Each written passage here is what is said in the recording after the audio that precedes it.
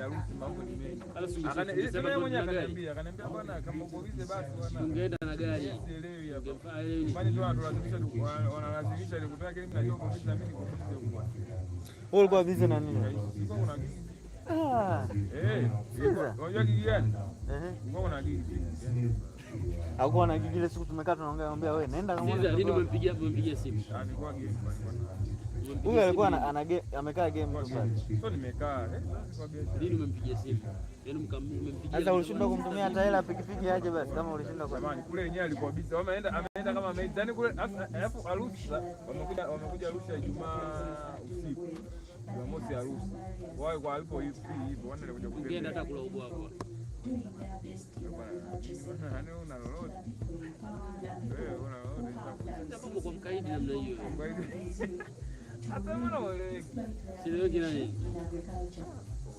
Ndio ungechelewa. Sichelewe yani.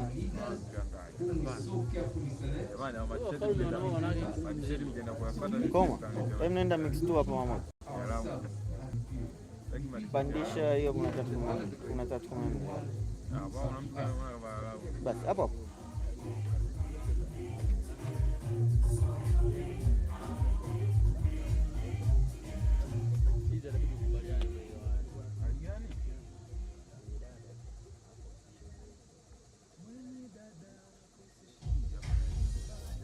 Mama Africa, Africa.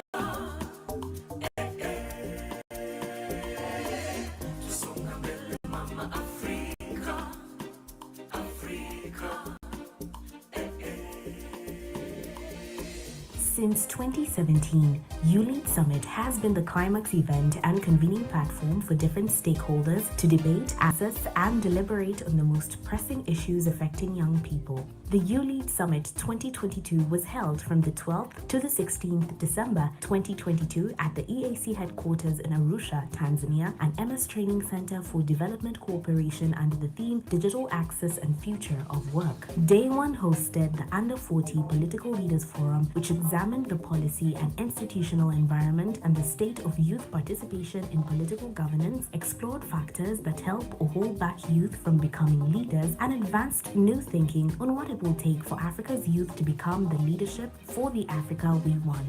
The Policymakers and Development Partners Roundtable examined the role of stakeholders in creating an enabling environment for youth participation. It examined the relevance of the Africa-Europe Partnership to African youth and how to best make it work for the African youth in areas of digital access, economic opportunities, and decent work for youth, especially under the AFCFTA. The afternoon session of Day 1 also featured the launch of the Tanzania Youth Democracy Dialogue Project and the plenary experience-based young leaders debate on If You Sat Where They, the Leaders Sit. His Excellency Donald J. Wright highlighted that youth in Africa want democracy and that democracy provides opportunity to build, strengthen, learn, share ideas, collaborate, and get mobilized to achieve the Tanzania we want. Honorable Masai Pamela Simon spoke on the relevance of such an initiative and called upon the integration of climate change as a key to achieve digital access and the future of work in Tanzania. Honorable Nusrat Hanje called on youth MPs to connect with the youth by meeting them, engaging them, and ensuring young people are meaningfully engaged.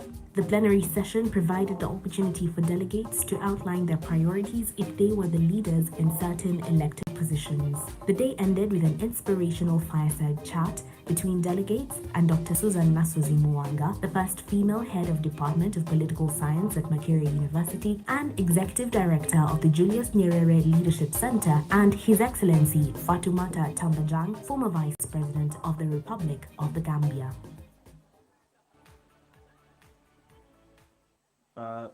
Day 4 of the YouLead Summit is dedicated for the post-summit agenda, where we have delegates and invited speakers break down into countries for them to be able to discuss the key priority areas and solutions that are going to inform YouLead Africa's next year of programmatic actions.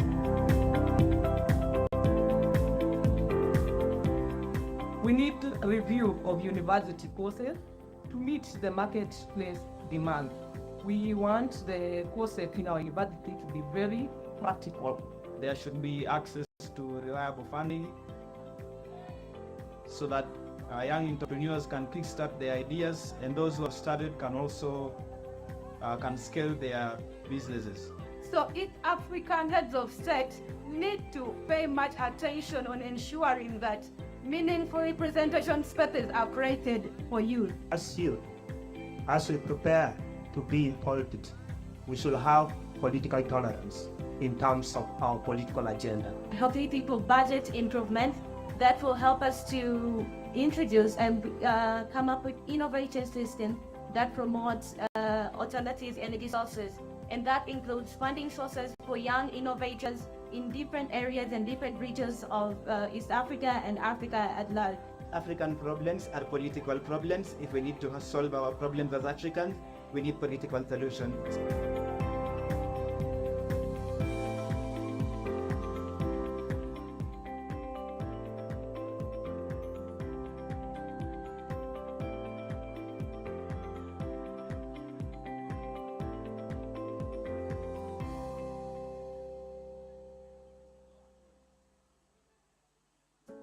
My river of life to this particular fellowship starts way back in campus when I led the students in the Students' Union for about 2 to 3 years, and I had this motivation to do politics to the higher level.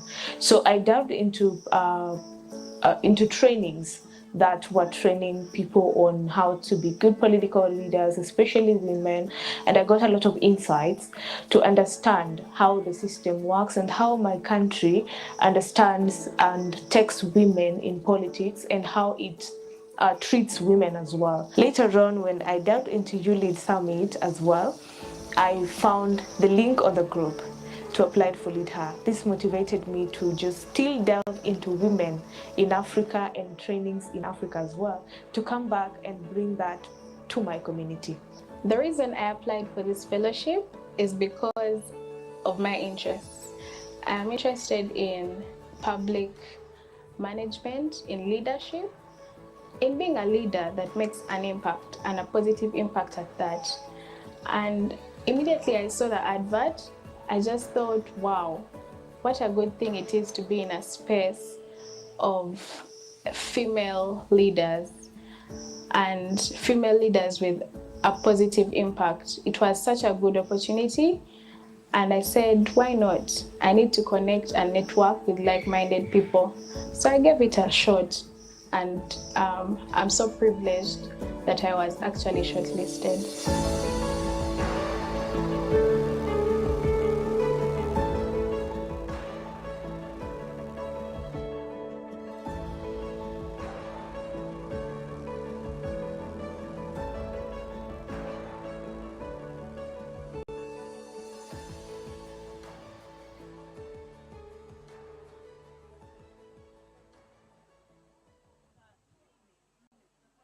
Gather around One Young Africa. The YouLead Summit is back. For the 9th year running, we bring together an Africa-wide audience of youth leaders, continental, regional, and national policymakers, private sector, and NGO stakeholders to craft responses to the continent's rapidly growing youth population, their challenges, and opportunities. The YouLead Summit is convened annually by the East African Community and MS Training Center for Development Corporation through their youth engagement initiatives, the EAC Youth Ambassadors Platform, and YouLead Africa. From the 4th to the 8th of November 2024, the YouLead Summit will be held in Arusha, Tanzania, under the theme Igniting the Potential of Africa's Youthful Population, reinstating education as an eminent public good. As has been the tradition, we'll explore this theme through the lens of our signature forums. Day 1, the Under 40 Political Leaders Forum examines the role of policymakers and development partners in creating an enabling environment for youth participation in governance, leadership, and development. Policymakers and Development Partners Roundtable examines the role of policymakers and development partners in creating an enabling environment for youth participation. The SDG workshop shall examine the SDGs, the pace of their implementation, and propose ways in which the youth can influence the implementation of the same. The presidential address, co-convened by His Excellency Dr. Jakaya Mrisho Kikwete, former President of the United Republic of Tanzania and the Secretary General of the East African Community. The fireside chat with His Excellency Dr. Jakaya Mrisho Kikwete on education as a priority to achieve the African Union Agenda 2063 aspirations. Day 2, the Under 40 Business Leaders Forum gathers young business leaders, decision makers in government, and development practitioners to find solutions to pressing issues in the region's business development. The East Africa Youth Enterprise Awards seek to recognize youth-led businesses across the East African Community, EAC, partner states that are resilient, innovative, and are simultaneously taking deliberate, innovative actions towards decent livelihoods and youth unemployment. Day 3, Arusha Peace Forum, a youth forum on peace building and conflict prevention, showcasing models that promote the role of youth in peace building and participation in conflict prevention as proactive measures to maintaining peace and security in Africa. The Gender Equality Forum discusses ways to dismantle the structural causes at the root of the gender inequality and advances the Action Coalition's commitments. Day 4, Post-Summit Agenda of Action, a proactive mechanism to ensure that the life of summit discussions go beyond the summit reports, actively transforming regional business and politics by providing the right environment at program level in partnership with YouLead consortium members and stakeholders. Gather around One Young Africa. The YouLead Summit is back. For the 9th year running, we bring together an Africa-wide audience of youth leaders, continental, regional, and national policy makers, private sector, and NGO stakeholders to craft responses to the continent's rapidly growing youth population, their challenges, and opportunities. The YouLead Summit is convened annually by the East African Community and MS Training Center for Development Corporation through their youth engagement initiatives, the EAC Youth Ambassadors Platform, and YouLead Africa.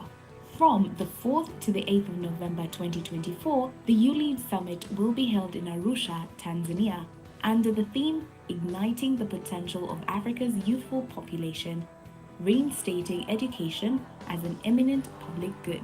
As has been the tradition, we'll explore this theme through the lens of our signature forums. Day 1, the Under 40 Political Leaders Forum examines the role of policymakers and development partners in creating an enabling environment for youth participation in governance, leadership, and development. Policymakers and Development Partners Roundtable examines the role of policymakers and development partners in creating an enabling environment for youth participation.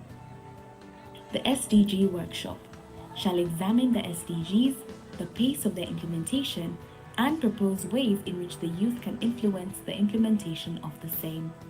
The presidential address, co-convened by His Excellency Dr. Jakaya Mrisho Kikwete, former President of the United Republic of Tanzania and the Secretary General of the East African Community. The fireside chat with His Excellency Dr. Jakaya Mrisho Kikwete on education as a priority to achieve the African Union Agenda 2063 aspirations. Day 2, the Under 40 Business Leaders Forum gathers young business leaders, decision makers in government, and development practitioners to find solutions to pressing issues in the region's business development.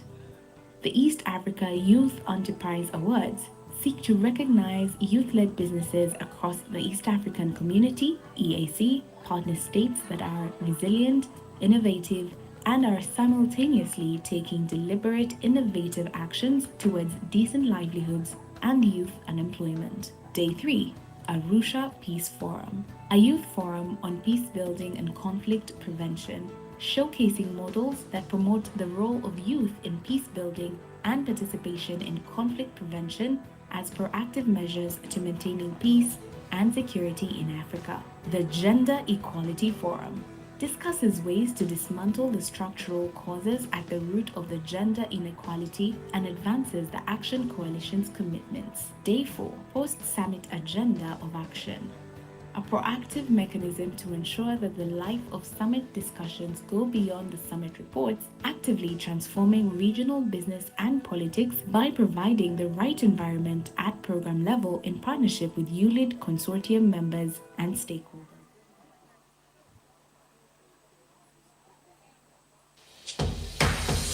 Tusonga mbele mama Afrika, Afrika. Tusonga mbele mama Afrika, Afrika. We can get in, we can get in. When you hear the song, it's a welcome for you. Yeah.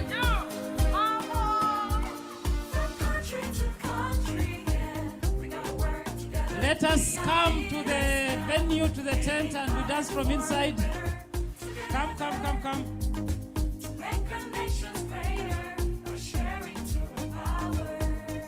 Our wonderful volunteers just make sure that everyone is in.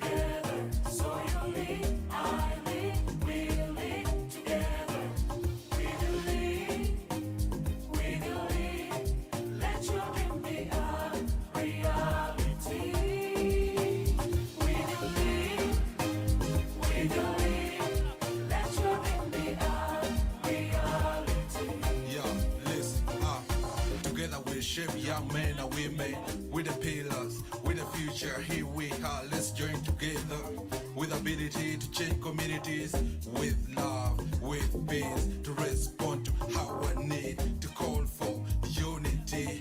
Africa, hear me cry, never leave me alone. As I say loud, in a brighter future, let's join hands for youth and women. Let's join hands for youth and women.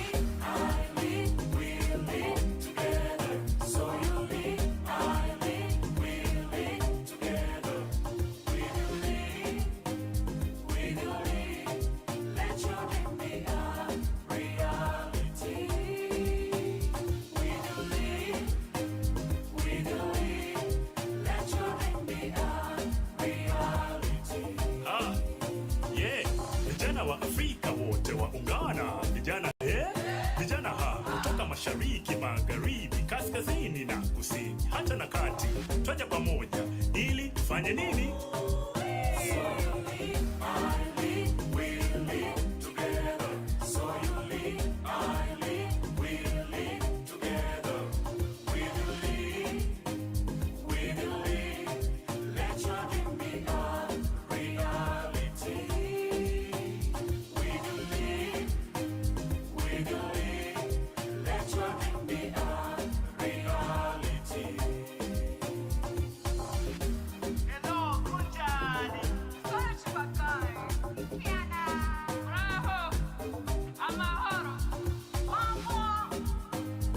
Break the stage, but join, just on the stage. Hey! Come on.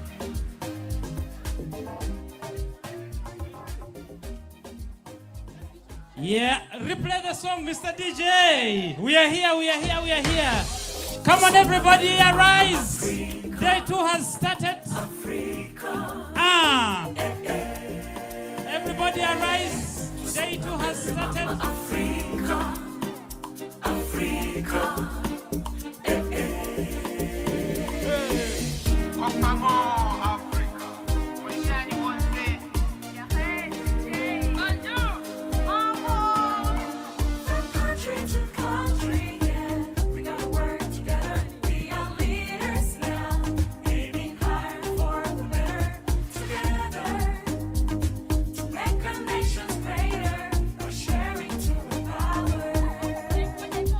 So you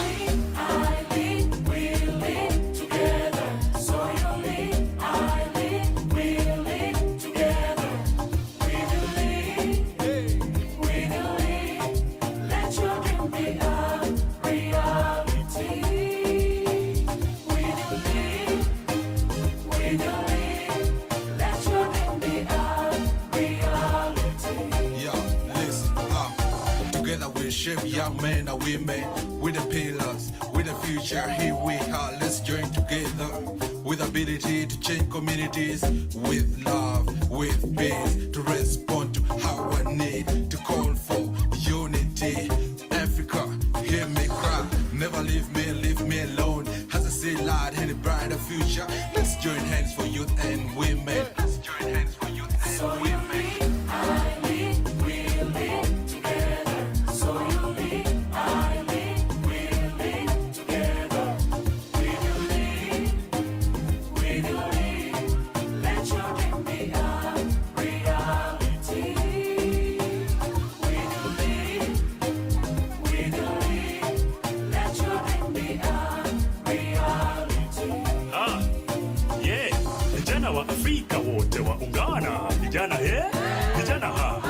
Mashariki, magharibi, kaskazini na kusini, hata na kati, twaja pamoja ili tufanye nini?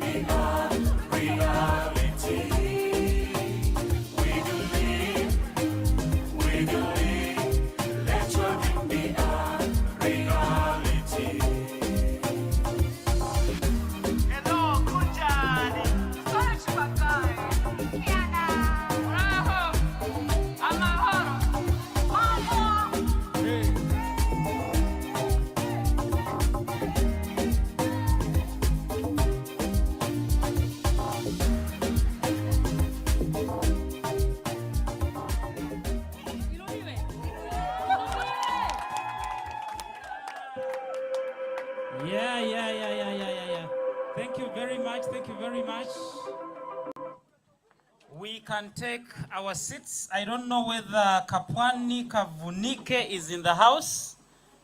She had promised to give us some energizers. But I will also need, okay. Yes, she will give us one or two, and then we shall do a quick recap as we wait for some of the stakeholders to arrive, and then we shall be moving with the program. Otherwise, welcome to day 2. Just shake your neighbor and tell them welcome to day 2. If they're not responding, softly slap them and tell them welcome to day 2. The business day. Hey, we are talking money, we are talking business, we are talking impact today. So welcome.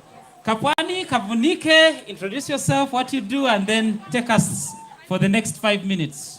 All right. Okay, if you can hear me, clap once. If you can hear me, clap twice. Awesome. Good morning, everyone. Good morning, everyone. Amazing. So my name is Kapwani Kavenuke. I know you're going to forget it, so just call me KP. Is KP easy? All right, so KP or Kapwani if you do remember. So just a bit of, I'm actually part of the European Union Youth Sounding Board team with the team over here. Yes. And yeah, I'm also representing Tanzania as the United Nations Youth Delegate for Tanzania. So if we can stand up and just energize a bit, want to see how sharp our minds are today, this morning. So if we can stand, get on your feet. It's morning. So we're going to do a little bit of a numbers game. No, it's not mathematics, you're not calculating anything, so calm down. Okay, so I'm going to say a number, and this number has an action. So if I say 1, for example, I say 1, you give a high five to your neighbor. So 1. Yeah, high five somebody.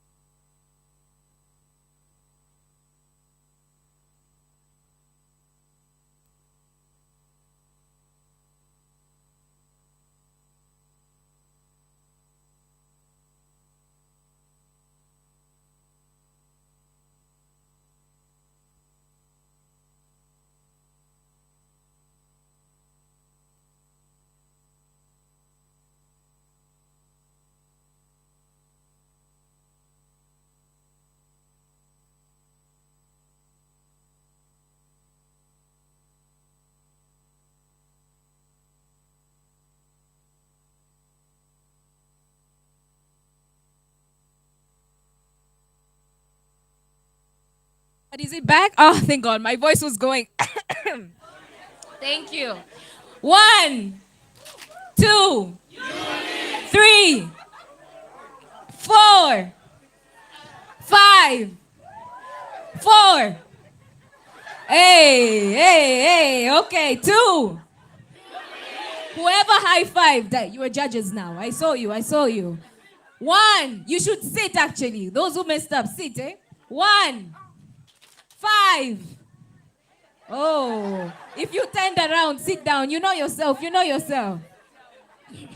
1, 2, 5, 4, 2.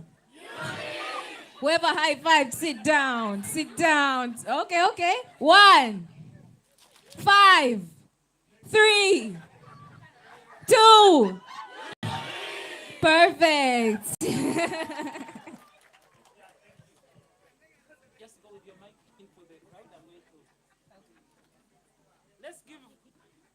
Let's give Kavanike a round of applause, ladies and gentlemen.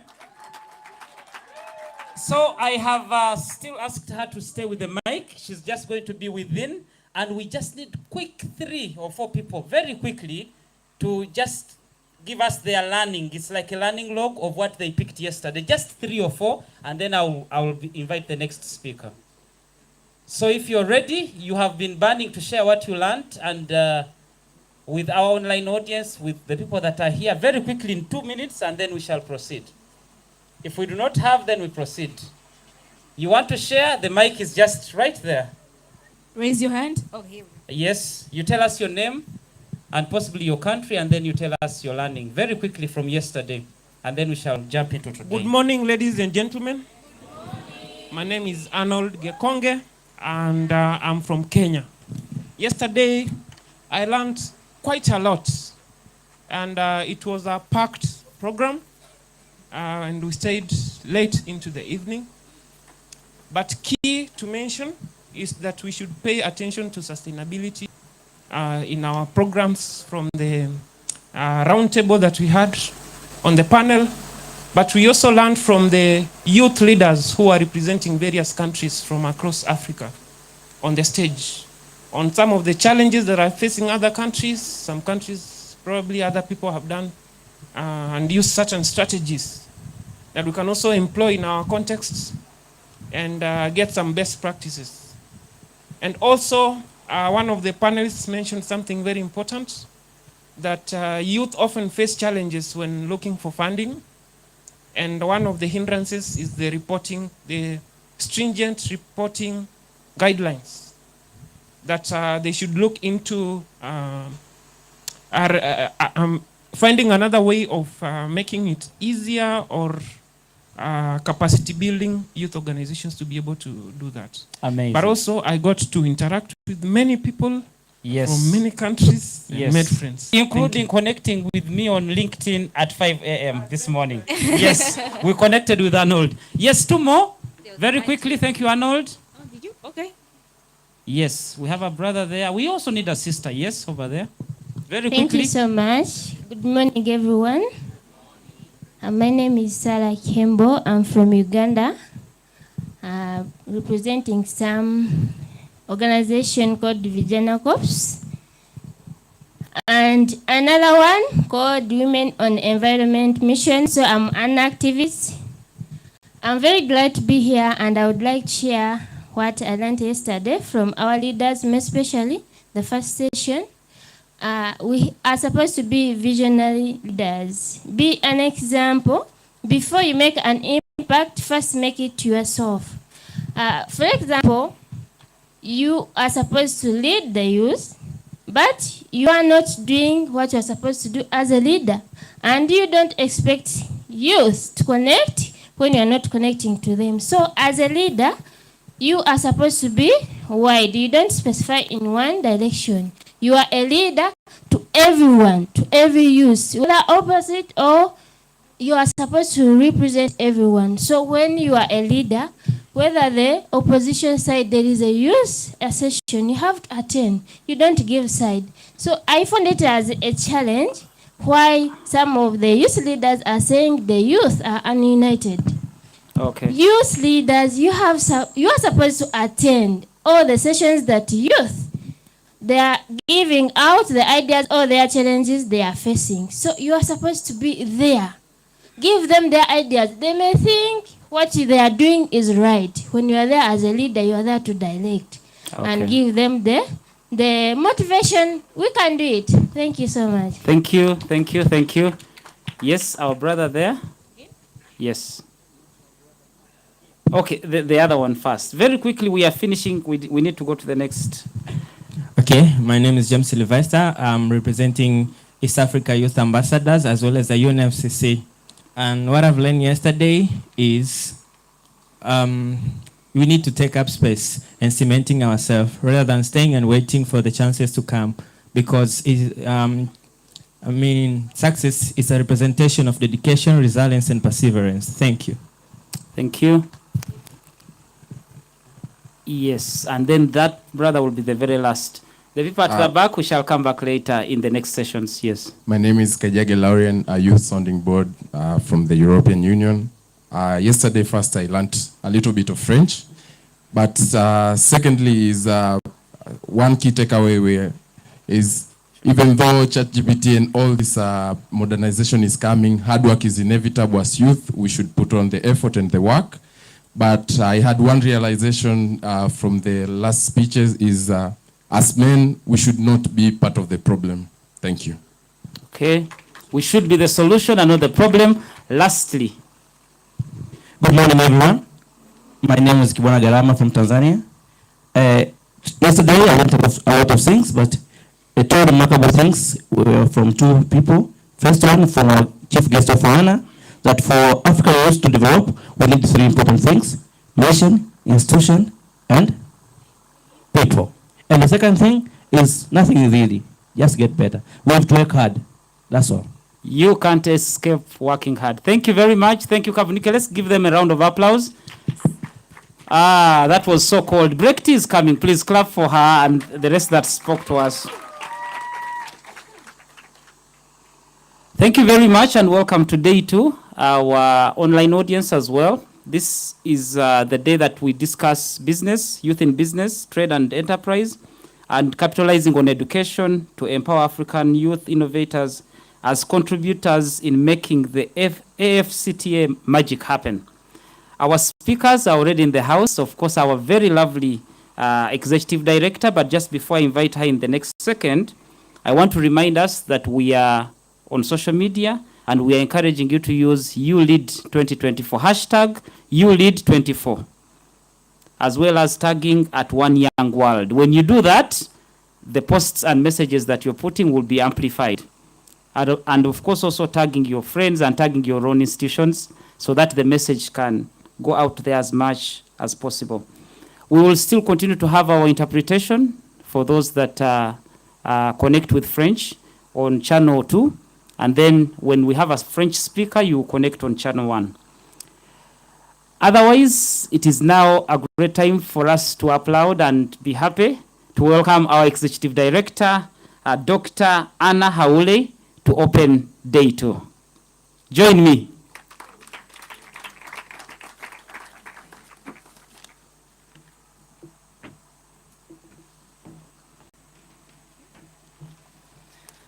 Good morning.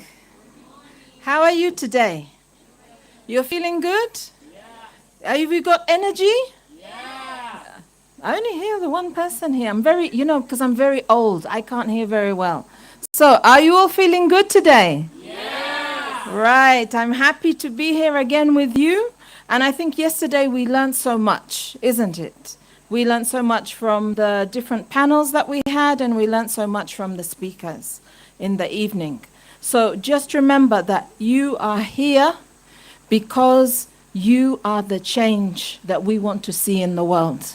Yeah, we often say be the change you want to see, isn't it? But you are already that change. And so keep yourselves motivated. Know that things have to change within you during these 3 days, or 5 days, sorry, I should say. Nobody should come here and leave the same person. Yeah? Things have to change. You have to receive and then you have to allow it to move around inside you, and then you have to let it leave in a different way. Nobody should be the same person they were when they arrived. Have you felt any changes already? Yes? What's the biggest change that you felt? Go on. What did you say? Mindset. So mindset change is very important, isn't it? Yeah? Then outlook.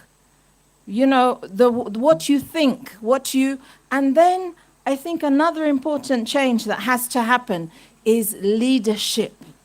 We often have that idea that leadership is just for those leaders, those people in the top places. But as our fellows learnt, I think a lot during their fellowship, leadership is about the choices you make every day in who you are. Isn't that right? Yeah? Leadership is about who you are and how you make your decisions, whether you are already in a position or whether you are working in just, the normal everyday work. Everything you do is a choice. And if you know how to make that choice, then you are a leader. If you make a choice because you are informed, because you know who you are, yeah, then you already are a leader. You don't need the title. Are we together? We don't need a title to be a leader. Okay, I'm executive director here. But even without being an executive director, every choice I make, if I make it knowingly, if I know who I am, what I want to be, how I want to change this world, then I am a leader, whatever I am doing. So what I would love to see, the biggest change in you this week, is to see you say, I am a leader. Are we together? Can we say it together now? Yeah. I am a leader. Again, I am a leader. I am a leader. Okay? So be leaders. That's what we want to see the youth being proud of every day. We are leaders. We know who we are, where we are going, and we know the change that we want to see in this world.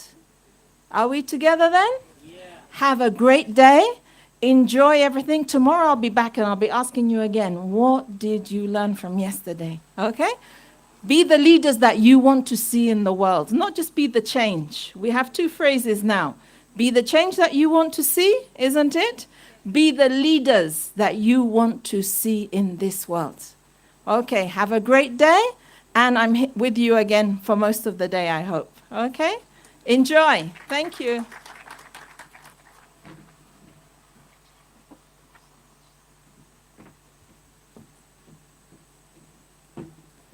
Another round of applause for Dr.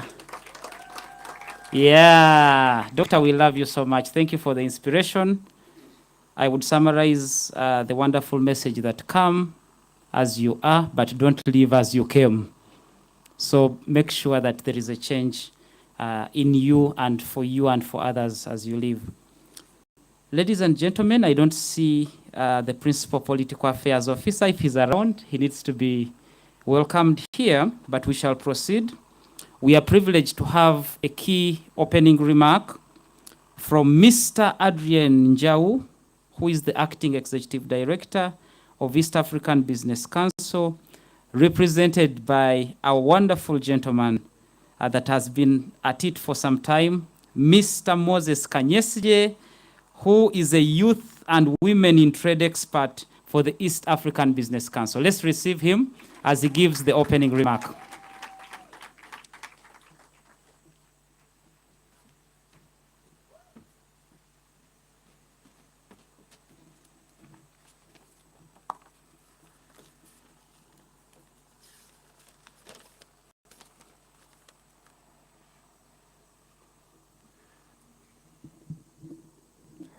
Thank you, the Master of Ceremonies. Good morning, the Executive Director and protocol observed. Ladies and gentlemen, how are you today? How are you today? Good morning. You lead. No, you don't. You have forgotten. When I say you lead, you say we lead. It was in the song, right? You lead. We lead. No. We say you lead. We lead. When I say we lead together, right? You lead. You lead. We lead. At least. My name is Moses, and I've been here working with YouLead MSTCDC for some time, since 2018, and I was coordinating the business and enterprise pillar at YouLead. Now I'm with the East African Business Council that has MOU with MSTCDC to coordinate the work of women, youth, and SMEs.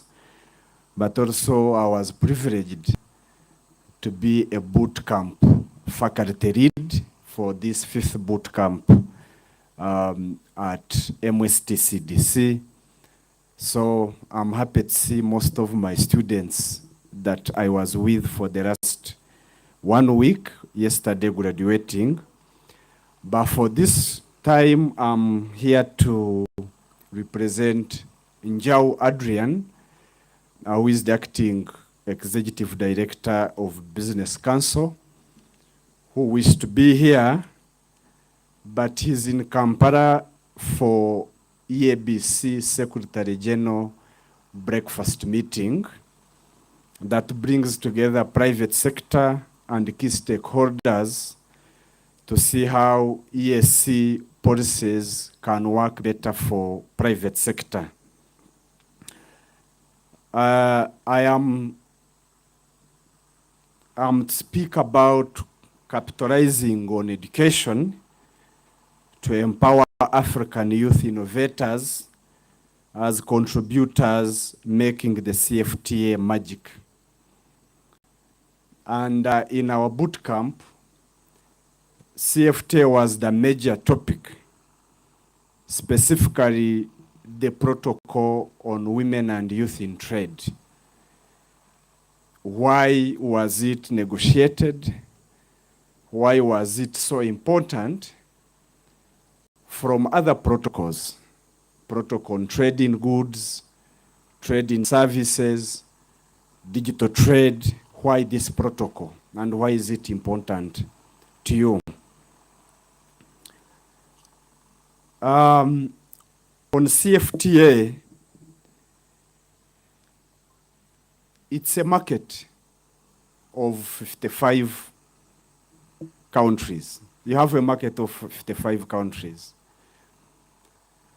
You have an economy of $3.4 trillion. You have a market where Africa has unique borders. So whom does it target? It targets two important people. It targets someone who produces a good. Two, it targets someone who supplies a service.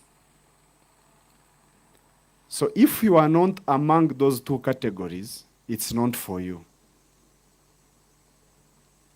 But also it can be for you as a consumer. If you consume, it is for you.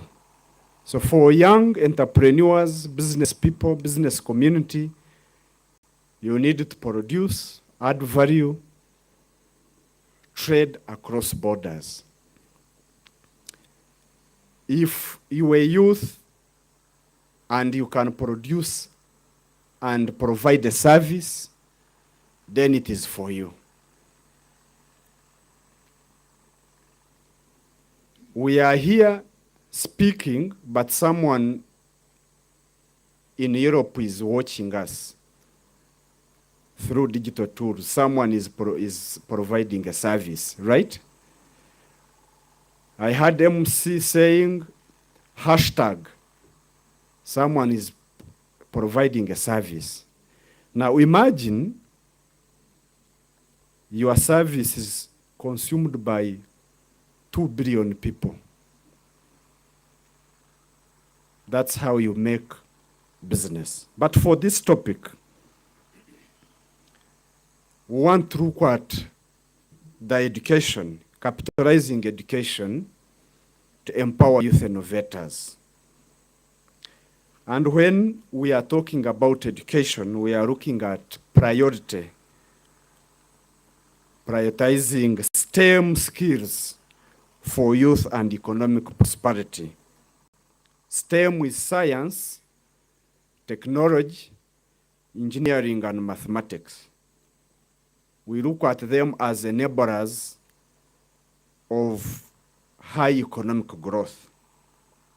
Research shows that countries with high STEM human capital are competitive and productive and experience high economic growth. The African Union Agenda 2063 recognizes STEM's education strategic role in fast-tracking Africa's development. Therefore, Africa needs to capitalize on STEM education and skills to leapfrog as a global leader in addressing mega development trends. Most importantly, in emerging technologies in cybersecurity, climate change, green economy, and global health. And the ability for Africa to convert its youth dividend with a projected 362 million young people between 15 to 24 years by 2050 into a highly skilled STEM workforce that can be a game changer. A major constraint is low participation and weak pipeline in STEM fields, with less than 25% of higher education students pursuing STEM fields, of whom less than 30% are women. This trend subsequently impacts graduation rates. Only 18 to 31 of science researchers are women. This issue is particularly or partially due to the lack of students' awareness of career opportunities in STEM. Also, inadequate infrastructure and resources, including low access to electricity and internet connectivity, combined with lack of smart classrooms, science laboratories, and equipment. About a fifth of children between ages of 6 to 11 are out of school, whereas for children between 12 to 14, exclusion is about 33%. And an estimated 60% of youth between ages of 15 to 17 not in school, with girls more negatively affected. Thus, access remains a challenge at different levels. How should we address this so that we capitalize education? 3 key areas of focus: enhancing STEM awareness and access. Effort should be directed towards creating opportunities for STEM discovery, such as establishment of science centers, targeted campaigns, community engagement program, partnerships, and other STEM initiatives. with local education institutions, creating a culture that promotes the value of STEM, especially among girls and their families. Transforming STEM education, this requires curriculum alignment. We talked about it in our boot camp, especially why would an engineer in Uganda be refused to have access or to practice engineering work in Kenya? Why would not a lawyer in Rwanda practice law in DRC? So how do we align a curriculum that we have harmonized curriculum? And this happened in 60s, where we had centers of excellence, when we have our first integration. Modern technology approaches and investment in teacher training and professional development. Fostering entrepreneurship and innovation ecosystems. Investing in incubators, innovation hubs, and startup programs foster entrepreneurship and innovation ecosystem. As I wind up my remarks, day 4 of our boot camp, the participants needed the ideal Africa they want. We are talking about CFTA, make it happen, magic happen again. Goods move with people. But what are those enablers for the CFTA to happen? It's not a word of mouth. And they were asked about the ideal Africa they want, or the Africa they wish to have. And many retorted about what, how, why questions.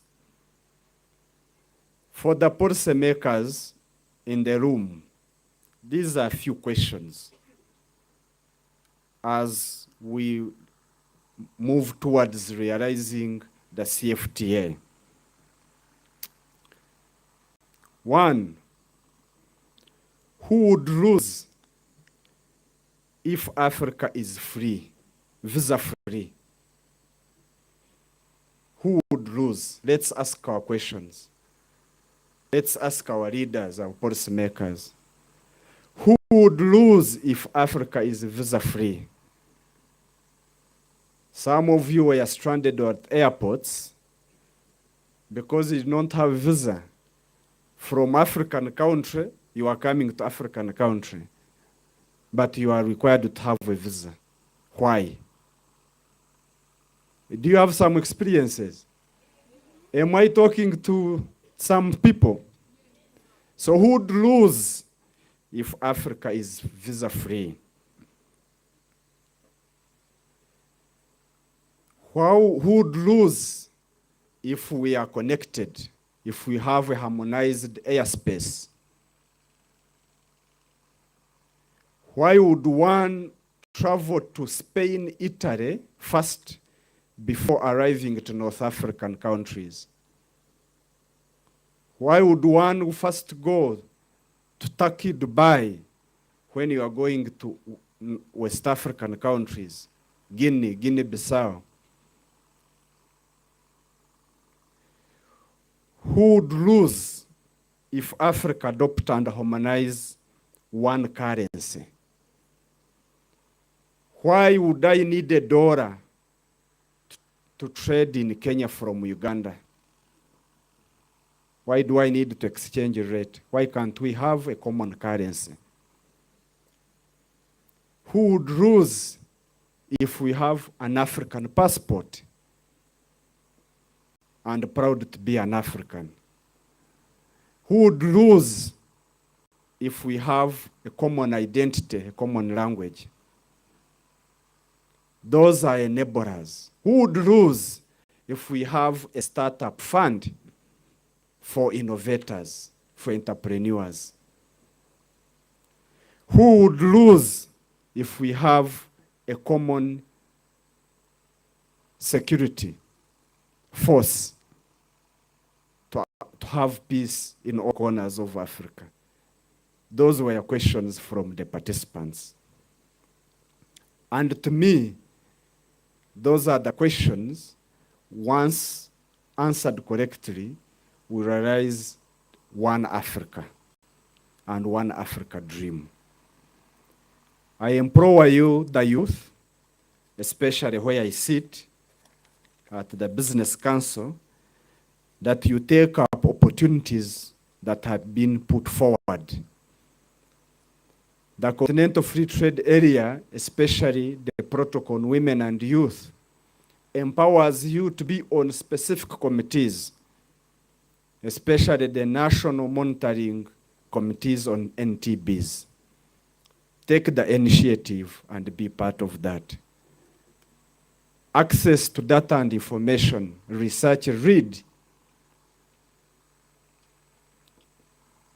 My colleague is seated there, he was taking you through compliance.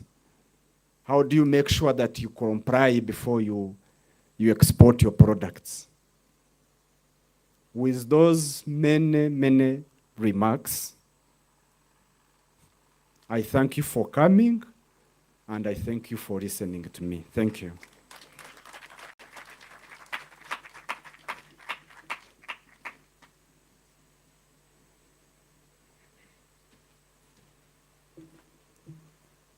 Another round of applause to Mr. Moses Kanyesije.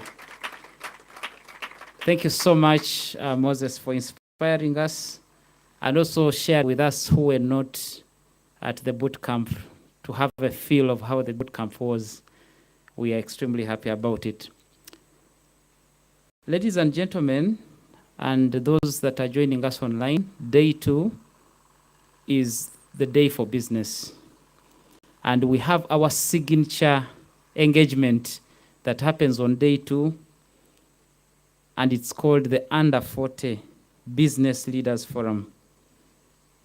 And we are going to share experiences. We are going to have a panel. I am hoping that the moderator will be able to give you some time to ask questions.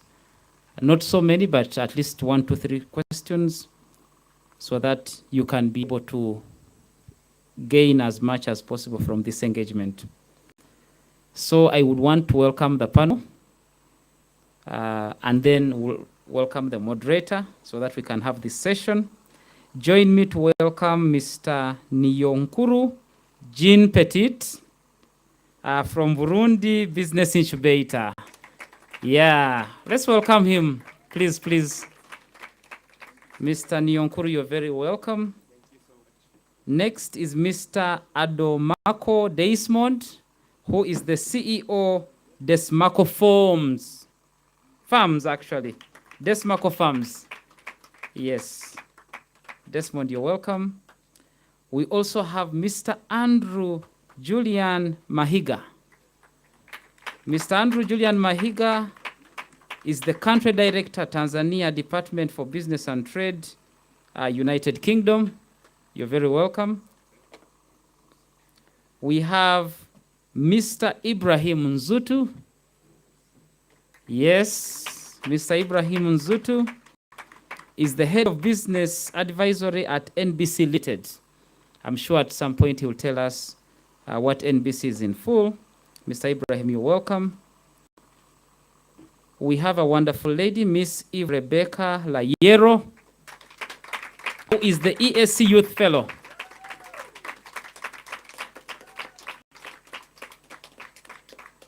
We also have Miss Janice Chimaro. Janice Chimaro, Project Coordinator, East African Women in Business Platform. You're very welcome. And this wonderful panel is moderated by Mr. Adam Al-Kwali, who is the President, African Youth Business Council.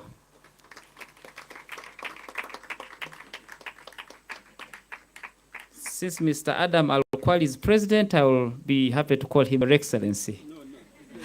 Where do I sit here? I'll just get you one.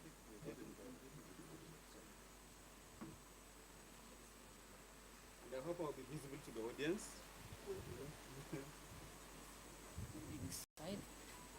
Otherwise, I'm happy to stand. No, I can go to that side. I'm happy to stand. I'm happy to stand. Giving your back to her. Pardon? Giving your back to her.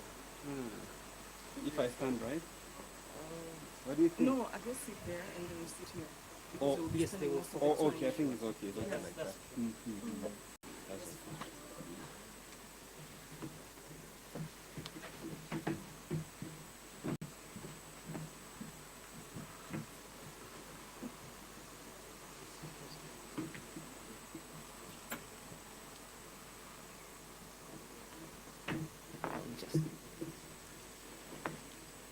Will I be visible like this if I remove it? Okay.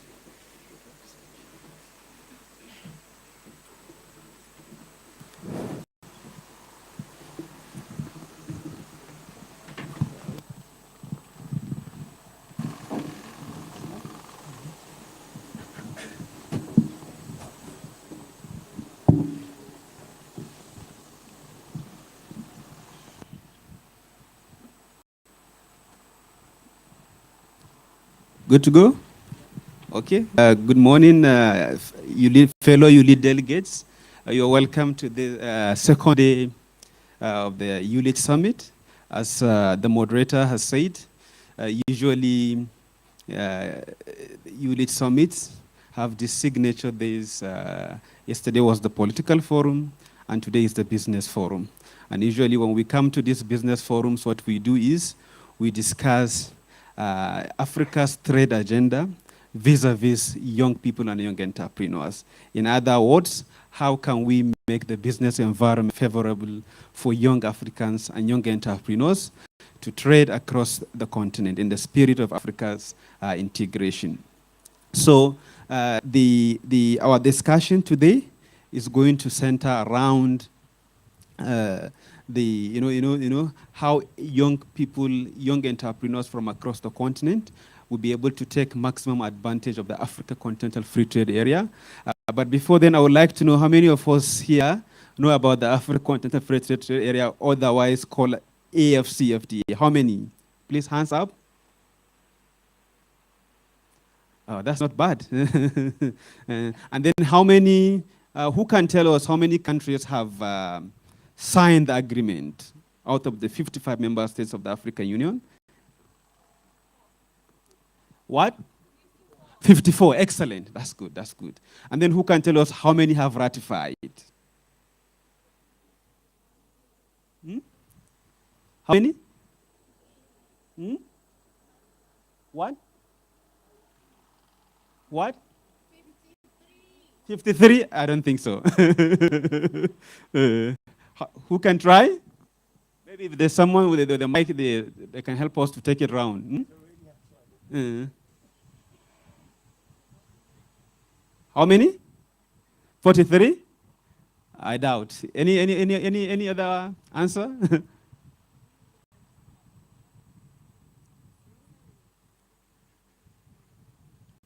Any alternative answer to what he said about the ratifications? As young people, we should be aware of these instruments because you can only engage and take advantage of these instruments when you are aware of them. But if you are not aware of them, you can't. So it's really important. I think the level of knowledge and awareness about the AFCFTA is quite encouraging. But I would like to really encourage us as young people, as young entrepreneurs, to really, try, invest time and energy in terms of knowing these instruments. Either you work in the area of advocacy or you are an entrepreneur. Like I said, these instruments have great potentials in terms of fostering integration, promoting youth inclusion, and addressing Africa's momentous unemployment challenge. Now, to discuss this very important topic with me today, I have an ensemble cast, I would say, of panelists who I would like to introduce themselves individually. Adomako, can you go first? Tell us your name and what you do. Hi, everyone. My name is Desmond Adelkon. I'm from Ghana. I'm the founder and also the chief executive officer at Damasco Farms. Permit me to tell something small about Damasco Farms. Damasco Farm is the Cramé Smart Agriculture company that recycle discarded refrigerators that are posing environmental challenges to raise meals for customers. We also train and empower people into sustainable small farming business. Thank you. I thought everyone has their mic.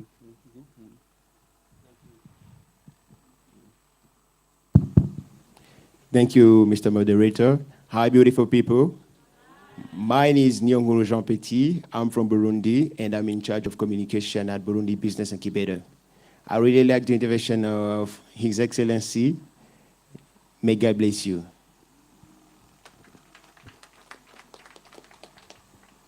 Hello. Morning. My name is Andrew Mahiga. I am the country director at the Department for Business and Trade at the UK High Commission in Dar es Salaam, and I am Tanzanian. Nice to be here.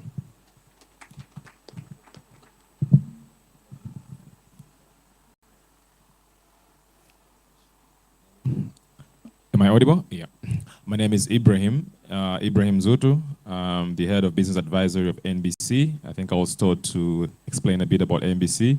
It is the third largest bank in Tanzania, but I also do wear double hats as a young entrepreneur into the fast-moving consumable goods. So happy to have this discussion with you, and in relatable to the topic, I'm quite relatable as a youth, and I understand the struggles of raising the funds in the financial sector. So looking forward to a fruitful discussion. Thanks. Good morning, everyone. My name is Eve Rebecca Lanyero. I work for Eastern African Sub-Regional Support Initiative for the Advancement of Women, and I'm also the EAC Youth Fellow Cohort too. Thank you. Good morning, everyone. My name's Janice Kimaro. I'm the Executive Director of the East Africa Women in Business platform. Thank you for having me around, and I look forward to have very fruitful discussions with you today. Thank you. Good. Thank you, Janice. And as you can see, the panel is all made up of young people, if I'm right, except for Janice. But even for you, for today, you are young. Assume you're young. Like I said, this is really a very balanced panel in terms of the sectors that they represent, and I have no doubt they'll be able to do justice to this important topic. But beyond them, this is going to be really an interactive session. If at any point in time anyone wants to ask a question or make a comment, please feel free to engage, and I hope we'll be able to have someone to take the mic around for interventions from the floor. Now, let me start with you, Adomako. You are into snail farming, snail business. You export snails to Togo and Burkina Faso. What would you say have been the challenges, for you as a young African entrepreneur who takes advantage of the free trade area that is that we have in West Africa, the ECOWAS trade liberalization scheme to trade across the region? What has been the challenges, and how do you hope that now that we have the AFCFTA will help? How will the AFCFTA will address these challenges that you face as daily as an entrepreneur exporting to neighboring countries? How do you think, number one, the challenges you face, and then how do you think the AFCFTA should address these challenges? In 5 minutes. Oh, thank you for the opportunity. To succeed as an entrepreneur, you need to have a vision and also stay opportunistic in front of others. Sometimes you need to have a shepherd. Sometimes you need to be on your own. Sometimes, too, you need to find your own way out. As an entrepreneur, I have been facing so many challenges when it comes to exporting, because I first exported to Burkina Faso, Togo, Nigeria, and that of other ECOWAS countries. What I can say now is that this Africa Continental Free Trade Area will be one of the best solutions for African entrepreneurs, especially the SMEs, like some of us, the growing startup like Damasco Farms. The reason behind this is that, we cannot depend on our local market alone. And having a chance to export across Africa, give you a very great chance of market share. Imagine the population in different countries. So it is the opportunity for you as an entrepreneur to utilize this particular institution as your tool to market yourself, to grow better Africa. This is what I can say for now. Thank you. Good. Thank you, Adomako. Now, I want you to, in brief, since you have been quiet, prompt in terms of respecting the time, you still have got some time to speak on challenges like that you have, shared with me earlier you face as an entrepreneur. In terms of, number one, like you said, security. Burkina Faso has been quite unstable for some time, and this really has affected your ability to export your snails into the country.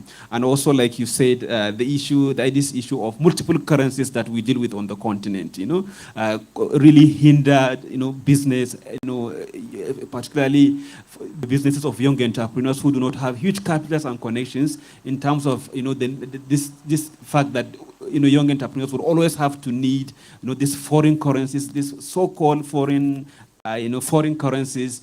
How do you think now that the AFCFTA Secretariat and the Africa Export and Import Bank has come up with the Pan-African Payment and Settlement System, which helps entrepreneurs to pay money in their local currencies to fellow entrepreneurs in other African countries who will also receive the same money in their local currency? Speak to this challenge of multiple currencies, the lack of access to forex, and the need that entrepreneurs would have to always get these foreign currencies sometimes at very exorbitant rates, and then before they're able to buy goods from other countries. How do you think? Speak to this challenge, and how do you think the Pan-African Payment and Settlement System of the Afrexim Bank and AFCF Secretariat is going to address this challenge? Okay, thank you. Thank you for giving me the chance again. So the challenges that I faced was, as he just mentioned, the security, the multi-currency, and the exchange rate, which was something that I thought it was that if we could have an institution like the African Free Trade Continental Area, then it will be the best solution for we growing startups. So one thing that I can say now is that this is an opportunity for us, although, but most people are unaware of this opportunity. So I'll urge that we will get the platform like this to inculcate in the spirit of entrepreneurship and also the opportunity of the African Free Continental Area to many people using the modern and then the traditional digital platforms. This will enable most of the entrepreneurs to know what they need to do, the procedure that they need to pass through, the documentation and other things that they need to get before they can have the opportunity to trade across Africa. This is not about the Eastern. Is a free opportunity for entrepreneurs to sell your product and services across Africa. Exactly. Very good. Thanks so much. Now, when you talk about entrepreneurship in Africa, we know that women, constitute a large majority, of these, small businesses, including young women.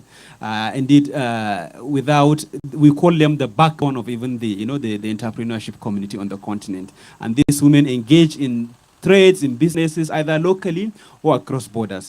Now, Eve, I want you to speak, about your work, and in your organization of supporting women cross-border traders to trade, to be able to export, to trade across borders, and speak to the challenges that they face daily. We know there are challenges around security, harassment, at the borders, molestations, lack of sanitary facilities on the borders for women, and lack of, even like I was discussing with you yesterday, currency challenges, like women will have to exchange currencies. If a Uganda lady wants to cross over to Tanzania to trade, she will need to get the Tanzanian shillings. How do you think, can you speak to these challenges in brief, and what your organization is doing to support women entrepreneurs to take advantage of the AFCFTA?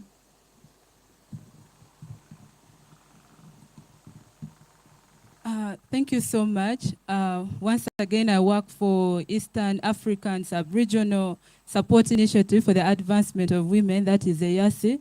Mainly, we empower women through capacity building so that they are able to trade across the borders within the East African region. And then you find out that there are so many challenges that the women cross-border traders, including, when I talk about the women, I'm also looking at the young people.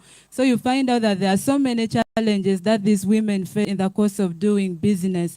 And some of the challenges, we have issues of sexual harassment. You find out that a woman wants to move her goods from one border to another. This is a woman who is trading in tons. And then you find out that some of the trade facilitation agencies want to first take advantage of her so that she's able to get the support they need. So it has always been a challenge that has really been going on and on. Issues of extortion of money because the woman doesn't. These women who are engaged in this kind of trade are normally the grassroots women. So you find out that they are not really so much exposed. The money that they're supposed to use to do the transaction, in most cases, in the process of them crossing from one border to another, the money is being taken from them. Women have struggled over time to hide money, even in their bras, but still they are touched and that money is removed from them. It's really, really, really a big problem.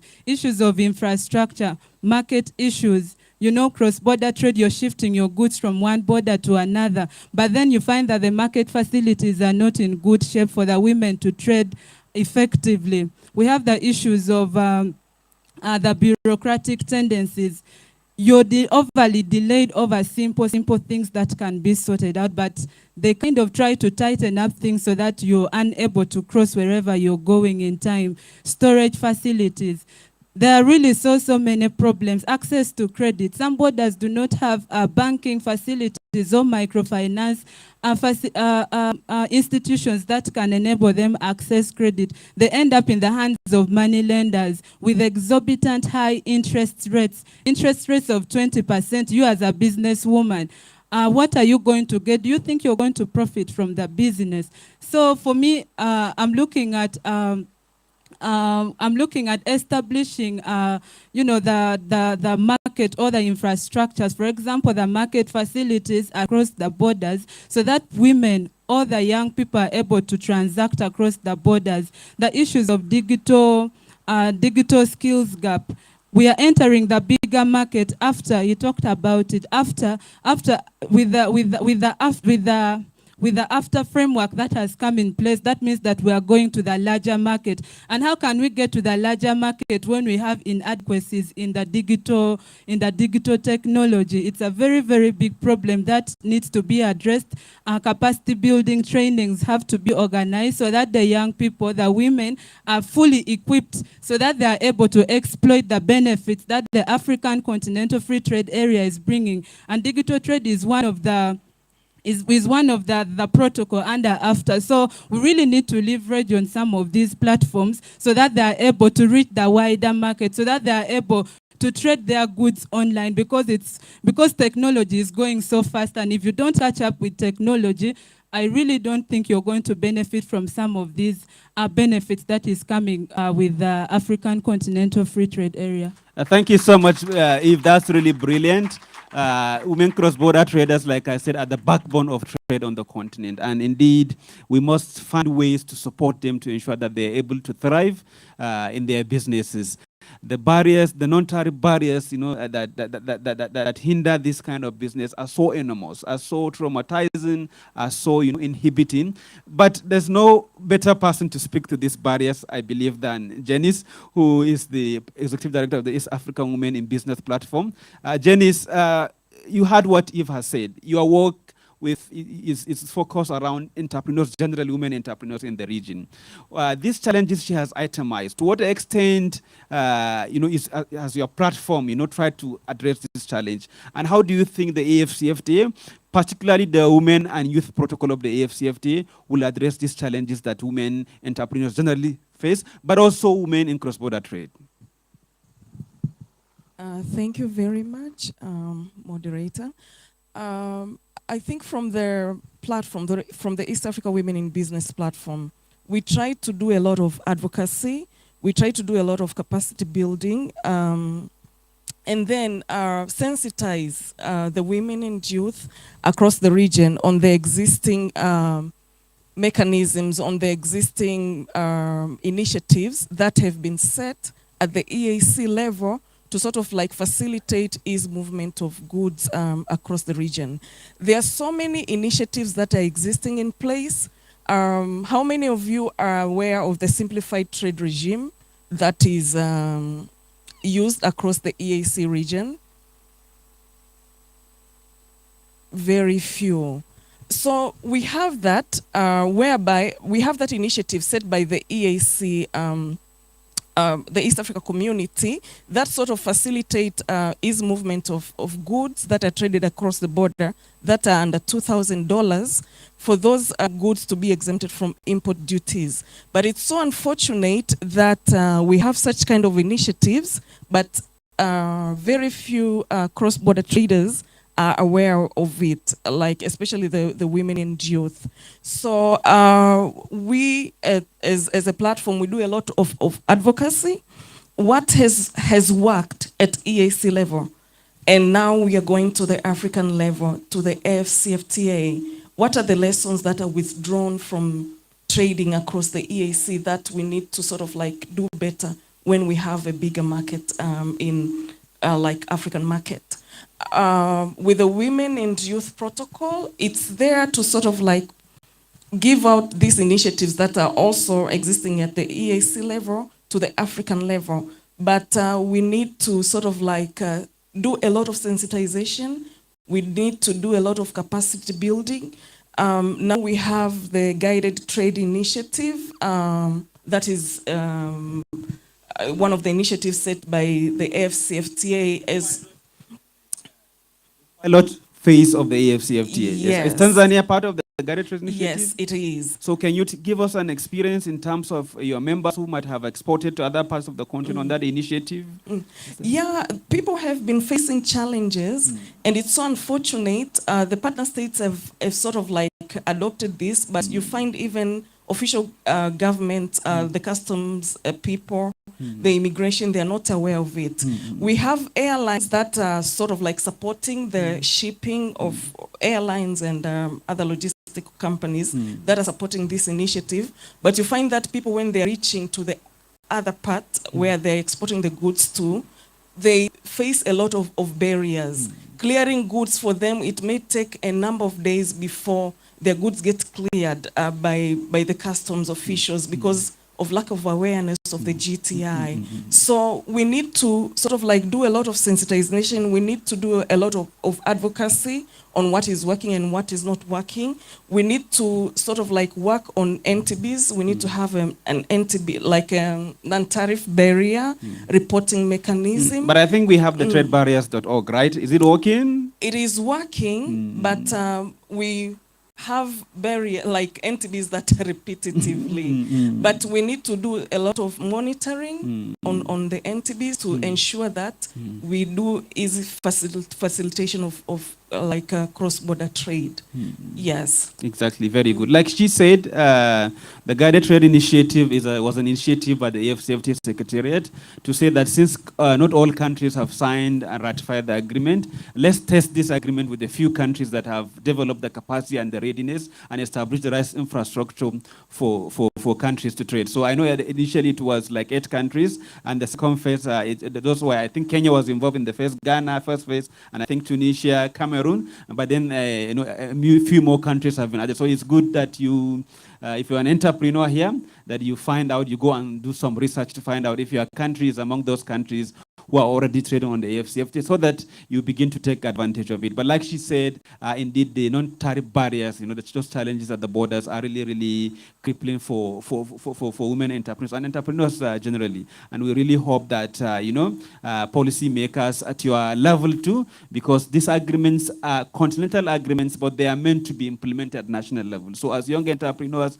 as young advocates, we must endeavor to begin to engage our policymakers about this agreement. So as you live here, if your country has not ratified, because I suppose most of the countries in the EAC have ratified. I think all have signed, rather. If your country has not ratified, I think this is an opportunity for you to begin to engage them at national level to see the value in ratifying this agreement so that you can begin to take the maximum advantage that it offers. Now I'll go to Andrew. Andrew, we have spoken about lots of issues, challenges that entrepreneurs deal with.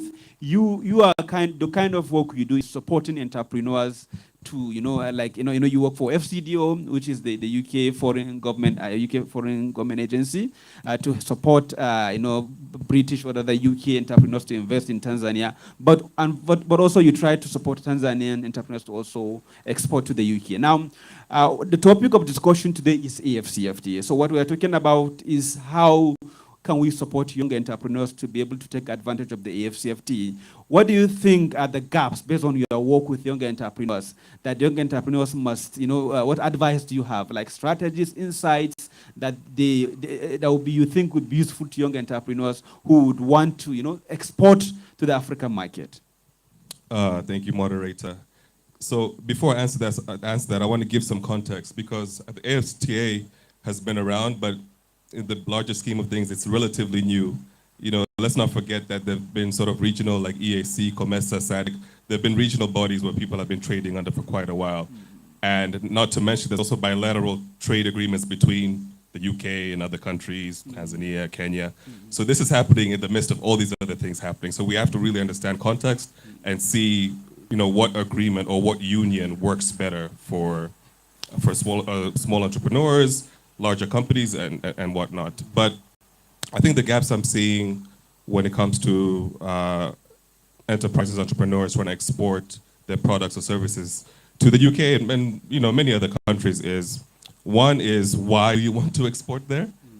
Is it just because it's the UK, it's Europe, it's the US, and it will look good on your business plan, it will look good when I raise funds? Is there really a need and demand for your product there? So really understand, what niche do I have in those markets that people will want? If you just want to export because you saw someone else doing it and they've been profitable, it may not work for you, right?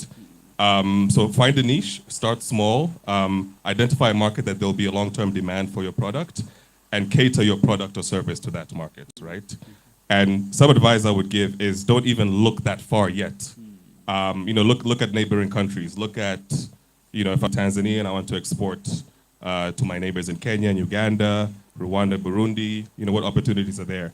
And you're exporting there not to make a lot of money, but to gain that experience and learn about the different challenges when it comes to packaging, storing, transportation, and so forth. So start small, start at a closer market, and gradually graduate to those larger markets like the UK or the US.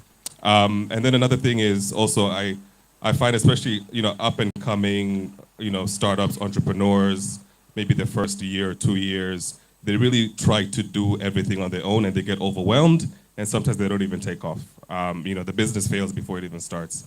And I think that's one, of course, isn't, understanding your market well enough. And, we all go through those sort of teething pains. But I think young entrepreneurs don't take advantage of partnerships enough. You don't have to do the packaging yourself. You don't have to do the transportation yourself. Find partners that are doing what you need very well. Speak to them. Not everything costs upfront money. Get into long-term partnerships with people that can help you with packaging, with storage, with transportation, with testing, with standards and things like that. So partnerships are really, really important when you're taking off, when you're starting to grow. When you become bigger, you can start doing these things in-house because you have the capacity and the resources. So that's, two things is identify a market, see a niche. Do I need to go there? Or am I going there because it looks good? And to find fancy. It looks fancy. And if I'm going to the banker here asking for money and say, hey, I'm taking my products to the UK, the bank will probably, his eyes will light up, but you could probably double your sales. You have to take it to the UK when you can export to Tanzania, or you can export to Kenya, to Zambia or South Africa. You could have been making more money. So, do you really need to go there? It's a competitive market. There's a lot of players trying to do what you're doing. So find your niche, make inroads, and then grow gradually. So very good. Yeah. Now I want to ask you, Andrew. Like you said, young people. Ibrahim is going to speak to that. Financing. I know is one of the major challenges for young entrepreneurs. Everyone is complaining that the banks don't give us the loans. They ask me to bring the land, the titles, the documents of my family's house, my family's land, you know. I don't have any property myself in my name as an young entrepreneur. Ibrahim is going to speak to that. But then before then, Andrew, there's this tendency for young entrepreneurs to, you know, always want to approach the bank when there are alternatives ways of financing your businesses. You know, organizations such as Ibrahim's, such as Andrew's, provide grants and other support facilities for young entrepreneurs. So what do you think, to what extent do you think entrepreneurs can leverage the kind of opportunities that organizations such as yours provide against going for, you know, loan? Because we know loan require, you know, the criteria for accessing loan, Ibrahim, is quite stringent, and not all young entrepreneurs, especially those who are at a startup stage, are able to fulfill those. So what are the alternatives to that? Yeah, thanks, moderator. Just a disclaimer, we don't provide grants, but FCDO in general provides grants. Well, you are from FCDO. But yes, of course, there's grants, there's, you know, there's equity. I think a lot of, you know, when you're, so grants are available, and sometimes, you know, grants could be good and bad, because sometimes I see young people, young entrepreneurs cater their business to get that grant, rather than this is the business or idea I have. This is rather, I'm going to create this business and this idea so I can get that money, right? And then you kind of like stray away from your passion, your plans and your goals, right? Because you're chasing after grants. So that's the challenge, but grants are there. Look at what grant works for you. Look at the sort of the, you know, the conditions under that grant, if it really fits your business model, your growth and things like that. So grants are available. You know, there's other forms of financing like equity, for example. You know, you can sell off a percentage of your business. You don't have to own 100% of your idea or your business. So right? are you talking about also the idea of working with venture capitalists? Venture capitalists, you know, people that can put in equity into your company for a percentage share of your company. It helps you grow. And some people actually, they buy back their own percentage of the company once they grow big enough. So there's different ways, you know. There's also, like I said, partnerships again, where you don't actually have to use money to get something, but a partner that does this well, you know, bring them on board as a strategic partner and let them use their resources to get you where you want to be. So there's different ways. And I you know, of course, it sounds very basic, but, you know, going for a loan as a startup should be the last thing you think about. It should be really the last resort. You've tried all other options, so. I hope you are not demarketing Ibrahim's business. Ibrahim, over to you. You know, like I said earlier, financing, access to funding is one of the major challenges of young businesses. Everyone you ask, they tell you that I need this funding from the bank, but the banks are asking me for this and that. I can't fulfill the criteria, Ibrahim.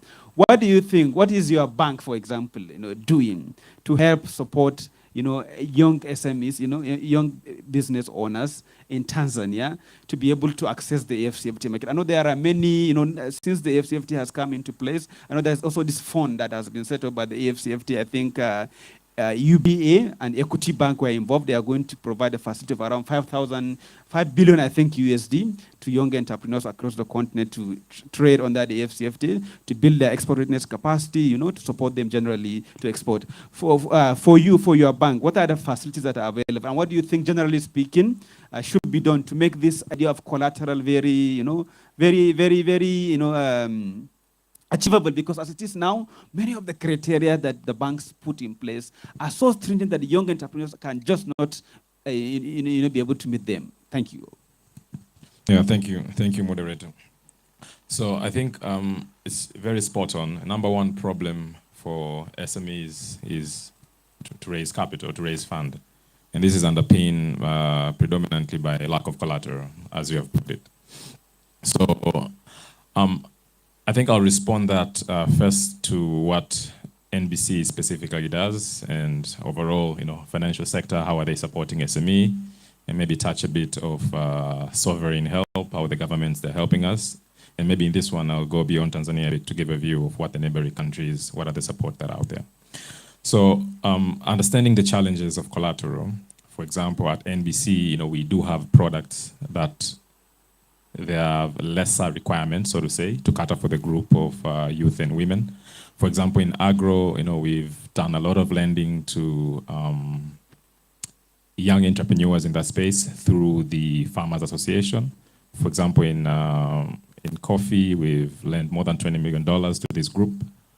But also, so to your question, young entrepreneurs do not have access to title deeds, as you say.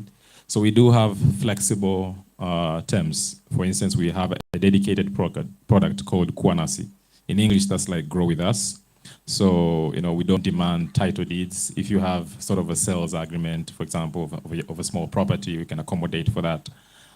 Usually, we'll take an assessment of a business span for 3 years to be able to understand there's a going concern, someone understand the business. But for young entrepreneurs, we do have flexible terms, sort of 1 year. So we do have flexible conditions to be able to accommodate, this group. But what I would like to, add on, there's something called credit guarantee schemes. These are the schemes that are there to support young entrepreneurs, and it's very important for the audience to understand this. So financial sector in general, they do work with credit guarantee schemes to enable to give loans to young entrepreneurs where the collateral, they're not enough. But also there are other credit guarantee scheme where entrepreneurs can go to. Maybe I'll just mention a name. There's one called PASS, where you can go and they'll be able to give you a certificate and you can walk. They can even advise you to what bank to go to be able to get support when you have less collateral. It's equally important maybe to highlight, as a financial sector in general, as support from the government in general, there's so much that has been done to support this group. For example, the government of Tanzania has an SME policy, has a financial inclusion policy that work towards, supporting the groups. If you are a trader, a young entrepreneur in Tanzania, let's say you're doing export, which means you are reducing the reliance for the country, to seek foreign exchange. The Bank of Tanzania can guarantee you, to support when you go to the banks to get, loans and whatnot. So my call for action here is just to, look up for this information, and then maybe I'll summarize on my last talking point around this area. To get a view of maybe at an East African level, we appreciate the effort that has been done with sovereign in these countries. For example, I am aware in Uganda they have a parish model where, at a household level, youth and women entrepreneurs, they're able, to get funding.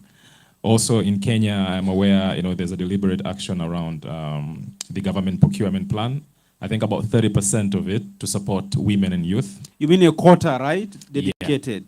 Yeah. So, it all starts with having an understanding of what is out there. And then similar to what my sister mentioned earlier, it really caught my attention around the initiative to simplify the trade regime. And this goes to my last calling action in terms of communication. We understand sometimes, as to her point, she has mentioned, sometimes different departments in the government maybe not be in line in terms of information to work smoothly. And this is a complex matter maybe to solve, but let us look on the simplified version of communication. Can we have, I think you know it better to this audience and other stakeholders, can we have a one-stop portal that just has information pertaining youth and women? This can be funding, this can be market opportunity, because right now everything is just left, right, and centers, and it becomes difficult to access this. But also secondly, to young entrepreneurs, as much as the financial sector want to support, but there's an issue of accountability. Are you trustworthy? Every penny that you get, from financial sector should be going towards furthering your goals, furthering your business. The level of accountability we are seeing sometimes, for lack of a better word, is not there. And this is a big call out for a male child. You'll be surprised how these credit guarantee schemes that I'm mentioning, some of them, they're much more favorable towards women than the male counterparts, because women seems to be, trustworthy and quite accountable to, the fund that they get. So this is a call for action to, my brothers to, step up a bit. As much as, I've never heard a young entrepreneur say, no to a funding or whatnot. It's always a yes situation, but, accountability is very pivotal. And maybe lastly, is around, getting fund in the financial sectors require a a different ball game. You know, there's a way how you have to present yourself to be able to get easy access to finance. And this calls to formalization of your business. No one funds an idea. You know, start small, as Andrew has mentioned, formalize your business. And I do take note of the support from the government in terms of formalizing small groups of young entrepreneurs. So once you start there and, you know, someone sees there's a bit of a going concern in your business, it's very easy to get support. Thanks. Now, Ibrahim, you have painted this rosy picture of accessing funds, make it seem it's really easy. In reality, these things are not always as easy as we are told. You know, if you go to the bank, you start the process, you know, there are lots of delays, sometimes even unexpected hitches. How real are these, you know, things, these packages you're telling us about? How accessible are they really? And what do you think? You know, you said something about, women being more transparent, more accountable. I know there are, as men, we have a tendency sometimes, a man will go get loan and then you add another wife. we do abuse this. I think this is something, you know, like, this is not about stereotyping the male gender, but I think we have these tendencies. Now, like you said, integrity is very important when it comes to access to these things. Transparency, accountability. How important are these qualities in terms of accessing these facilities, loans from the bank? Please expatiate further so that, you know, our young entrepreneurs here understand the value of these things and how far, you know, they can take them.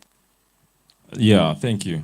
So also, before you speak also, you know, the idea of collateral, like I said, is really, you know, frustrating for young entrepreneurs. And I had a discussion with a gentleman who is the president of the Africa Association of SMEs, and he was telling me, can't the bank start thinking of looking at people's personal integrity? This is someone who, you go to someone's community, you ask, who is this guy? Do you understand? Is he very responsible? Is he very accountable? How does he do to people? Can that be something of value that banks can use as basis for granting loans, other than just, you know, insisting on these tangible material, things? Go ahead, Ibrahim. Yeah, thank you. So let me start with the collateral, and then I'll move to, you know, the idea of banking on someone's integrity. I think that still speaks to collateral to your question. Yes, it is. Yeah. It is an intangible one. Collateral, it could be. Yeah. So, you know, here's how financial sector works. You know, the money that is being given out, there's cost to it. You know, banks also get this money, can be from central bank, can be borrowing from other banks, can be capitals injected from shareholders. There's a cost to it. So banks, then space of doing business. You know, when they give out money, they expect some sort of a return. So, and as part of business turbulence, not everything works. So in an instance that something does not work, a fallback position is your collateral. I think that's the essence why, you know, banks demand collateral. So we understand that collateral is a challenge. I'll give you one of the work in progress as a country what Tanzania is doing along collateral. So there's a regulation that I think possibly it will come out this year in terms specifically to simplify collateral for financial institutions, to recognize things like immovable assets as proper collateral. Immovable asset can be something like your motorcycle and whatnot, which are not formally recognized as collateral at the moment. But in understanding this problem, you know, the country has seen a need, you know, to actually formalize that. I do not have a site at an East African level in terms of development, but I'm pretty sure, you know, these are the common problems that we're facing, and hopefully, you know, the counterparts will work towards that. So I think once we have that regulation, it will be a game changer. But in the meantime, I am aware that, you know, financial sector, they do give a flexible eye when it comes to assessing. As I mentioned earlier, you know, sometimes we require someone to have a title deed for a land, but we understand not everybody has access to title deed.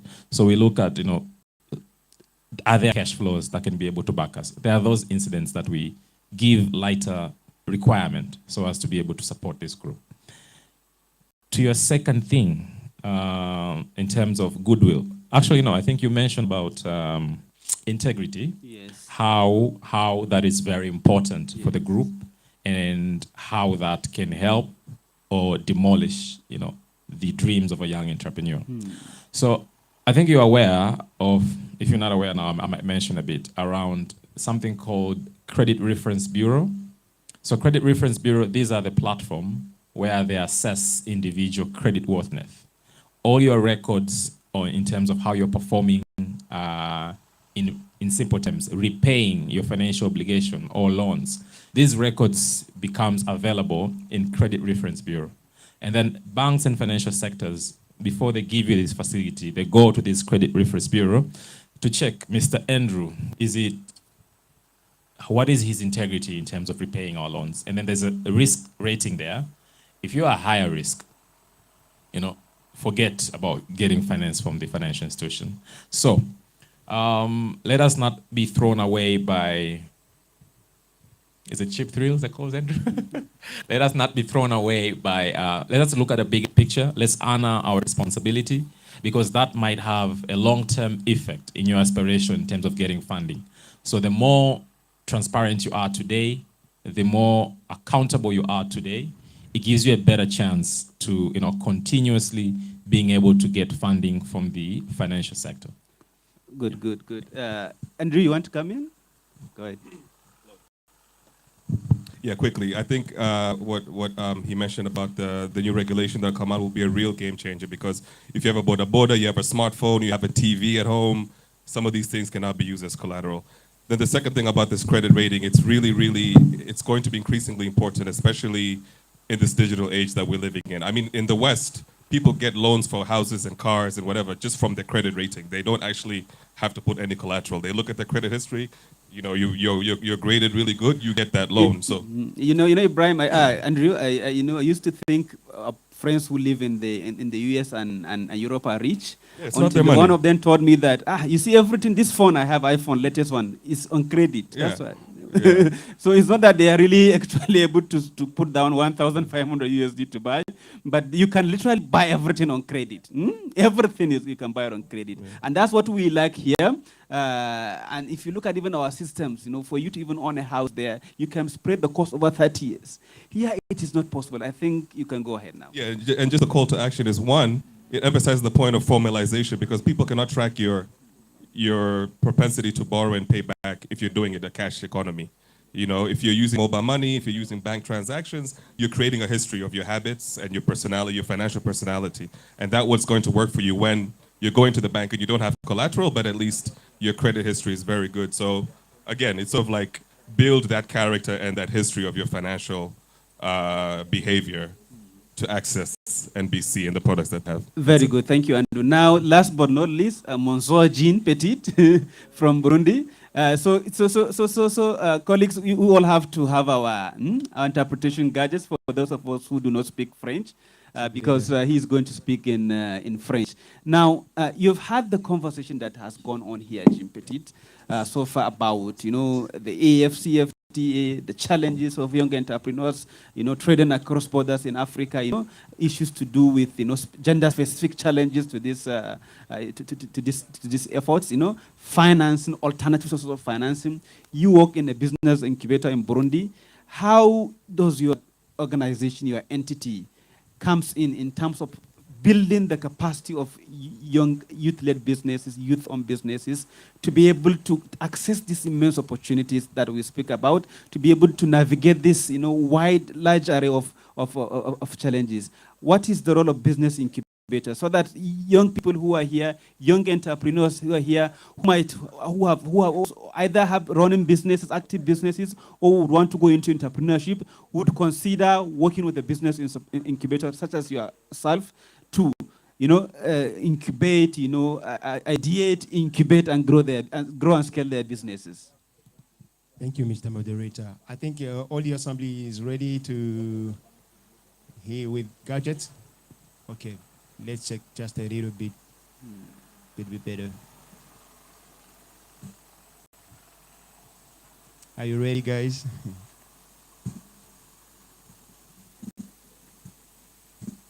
Hope that I'm not disturbing. Let's hold on. So someone should please let us know if we are set, we are good to go with the interpretation.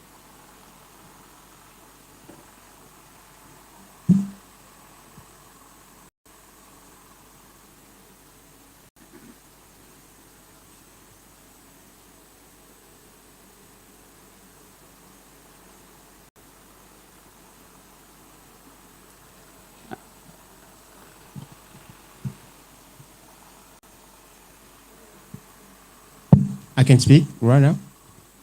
Are you ready, guys? Thank you.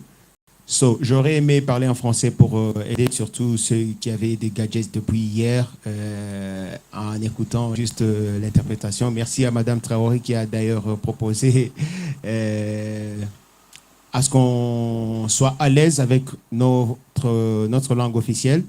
Alors, j'aurais aimé répondre à la question du modérateur qui est d'ailleurs très sensible, surtout à ceux qui ont déjà embrassé le projet de la ZLECAF, c'est comme ça qu'on le dit en français. Donc, AFCTA, en français on dit la zone libre d'échange commercial africaine. Pour le moment, comme incubateur au Burundi, BBN a pris le relais à ce que les jeunes entrepreneurs aient accès à exporter et importer les produits venant de l'étranger et allant à l'étranger.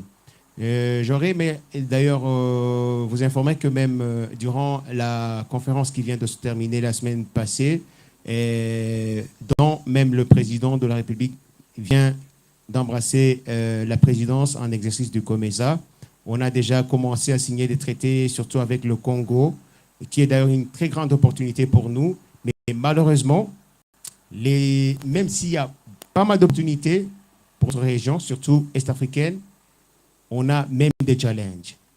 Le tout premier challenge, c'est bel et bien la monnaie unique. J'espère que c'est très sensible, surtout pour le ministre qui l'a bien précisé hier, avec des idées vraiment très panafricaines. J'ai vraiment aimé toutes ces interventions. Je vous prie d'applaudir pour lui, monsieur le ministre qui est d'ailleurs ici. Alors, l'autre challenge que nous avons, c'est surtout One Stop, le guichet unique. Si on avait un guichet unique qui pourrait même certifier les produits que nous importons ou que nous exportons à l'étranger, ça aurait été mieux que nous ayons cet accès, surtout pour les jeunes entrepreneurs. Voilà, je ne sais pas si j'ai bien répondu à vos questions, mais vraiment, on a vraiment pas mal de challenges à qui nous, les jeunes, pourrons mieux faire pour jouer cette zone libre d'échange commercial. Merci. Okay, good. Thank you so much, Jim Petit. Now, I wanted to also allude to this idea of one-stop border post. I think it's really a very novel, creative and progressive idea. Of course. To explain it in lay terms, is a situation whereby all the processes that one has to go through as an entrepreneur when processing, passing through borders, are simplified and united in one system, such that you just, perhaps if you have to go through, like, let's say 10 points, then now you are able to go through 1 or 2 points. I want Janice to please speak about this idea of one border post. How do you think this one-stop border initiative can help us achieve, support women entrepreneurs and entrepreneurs, including cross-border women cross-border traders, to make them ease this process of trade in Africa? I know we have some examples here in East Africa, right? Yes. Please talk about how those examples work.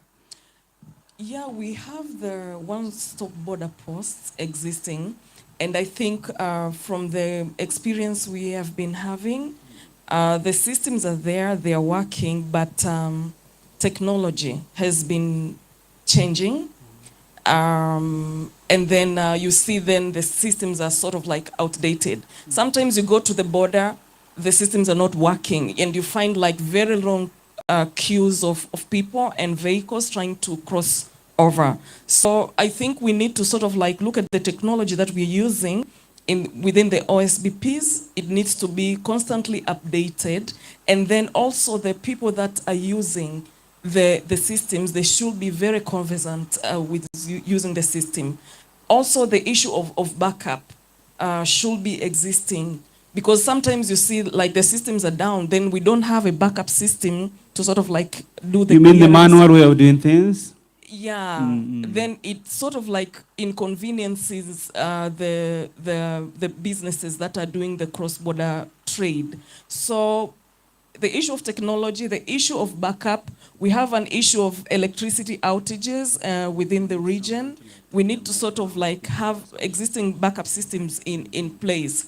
Secondly, we have OSBPs that are existing, but for women and youth, you know, like most of the cross-border traders, they are women. But then the facilities, the nursing rooms, the changing rooms, the washrooms, Yes. they are not there. We have information within the OSBPs, but maybe in languages that are not conversant with the cross-border traders. So the OSBPs, they need to sort of like What are the have- OSBPs? Yeah, one-stop border post, sorry. Yeah, they need to have like informations that are translated in various languages. We need to have like officials that are conversant with speaking different languages for us to be able to like ease the movement of goods and services across the borders. But there's this famous one-stop border post in East Africa. What is it called? Namanga, Busia, Malaba. Between where and which countries are they? Tanzania, Kenya, Okay. Kenya, Uganda, Yes, Rwanda, yes. Uganda. Yes, yeah. and there's this also famous one between Zimbabwe and Zambia in Southern Africa. So indeed, what essentially the idea is, the one-stop border post is the way to go, but it seems we're still struggling with it.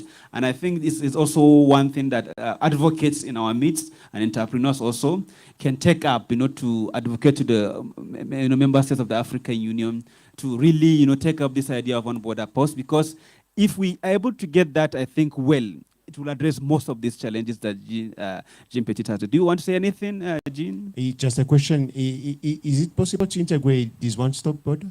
Because Burundi, I think that Burundi is not the member of this one-stop. Is there a problem? I think it's something that is under discussion, because there is data that is not available, or some border posts are way advanced than the others. So it becomes a bit of a challenge to sort of like integrate the systems. But I know most of the OSBPs have been funded by Trademark Africa when it was Trademark East Africa. Maybe some of the borders do not have such, but I'm sure the EAC is working towards establishing OSBPs in all of its borders. Sounds good. Thank you so much. Now, the floor is open to a participant to, if you have any questions or comments, to raise it. Maybe we should start with the one at the back. Do you think it's fine? Then we come front like this. So please, if you're asking a question, direct it. If it is a question, direct it to any of the speakers. Okay, thank the panelists. I just like to add about the nexus between the trade, peace, and security. That's one lady in white that's talking about the harassment of women across the border trade. So someone also gave the example about the current security situation in Burkina Faso that affecting the trade. So when you see that situation, you need to build nexus between the trade, peace, and security. To my questions is that because there is always the smugglers that make it easy for the trade, to go across the borders.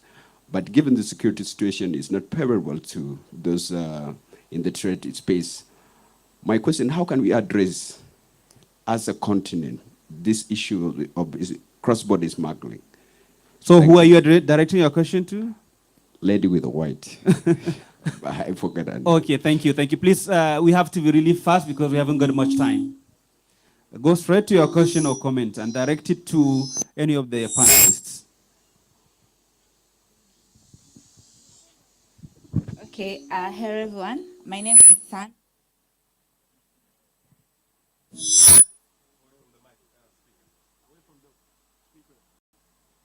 Move away from the speaker. The speaker.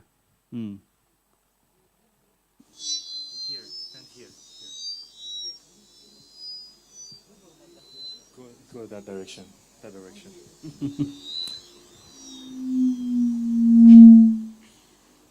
Okay. So my name is Sandra. I'm from Tanzania. I'm an entrepreneur and also an accountant. So my question goes to Janice Kimaro. I'm working with women farmers in herbs production. So my question is, okay, so we have faced some challenge in terms of exports. So how is the African Women Business Platform provide opportunity to women who engage in agriculture to export the products outside the country. Thank you. Thank you. Okay, who next? Please, very brief and direct your question to any of the panelists. Thank you. Pacific Nezerwa from Rwanda. I'm founder of an edtech enterprise in Rwanda, Nerevet. I want to ask a question about our Burundian brother, about the incubators. I've been in incubators many times, different incubators in Rwanda. So, but the fact is that some of incubators are taking advantage about the entrepreneurs, the participants, or whatever, but they really don't adding a tangible value to the entrepreneurship ecosystem, specifically to the startups and small entrepreneurs. But for you, what do you think is the problem, and how do you make sure that that is not happening to your incubation? Last question again is about the credit to my brother from Tanzania with the Greg. So it is about how do you think like entrepreneurs here in Africa can get access to finance easily?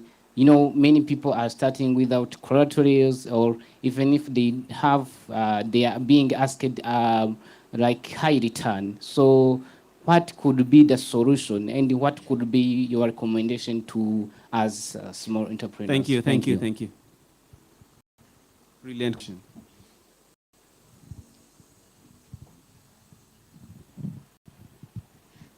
Thank you very much. My question goes to the panelists who talked about accountability. Young people failing to account for the monies they receive from funding institutions. I'll start with a comment and then I'll direct you my question. I think part of the problem of the accountability stems from a lack of ownership of business ideas from the young people. We tend to jump into these funding opportunities out of excitement, and we've not actually owned the ideas, and in the end we fail to implement them, and therefore we get the funding and we fail to use it very well. So my question to you is that how then do we help them? Do you think we have an integrated approach in terms of having one kind of approach to skilling for all the African young people? Thank you so much. Please be very brief and straight to the point, and also mention who you are directing your question to. Yes, my name is Alvin. My question is to all the panelists. I heard you talk about entrepreneurs and you're more into goods. But majority of us here have gone to school and we've mastered a service. I, for one, I might be a lawyer who is offering legal service. I don't have goods to offer, but I'm offering a service. But I get challenges to establish maybe a law firm in Kenya. I get challenges to maybe represent somebody in court, maybe in South Sudan. But I have a client in South Sudan who would have money, to facilitate me to represent them in court. So how are we going to drive conversations towards enabling Thank you so much. Thank you so much. Thank you. Unfortunately, we can't take all the questions, but I think there are a few hands that have been up before now. So please let them ask their questions, then we can round up the panel. We've already exhausted our time. Okay. I know this is very sensitive, very important. Thank you. My name is Karen, and I work as a business-to-business specialist. And my question is to Ibrahim and the gentleman next to him. You talked about credit score, so I just wanted to know, coming from a point where I have been in the business sector, how well are we doing the credit score training, especially to the customers in the bank and even the ones who are not really bank customers but do bank transactions? Because we can see that it really has a big impact on loan requests and loan repayments. Thank you. Thank you. Here, please. We haven't got time. Yes. Then we. Thank you. My name goes to Ibrahim. You spoke about access to credit, which I think still is the biggest problem is how long will it take to a business person to get it. For instance, maybe it will take 2-3 days because of the process of ascertaining collateral security. How do you make it so easy that somebody can get within, say, 12 hours or 6 hours? How can you make that happen? Thank Good, you. thank you. And then the last two. Thank you very much. I am Polote Emmanuel Solomon. I'm a lawyer from Uganda. My question, thank you for the session, first of all. My question is in regards to SCFTA and the place of the tax regime, you know. The fact is many youth across the different countries in Africa start businesses or have startups, but research has also shown severally that many of these businesses probably do not celebrate the first birthday. Yes. And one of the reasons is the aspect of the taxation.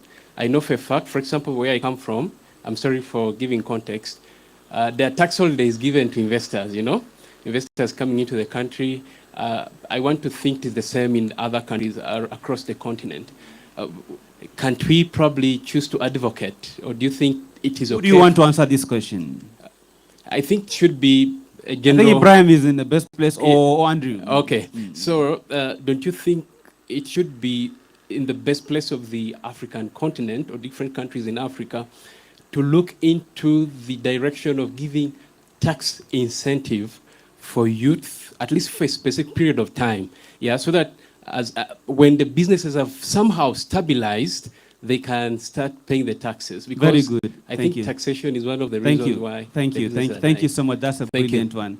Gentlemen, you look like Patrice Lumumba. Are you from Congo?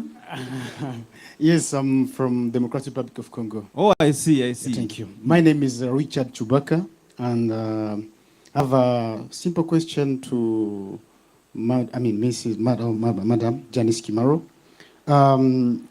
In June 2024, there was discussion around modifying the threshold of, small-scale trading, cross-border trade. Then, but after the discussion, it has been decided that it should be maintained at $2,000. So the first question I have: why did you maintain that threshold at $2,000, and the application of that measurement, how effective it is within the East African Community region? Thank you.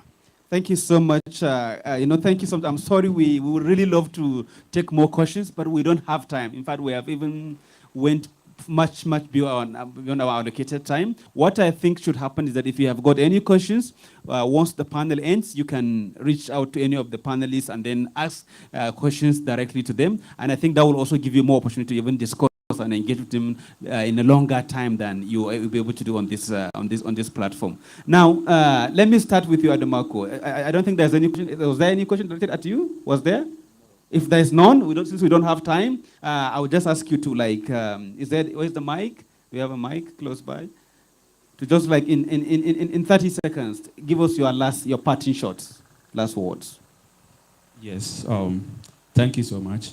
So one thing that I want to tell my young entrepreneurs here is that, yes, your business idea worth more than all what we are saying. You see, come out with a brilliant business idea and be resilient to the face of time, in the face of failure. Learn from your mistakes as an entrepreneur, because you believe in the business idea that you are running, and you need to convince people to also buy into your business idea. And now that we have the African Free Continental Trade Area, I think it's a bigger opportunity for you to market yourselves. You can market from other countries across. Don't think of the neighboring countries alone. Through partnership, through innovation, and how you utilize the NGOs, the grants, you see, it's a whole lot of opportunity for you. So I will not advise you to concentrate much on some of the finance institutions, like the loan as a startup. because I have experienced some of these things before. And I would advise you, we don't go for loan to start a business. We go for loan when you know you have people to sell your product or services to, but you need money to scale up. So loan is for scaling up as a businessman. Thank you, Marco. That's brilliant. Jim Petit, in 60 seconds, your parting shots and the response to any of the general questions or the specific ones directed at you. Is it possible to answer to the question from... Go ahead, please. Go ahead. Good. Can I even answer in French, please? Yes. Thank you. Mr. Nezegwa, vous avez posé une très belle question que j'ai vraiment aimée parce que avec l'expérience que BBN a vécue durant plus de 15 ans d'expérience, on a fait face aux problèmes surtout de formation théorique. Il y a plus de théorie dans notre écosystème entrepreneurial et de pratique. Alors, on a essayé de changer le système à ce qu'il y ait au moins des pratiques. On a même eu la chance de gérer un projet de la COMESA qui s'appelle Biawe. Ça faisait partie de plus de 15 pays. Et nous, on a formé des jeunes, surtout femmes, qui voudraient intégrer la couture. Et on a vraiment aimé des bons résultats parce que c'était des résultats tangibles. À présent, on a eu des couturières professionnelles qui font une couture vraiment très moderne.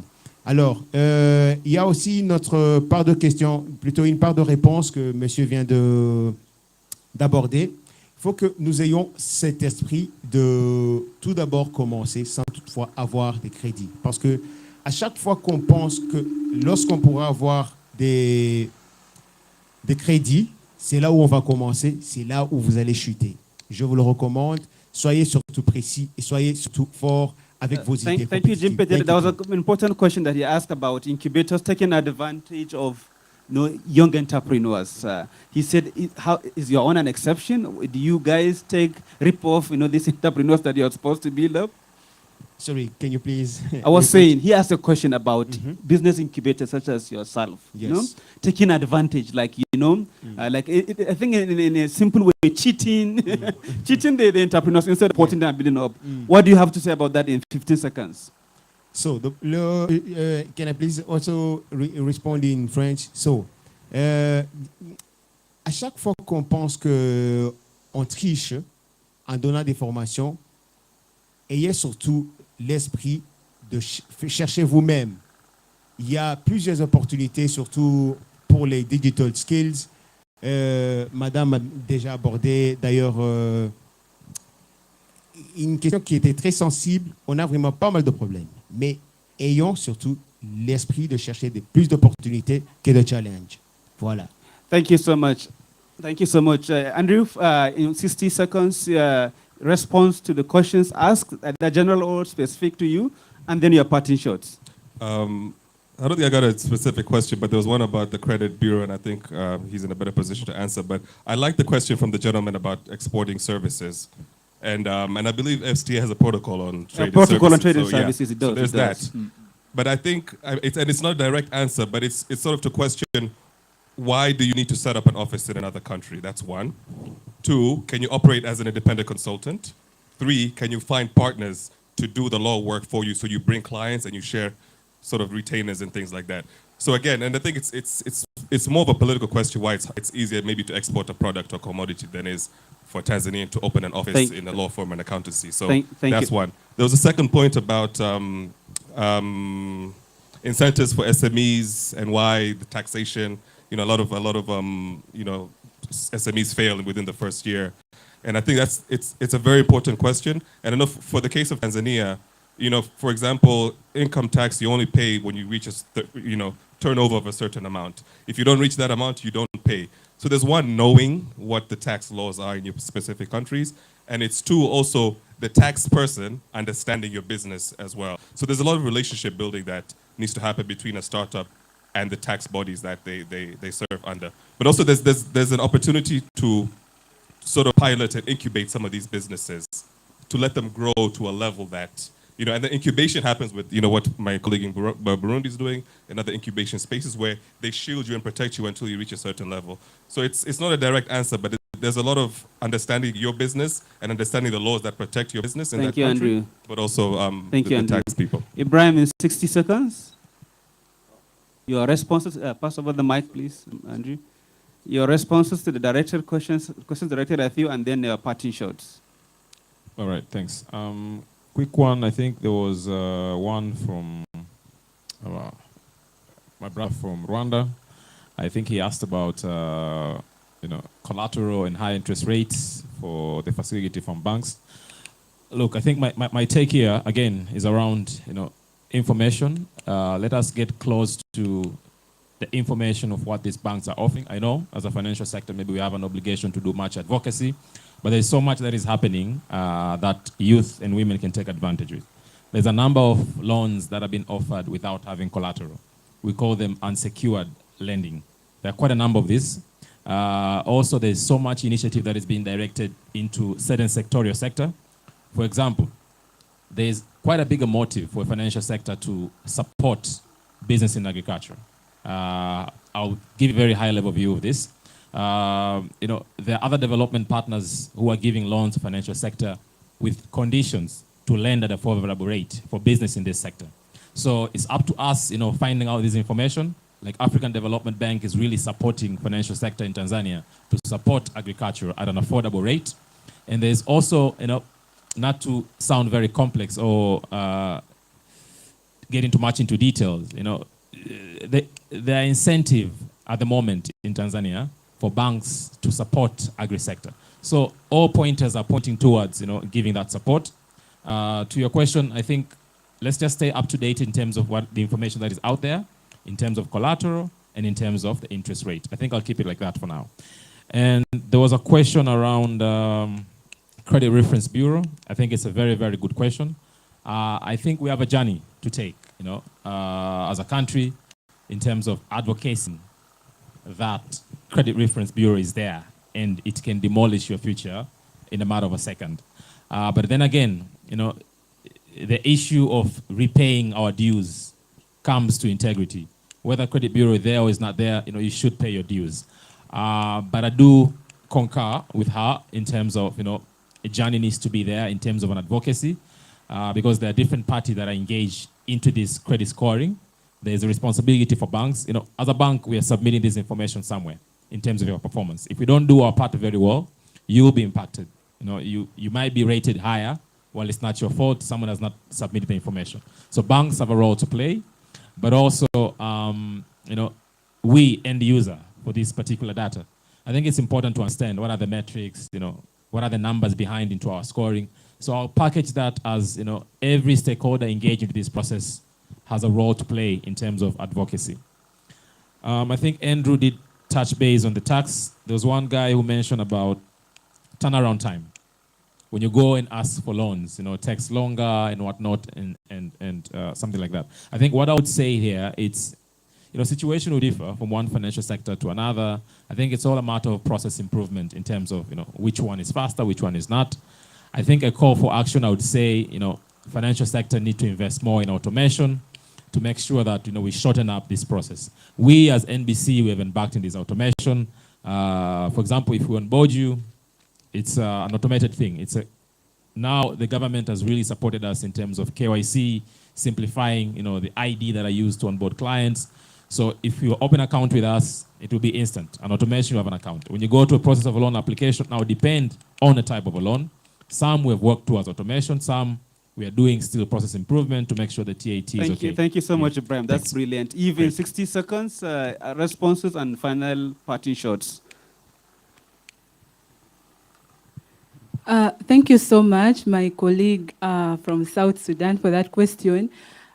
Number one, I want to start by saying our goal and our desire is to boost intra-African trade, is to shape the future of this continent. But when we find that there are challenges of smuggling, ideally we shall not get there.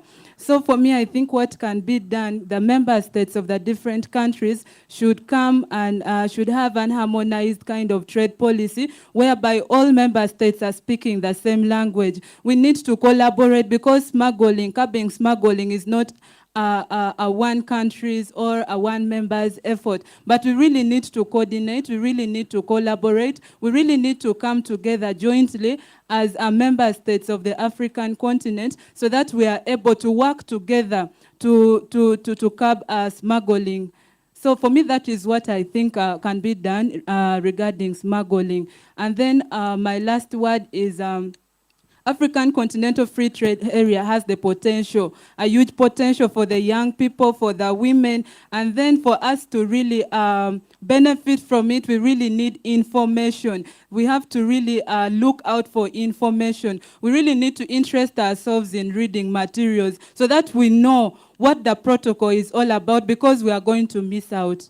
Thank you. Thank you so much, Ivan. Finally, Janice, in 60 seconds, responses and final parting shot. Thank you. I think to add on the question asked by the first person, in addition to what Eva said, I think we need to have like good reporting mechanisms when it comes to the issue of sexual harassment, like whistleblowing mechanisms. On the second question on women, supporting women in export in agriculture, we have various initiatives when it comes to capacity building on various areas, e-commerce standards and certification, on the issues of branding and packaging, etc. We also do advocacy in different thematic areas that support women and youth initiatives in the EAC region and Africa at large. We also do business-to-business linkages through the trade fairs. Also, we do background checks for the counterparts. For instance, if you want to do business in DRC, we have counterparts in DRC that can do a background check to the relevant partner that you want to do business with. On the issue of revision of the simplified trade regime and why it has been maintained at 2000 still, I was privileged to sit in that meeting and negotiation that happened in June in Nairobi. And the issue came across that there was no data to sort of like convince the government why the STR threshold should be uplifted. So we ended up saying, giving out a recommendation that we need time for all the SBPs to keep track of the data of the goods that are traded under the STR across all the borders for us to be able to make an informed decision as to why we want the threshold to be lifted.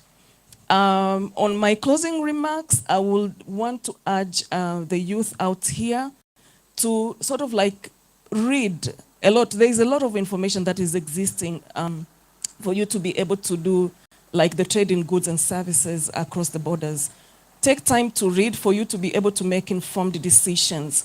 Take time to find mentors. There are people that are already in these spaces that are doing businesses that you're already doing. Take time to build relationship with these people for you to be able to like benefit and learn from them. And also, Andrew, I know, has touched a lot about and insisting about partnerships. It's one of the big challenges that we have when it comes to trading goods. The issue that we have as one of the big challenges is like we cannot meet demand of big orders. Can we take time to form aggregation centers? Can we collaborate? Can we forge partnerships for us to be able to and possibly benefit? Cooperatives, right? Yes. Thank you very much. Okay, thank you, Janice. Thank you, Eve. Thank you, Ibrahim. Thank you, Andrew. Thank you, Jim Petit and DeMarco. I think if our audience will not mind if we continue with this for the rest of the day. But unfortunately, we don't have much time. I apologize that we are not able to take some of your questions. But like I said, the panelists are all around. Please reach out to them, engage them. I'm sure they'll be able to answer your questions in more detailed terms. Thank you so much for being here. Thank you so much for your active participation. I look forward to seeing you again some other time soon. Bye. Yes, I think we should.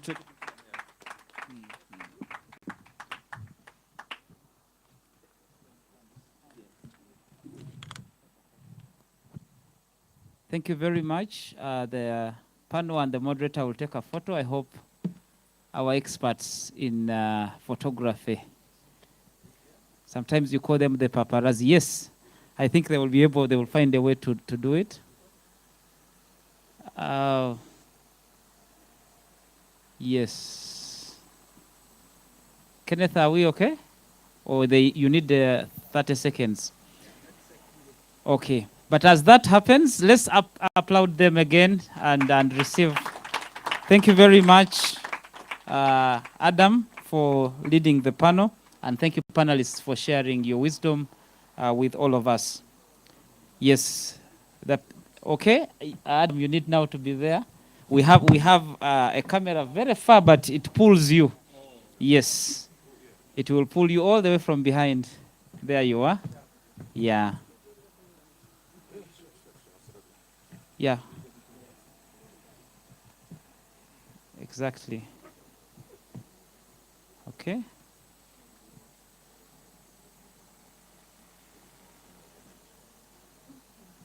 Perfect. Thank you very much. Give them another round as they really go. Thank you for sharing your insights and encouraging the young people of Africa to take business seriously and know that it is a line of employment, and also to change and create the Africa that we want. Ladies and gentlemen, we are about to go for our health break, but I want to just mention that the session that is coming after break, it's the session, of course, these others were amazing as well. We love them. But the one coming, you must be here. We are going to be having the business cohort pitching. Yes. People who know it have received it. Let me just, maybe you did not hear. What I am saying, ladies and gentlemen, even our colleagues that are online, if you were planning to go very far from your computer or your phone, you must now buy more data and settle, because we are going for the business cohort pitching. If you love it, say yeah, yeah. That one, it cannot have an option for dong dong. It is already ding ding. Basically, what will happen here is it will be a competitive process, healthy competition, where people will be pitching ideas to win grants, to win opportunities, to win connections. And do not say that I am not pitching. You can pick the idea and actually run away with it. It's allowed. So please come after break. Take your break very quickly. Even for those that are not very hungry, you can just stay and wait for the session. But we also encourage you to take some tea. So we'll be coming back after exactly 30 minutes. So please feel free. There are 2 serving points. One on my left, close to the SDGs that have also been assembled there. You can also take tea and talk to the people of the SDGs. But also there is one directly in the tea banda. Our handle is One Young Africa, not One Young World. It is One Young Africa. And the hashtag is YouLead24. Thank you so much.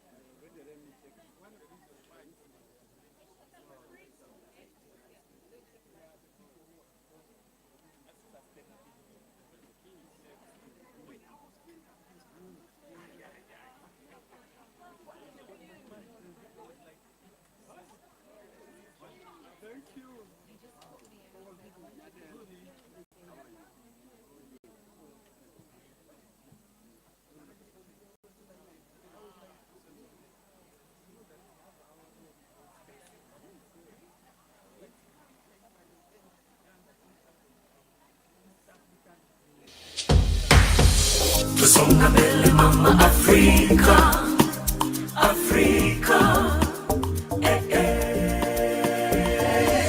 Tusonga mbele mama Afrika, Afrika, Kwa favor Afrika, mwishani wote, bonjour, mama. From country to country, yeah, we gotta work together. We are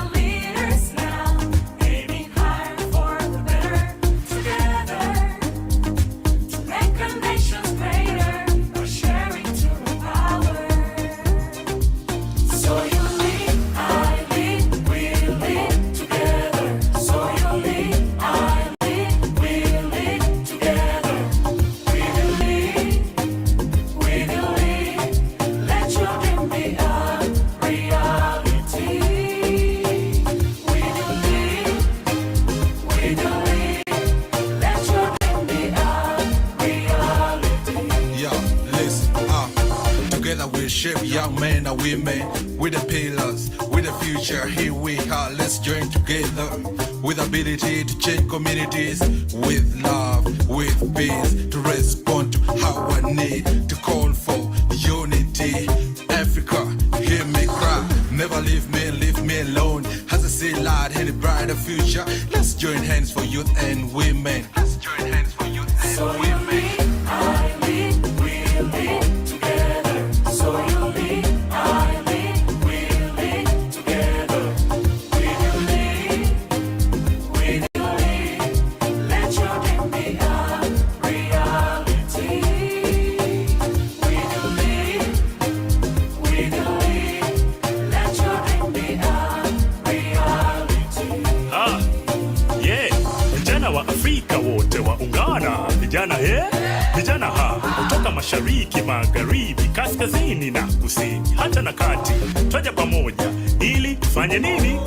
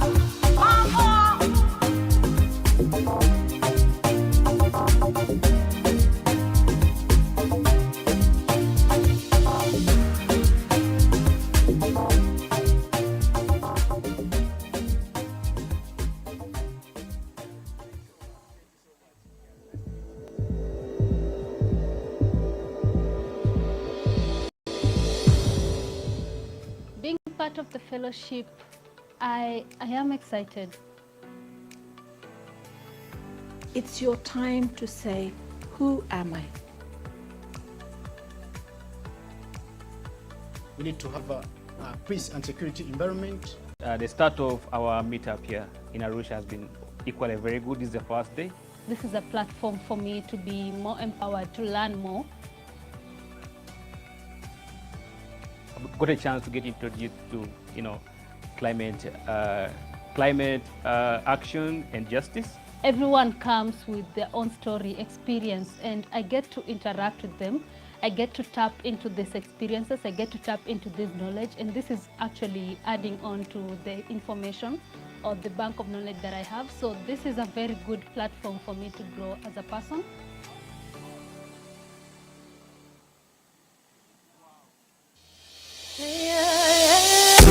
Kopano Africa. Youth, we are no longer tools. So let's have peace in every step that we take.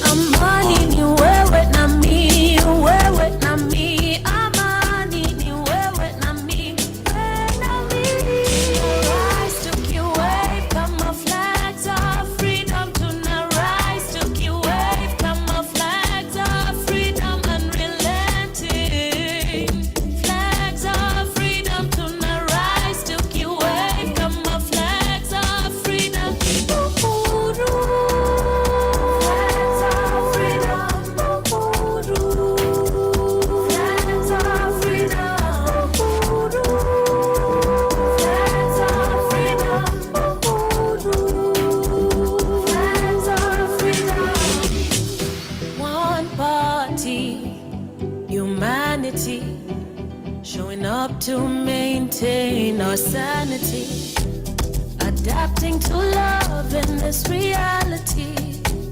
With hope you can see, we struggle to be heroes rising. We believe pamoja we can achieve. Rise to the way, come our flags of freedom tonight. Rise to the way, come our flags of freedom unrelenting. Flags of freedom tonight. Rise to the way, come our flags of freedom. Flags of freedom. Flags of freedom.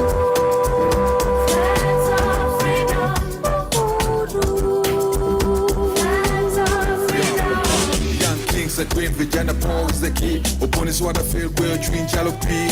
Listen not, tomorrow will rain. Pour on me, please quench my thirst. Bring in peace, oh that's my wish. Kenya, yeah, money, yes, see together. Beautiful people, yeah, Mama Africa. See the sun rising, we go get up. For the better, salute, we achievers. Hakuna kulala, I'm not ready for game, I'm not ready for play. For the choice I make, yeah, for the choice I make, yeah. Rise to keep wave, come our flags of freedom to now rise to keep wave, come our flags of freedom unrelenting. Flags of freedom to now rise to keep wave, come our flags of freedom.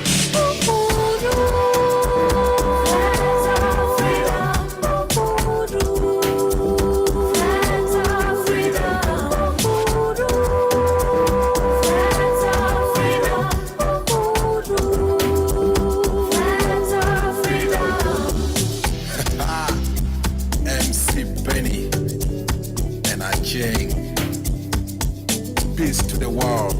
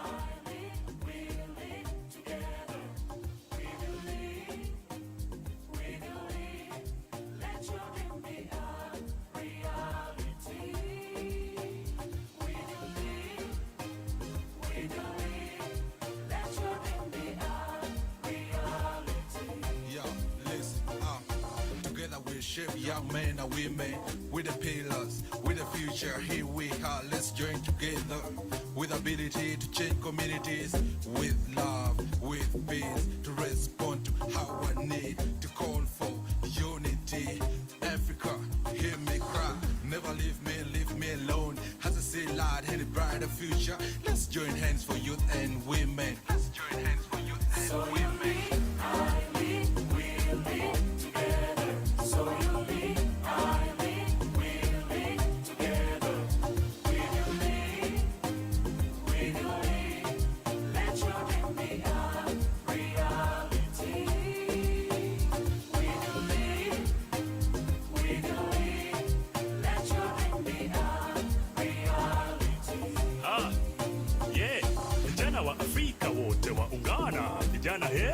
Vijana kutoka mashariki, magharibi, kaskazini na kusini, hata na kati, twaja pamoja ili tufanye nini?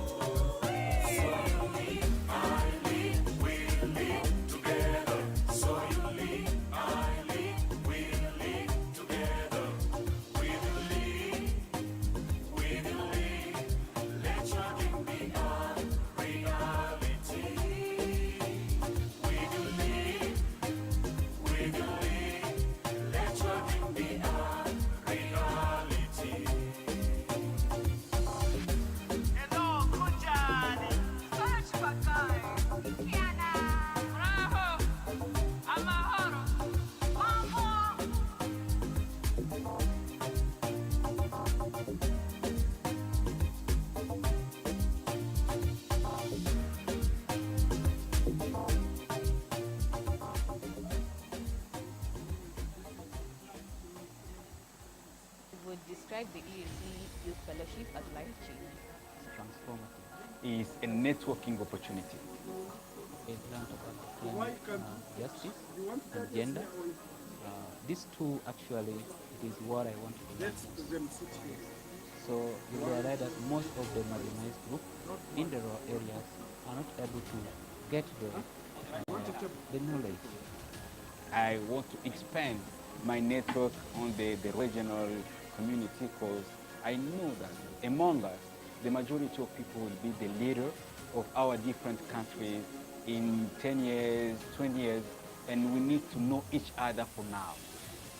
It's up to us as youth to now take up the challenge and rewrite this wrong that was ideally not even, we didn't participate much in it, but it's now time for us to take part in creation of policies, programs and initiatives that will be able to alleviate and mitigate the risks that have been brought about by the climate crisis.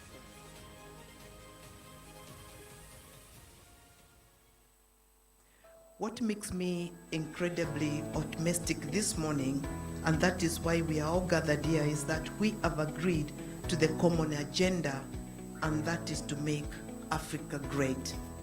I hope you do agree with me with that.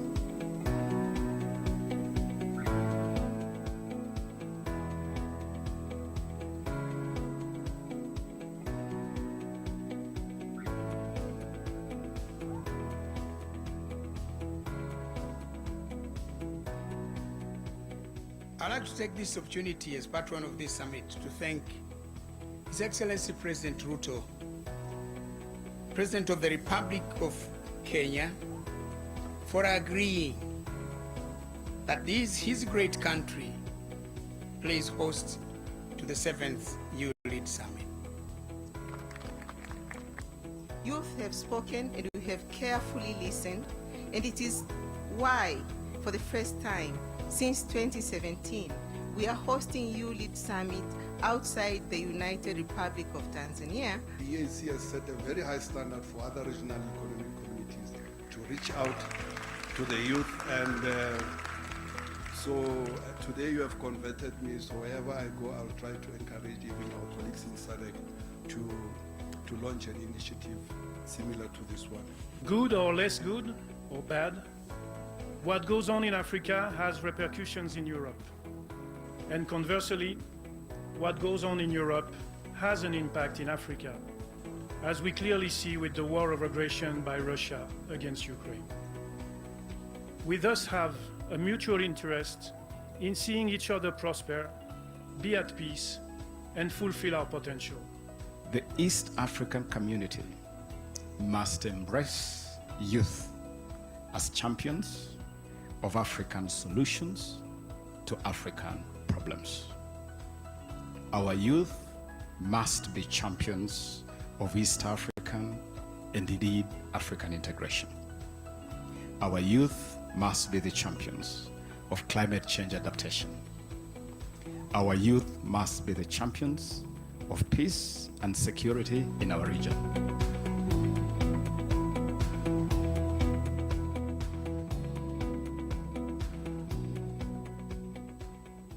I must admit, I'm impressed by the wonderful work being done by the YouLead Summit Secretariat in pursuit of the objectives of the program in the fields of politics, business, peace and security, and gender equality.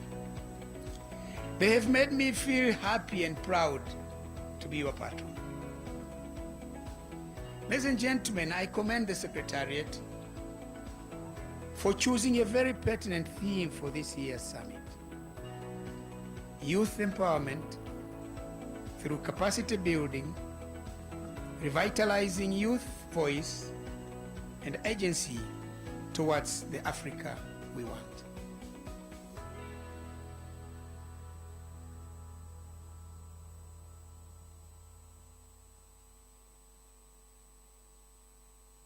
It is a great pleasure to be with you today, and I look forward to this session where we reflect on how best to bridge the gap that still exists for gender equality. Of course, we know while there are milestones won, we are still far from really attaining true gender equality. Data matters.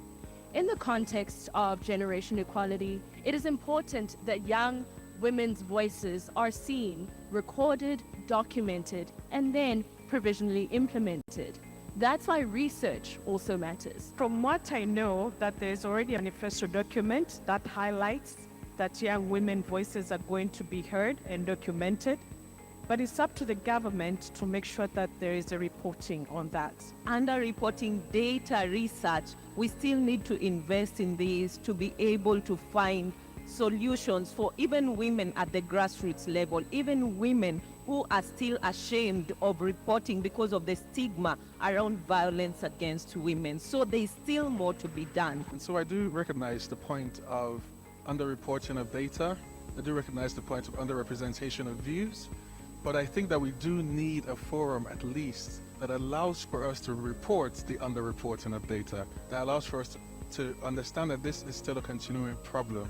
And so I think that this forum is actually very important because it allows us at least a vehicle where we can make some progress. Are people underground are capacitated enough? Are we capacitating enough? If we are, in what ways?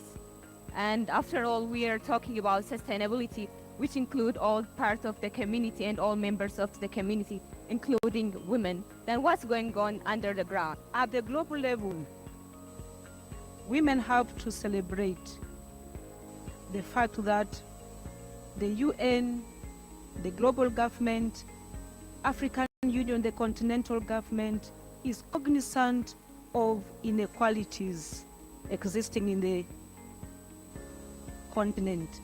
And as a result of that, where we fail to achieve gender equality, efforts have been made towards achieving gender equity.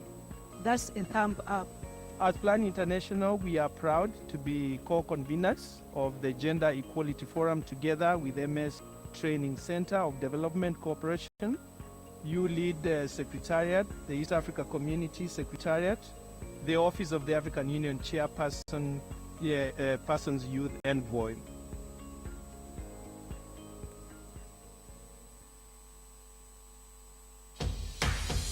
Tusonga mbele mama Afrika, Afrika, Tusonga mbele mama Afrika, Afrika, Since 2017, YouLead Summit has been the climax event and convening platform for different stakeholders to debate, assess, and deliberate on the most pressing issues affecting young people. The YouLead Summit 2022 was held from the 12th to the 16th December 2022 at the EAC headquarters in Arusha, Tanzania, and MS Training Center for Development Cooperation under the theme Digital Access and Future of Work. Day 1 hosted the Under 40 Political Leaders Forum, which examined the policy and institutional environment and the state of youth participation in political governance, explored factors that help or hold back youth from becoming leaders, and advanced new thinking on what it will take for Africa's youth to become the leadership for the Africa we want. The Policymakers and Development Partners Roundtable examined the role of stakeholders in creating an enabling environment for youth participation. It examined the relevance of the Africa-Europe Partnership to African youth and how to best make it work for the African youth in areas of digital access, economic opportunities, and decent work for youth, especially under the AFCFTA. The afternoon session of Day 1 also featured the launch of the Tanzania Youth Democracy Dialogue Project and the plenary experience-based young leaders debate on If You Sat Where They, the Leaders Sit. His Excellency Donald J. Wright highlighted that youth in Africa want democracy and that democracy provides opportunity to build, strengthen, learn, share ideas, collaborate, and get mobilized to achieve the Tanzania we want. Honorable Masai Pamela Simon spoke on the relevance of such an initiative and called upon the integration of climate change as a key to achieve digital access and the future of work in Tanzania. Honorable Nusrat Hanje called on youth MPs to connect with the youth by meeting them, engaging them, and ensuring young people are meaningfully engaged. The plenary session provided the opportunity for delegates to outline their priorities if they were the leaders in certain elected positions. The day ended with an inspirational fireside chat between delegates and Dr. Susan Nasozi Mwanga, the first female head of Department of Political Science at Makerere University and Executive Director of the Julius Nyerere Leadership Center, and His Excellency Fatoumata Tambajang, former Vice President of the Republic of the Gambia.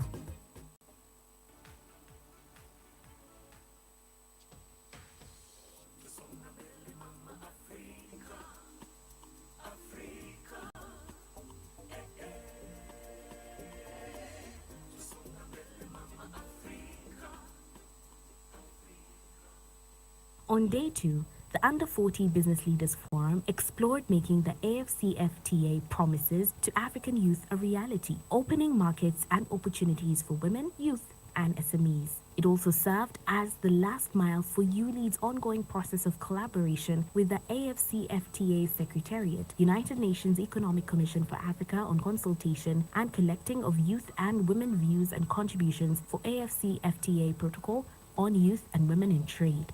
The forum started with opening remarks by distinguished guests and representatives of MS Training Center for Development Corporation, the East African Community, the East African Business Council, United Nations Economic Commission for Africa, and the International Trade Center. It was followed by the Policymakers and Development Partners Roundtable, which hosted a fruitful dialogue and exchange on Africa-Europe partnership and entry points for young people. The discussion, which hosted representatives from both Africa and Europe, including the African Peer Review Mechanism and the Young European Federalists, tackled several aspects including partnership for green transition and energy, partnership for digital transformation, sustainable development and jobs, peace and governance, and migration and mobility.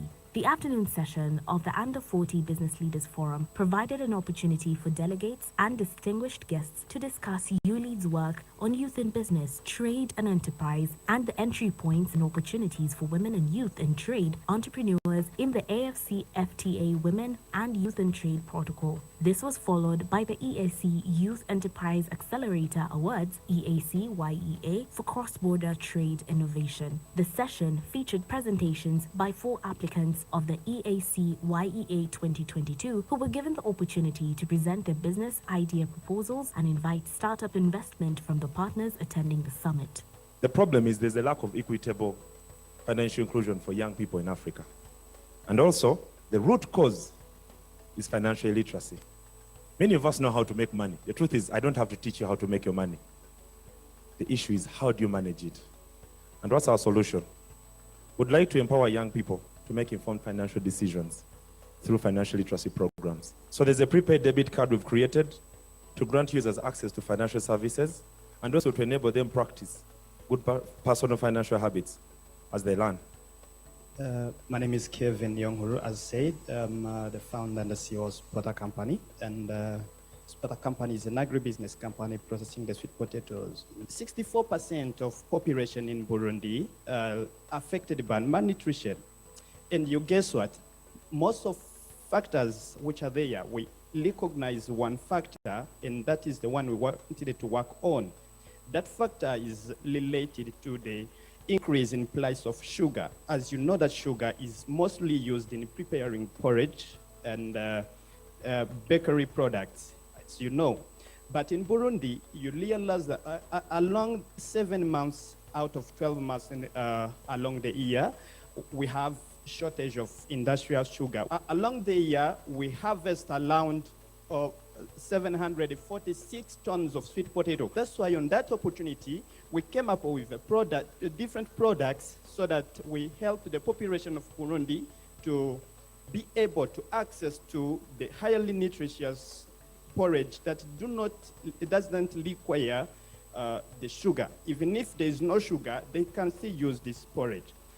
So we have Peter Garang from South Sudan, who is the founder and CEO of Sud Health. Thank you.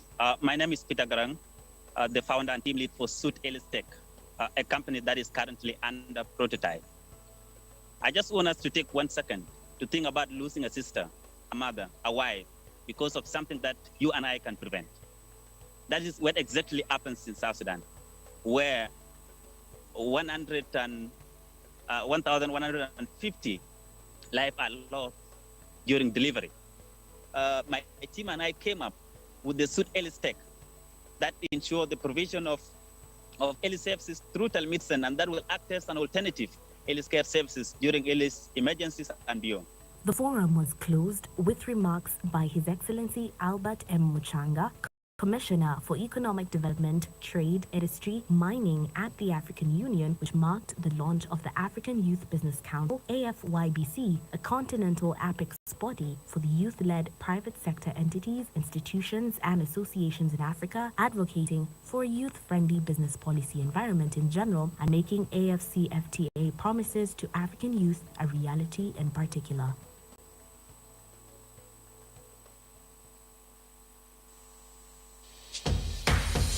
Tusonga mbele mama Afrika, Afrika, Tusonga mbele mama Afrika, Afrika, Kwa pamoja Afrika, maishani wote. From country to country, yeah, we gotta work together. We are leaders now, aiming higher for the better. Together, to make our nations greater, we're sharing to the power. So you lead, I lead, we lead together. So you lead, I lead, we lead together. We will lead, let your dream be a reality. We will lead, let your dream be a reality. Yeah, listen, together we shape young men and women. We're the pillars, we're the future, here we are, let's join together. With ability to change communities, with love, with peace, to respond to our need, to call for unity. Africa, hear me cry, never leave me alone. As I see light in a brighter future, let's join hands for youth and women. Let's join hands for youth and women.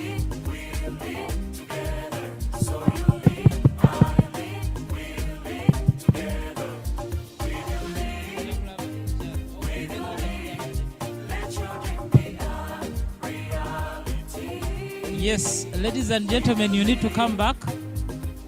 The young people of Africa, you need to come back. Ahmed, Ahmed, support.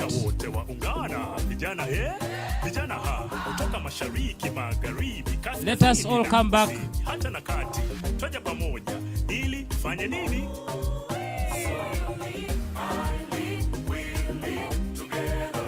Our wonderful volunteers, please just make sure that people are back. If your neighbor is not moving, I have allowed you to pinch them. As long as they are not your supervisor, they will chase you from your job.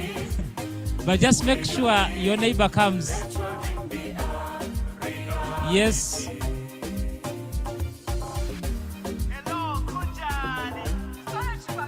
Hey, you go and slap those two brothers and tell them to come inside, but softly, do not injure them. Yes, Ahmed, you slap those two sisters and they come in. Softly, don't break their necks.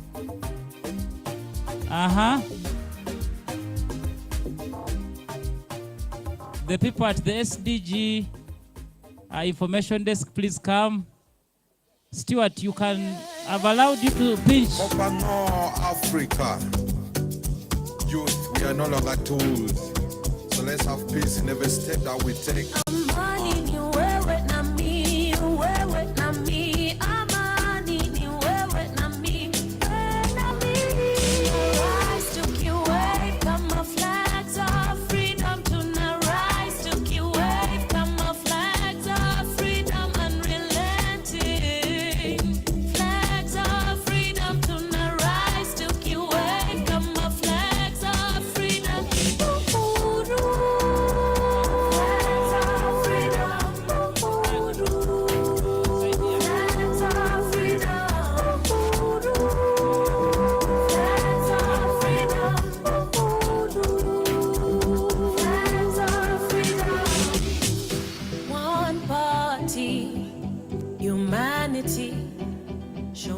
To maintain our sanity, adapting to love in this reality.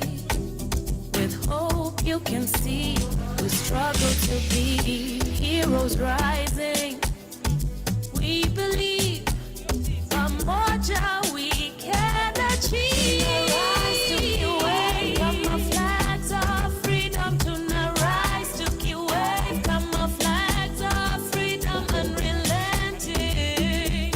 Flags of freedom tuna rise to kiwave, kama flags of freedom. Flags of freedom. Flags of freedom. Flags of freedom. Flags of freedom. Young kings are queen, vijana pose the key. Opponents wanna feel we'll dream jalopy. Listen now, tomorrow we'll rain. Pour on me, please quench my thirst. Bring in peace, oh that's my wish. Kenya, yeah, money, here, see together. Beautiful people, yeah, Mama Africa. See the sun rising, we go get up. For the better, salute, we achievers. Hakuna kulala, I'm not ready for game, I'm not ready for play. For the choice I make, yeah, for the choice I make. Rise to kiwave, kama flags of freedom tuna rise to kiwave, kama flags of freedom unrelenting. Flags of freedom tuna rise to kiwave, kama flags of freedom. Flags of freedom.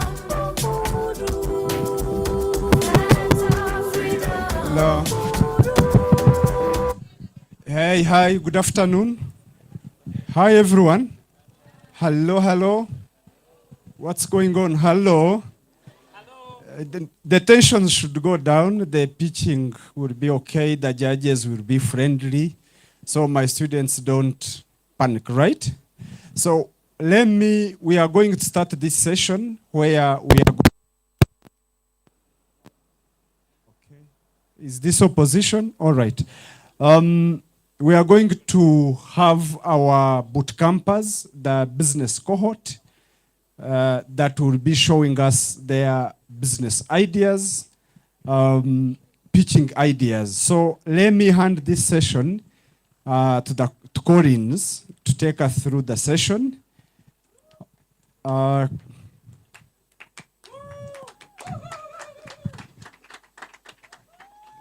It's not one. Okay.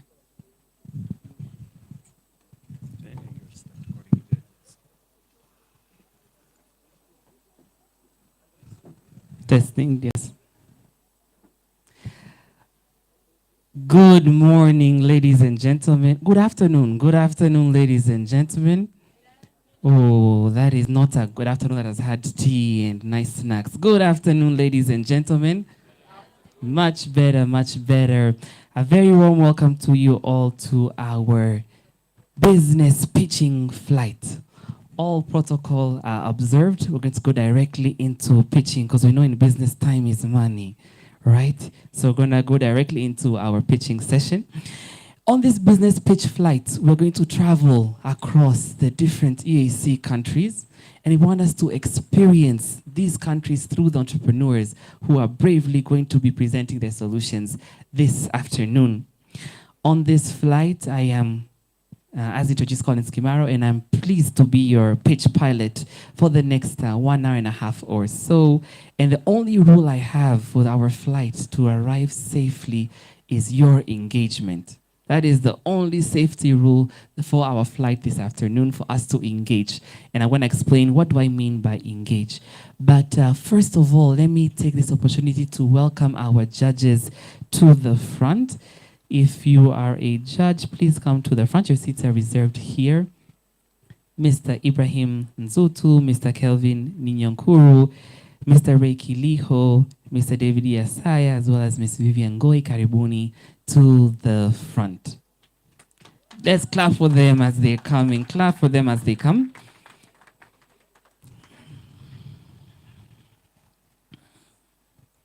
As they're settling in, I was mentioning, we're going on a business pitch flight. We're going to travel across EAC. Each member state has entrepreneurs that will be pitching today. So that is the very first key members of flights are the entrepreneurs.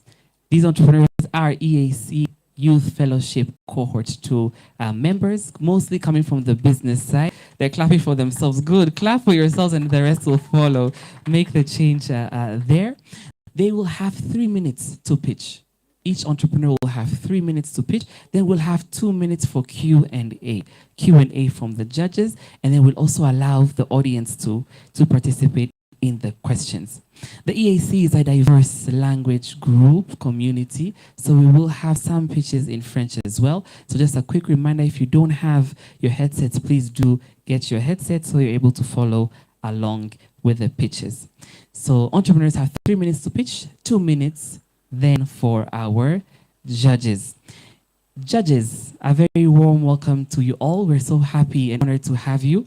The judges represent a diverse group coming from private sector, public sector, financiers, donor partners, as well as entrepreneurs, all mixed up in the judges. So a very diverse group to provide good feedback for our entrepreneurs. So let me take this opportunity now to welcome our judges to briefly introduce themselves. Your name, what do you do, and what excites you about business? What excites you about business? Today is the business day.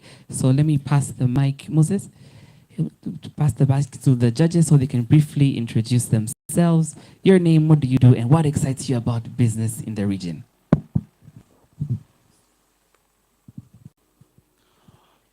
Thank you, moderator.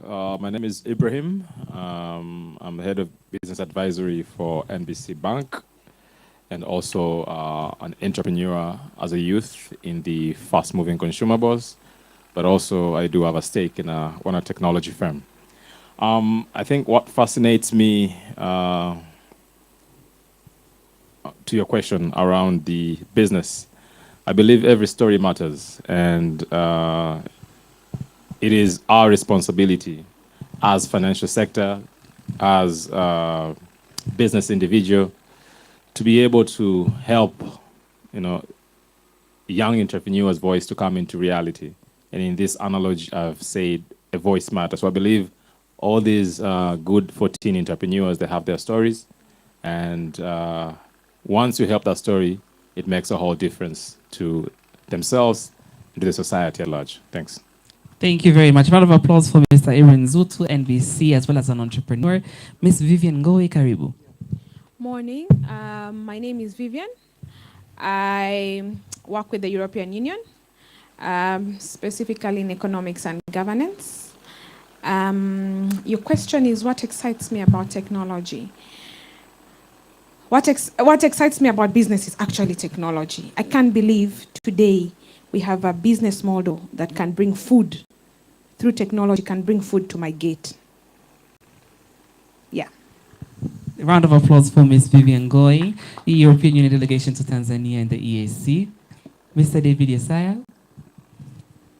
My name is David Yesaya. I'm from CRDB Bank, Manager Business Development. For myself, right now, business, it has been very potential on digital. So I'll try to see what will happen for those 14 people and how I can advise them. Mr. David, round of applause representing CRDB Bank. And as you introduce yourself, please do stand and wave to the audience so they get to see you as you're doing a wonderful introduction. Hey everyone, my name is Kevin Yonguru. I'm the founder and the CEO of Spotter Company. And Spotter Company is an agribusiness company processing the sweet potatoes into flour for porridge, flour baking, and also the crepes in Burundi. According to the question that you have asked, what excited me is that the agribusiness has the aspect of food processing, because for food processing, everyone can have access to food that the person cannot take when it is fresh. Thank you. Thank you very much, Mr. Kevin. Thank you very much. And last but certainly not least, Mr. Ray Kiliho, karibu. Asante. Hi, my name is Ray. I belong to a youth organization called Vijana Think Tank, which really has been encouraging dialogue to give the government a tentative opinion.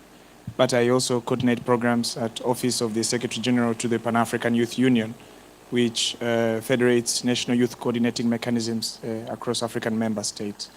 I'm so much looking here to learn and get inspired.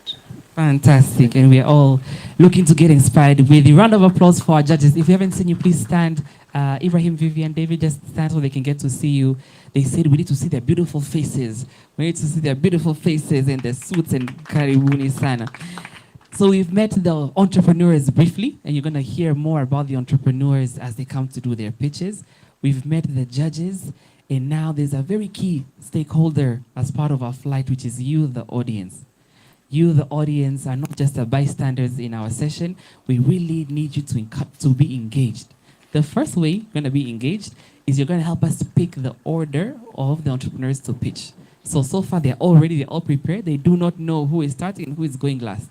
So I'll have my bag here that has all their names that the judges, that the audience will help us to pick who pitches after who. Second way that the audience will be engaged in our flight this afternoon is to pick the audience winner. So we'll have one of the winners that is determined by you as the audience. So do pay attention. As entrepreneurs are pitching, make sure you're taking notes, at least of the name of the enterprise, those that particularly stand out to you.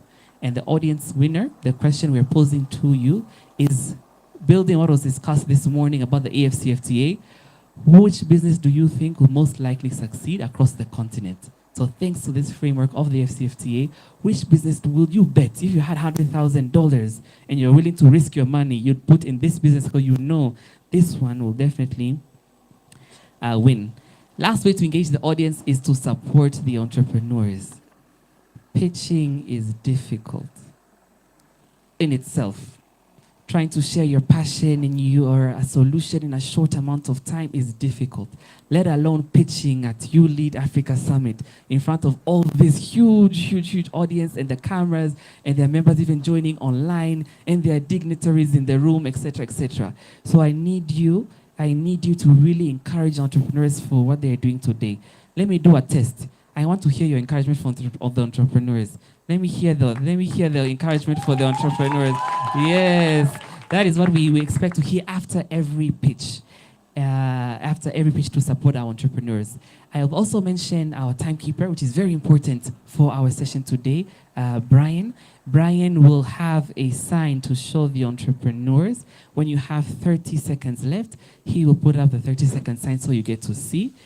And at wonderful. And when we reach to 3 minutes, Brian will start clapping. When Brian starts clapping, the whole room follows, so that we signal the end of the pitch and we go to the questions and answer, which is as again 2 minutes. Are we clear? Welcome to our business pitch flight. As I mentioned, we are about to take off, ladies and gentlemen. Let me find the person who's going to help us kick off our pitching tonight. Let me go to the back. Those ones who are backbenchers, let me start with you today. As I bring you the mic, yes, please introduce yourself. Your network is your net worth, so I want to also give you a platform to introduce yourself and then pick for us the first pitcher. All right, thank you so much, moderator. My name is Neema Bwaira. I work with the European Union delegation. I'm the manager for civil society and youth. Thank you. All right.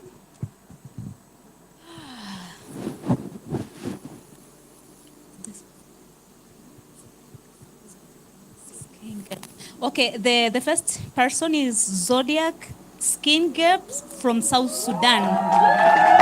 Ron, thank you, Neema. Can we have the slides, please, for Zodiac Skincare? Assumpta, to get ready to take the stage. Zodiac Skincare, we are ready for you.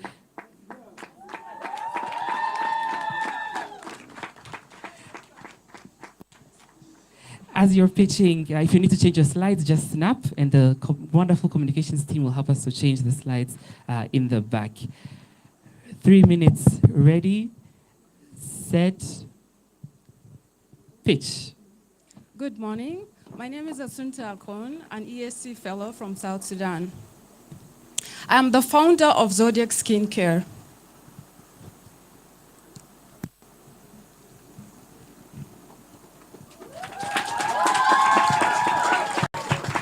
Imagine having to bleach your skin to fit in the society. Imagine having to bleach your skin to be accepted by the society. 2 in 5 women in South Sudan practice skin bleach. My young sister has been practicing skin bleach to get rid of dark spots, blemishes, and acne on the face. And this came at a cost. She was deprived of her confidence, health,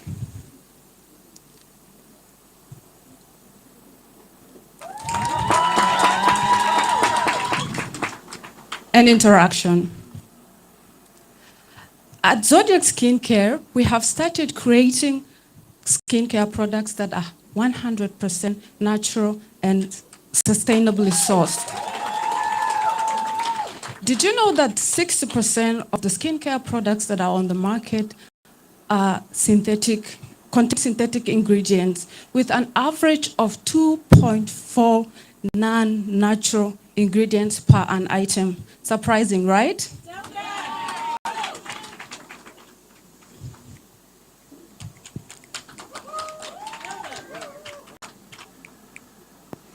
Our market size in Africa, our total attainable market size in Africa is at $3.9 billion. And in East Africa, our service attainable market is at $2.2 billion. And in South Sudan, our service obtainable market is at $1.8 billion. Our business model, we sell our products directly to consumers. We also collaborate with other small-scale business owners by supplying them our products. Traction. In 2022, we were able to legally register our business, and with an MVP, we were able to generate a revenue of $2,000. And in 2023, we officially launched our business, and we were able to generate a revenue of $10,000 US. In 2024, we are projecting a revenue of $25,000 US. We also do not forget to respect the policy of gender equality. That's why our finance and admin is a gentleman with 2 years of experience, myself with 5 years of experience, and my co-founder with 2 years of experience. We are requesting for a grant of $20,000 US to enable us increase on our production of shea butter since we were manually creating and producing the shea butter. And with this amount, we will be able to increase on our revenue generation in 12 months. Thank you. Thank you very much to our very first pitcher, Zodiac Skincare. Thank you very much. Please stay there so we get our questions from the judges.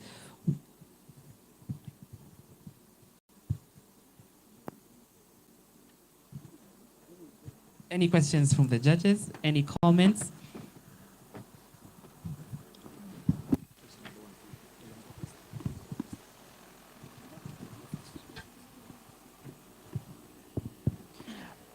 Okay, thank you so much. I really see that your presentation was very nice, and that's a very good project.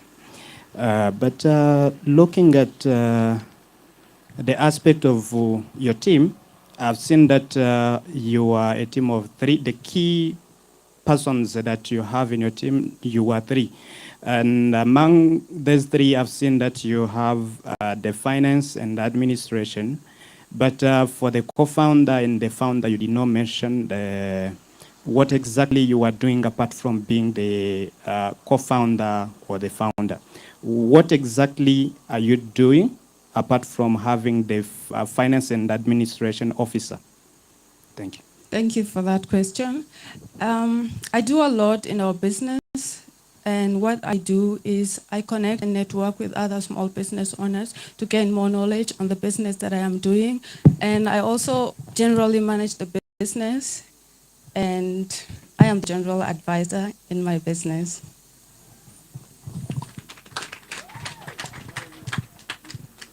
Yes. Next. Yeah. Thanks. Good product, very viable product. I think what I'm interested to see is 2 things. The costing element so far. I think you showed us the revenue.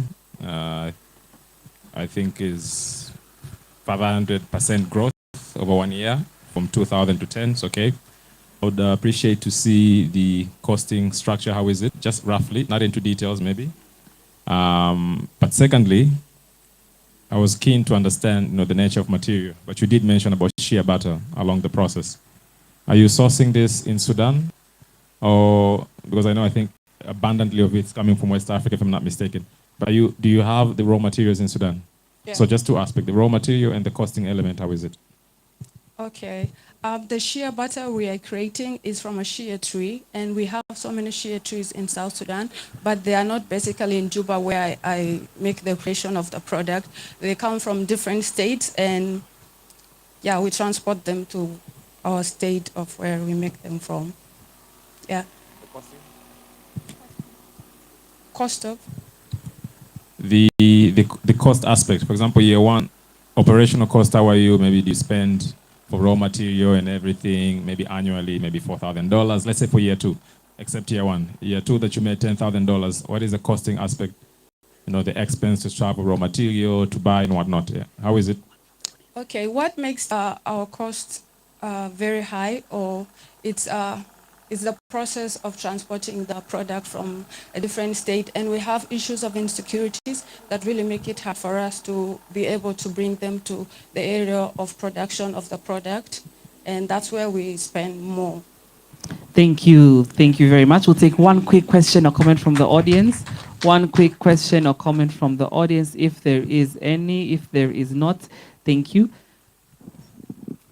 I love your product. Just to add on to what the panelist has asked, I think what he needs to understand is how much does it cost on the production, including the transportation and all, and for you to get that revenue, like what were the costs incurred for you, the expenditure in short, for you to be able to get that profit?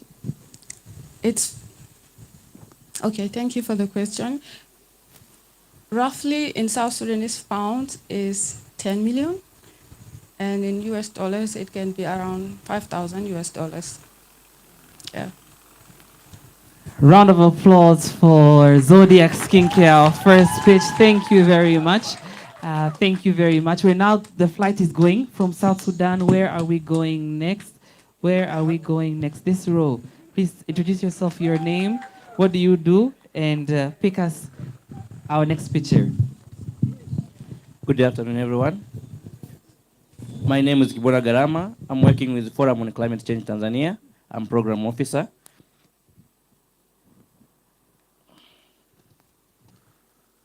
And the one coming is Agrobiashara, Kenya.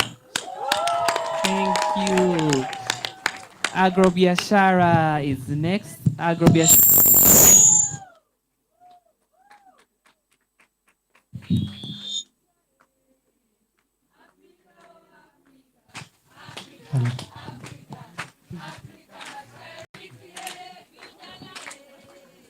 Thank you so much.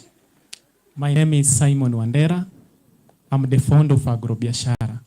So Agrobiashara is an e-marketing website which connects farmers to the market. The problem, so over 75%, according to the FAO report, of East Africans are small-scale farmers. So you'll find that these farmers will take their agro products to the market, but they are not sure if they are going to get the market. So you'll find that around 40% of the agro products that get to the market end up rotting, decomposing, because of limited market access. Now the solution is that we have a website. You can scan, if you have a scanner, you can access it. It is agrobiashara.netleafy.app. And for the offline customers are not neglected, because we can reach them through our phone number, which is there, 0791 21 40 33. Our target clientele are small-scale farmers, which occupy 75%. And also you are targeting 30% of the online customers. You know, when you look at the current world is going towards technology. So 30% of people who are using internet or in digital platforms, you're also targeting them. Now, our business model, we are sourcing revenue through transaction fees, which we get from the website, and also advertisement. as the figures have been displayed on the screen.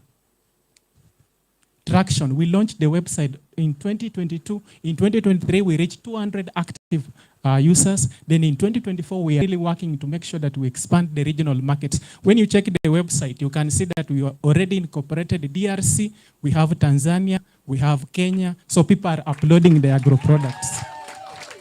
Competition, when you look at the e-commerce space, it's very competitive. We have Jumia, Kilimall, eBay, everything. But the unique thing about agrobiashara is specialization. You are uniquely dealing with the agro products. Then also we offer farmer support and farm market analysis.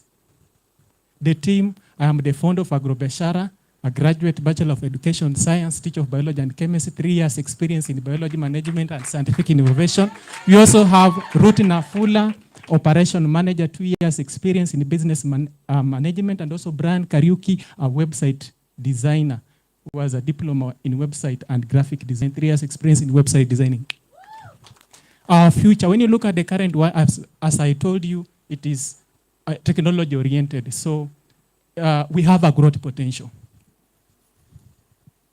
So we are requesting for 10,000 USD, but I know you are good people, you can offer more than that. We are going to use it for website enhancement, market campaign, additional staff, regional partnership, and supply chain logistics.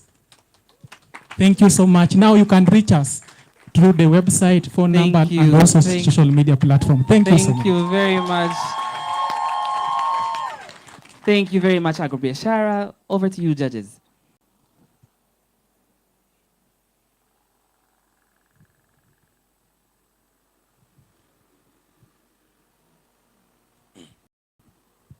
Actually, to me, is not.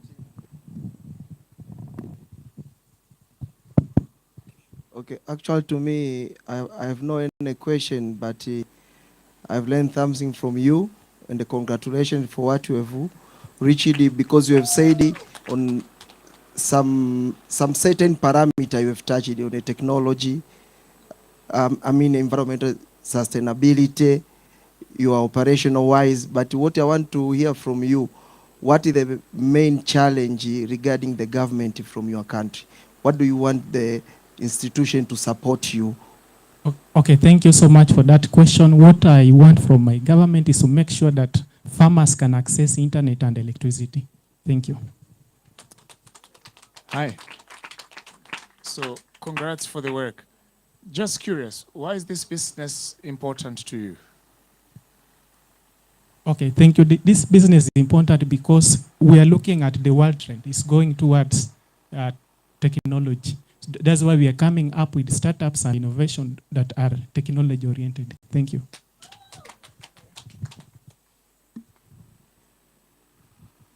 Okay, that's a good project, and congratulations. My question goes to the weakness and the strength that you might be having regarding to your project. So some of the weaknesses was because it is a digital platform, we can have the hackers trying to access our portal. So we are planning to upgrade the website so that we don't get such problems or weaknesses of the website. Thank you. Wait, Simon, wait. We're finishing up. Last question from the judge. Just a quick one. Considering it's a technology-based business, how is it prepared to change to the, how prepared is your model ready to change to the, ready to adapt to the changing market systems? Because technology evolves, right?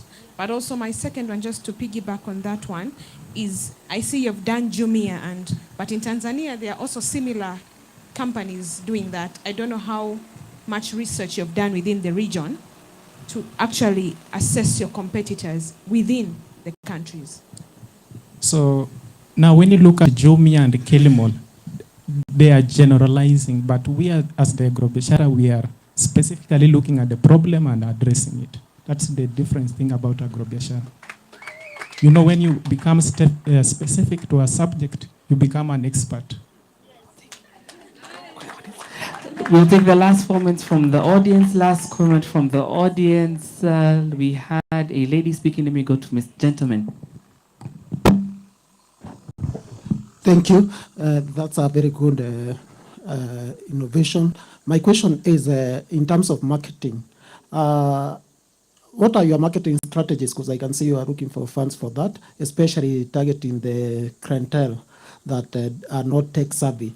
And in that regard, also, I would like to know maybe who pays the transaction cost? Is this the farmers or those other traders? Thank you. So it is the farmer who pays the transaction cost.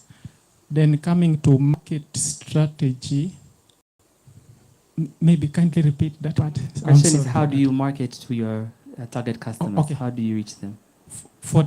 That's why I say that we are not neglecting the offline customers. That's why we usually do this. We create posters, we put them on open air markets, then the offline customers are able to call us. We can reach out to them by taking the photos of the agro products, then you upload, or sometimes use friends' phone to send to us their agro products images, then we upload for them. Thank you very much. Round of applause for Agrobiashara. Round of applause for Agrobiashara. Our flight is keeping on moving, keeping on moving. This row, please, I need a picker. Someone to introduce yourself. Someone to introduce yourself. What do you do? And then tell us where we're going next for the pitch.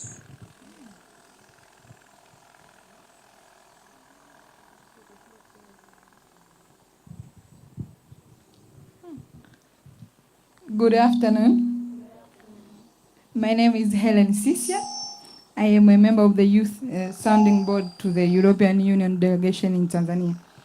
So we are going to Uganda.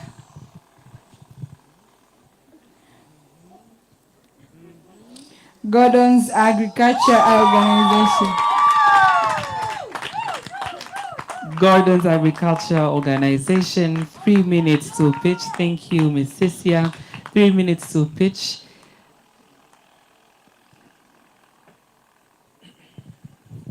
Ready, set, go. Hello, everyone. My name is Gordon Victor, and I'm the founder of GAO Uganda Limited, known as Gordon's Agricultural Organization.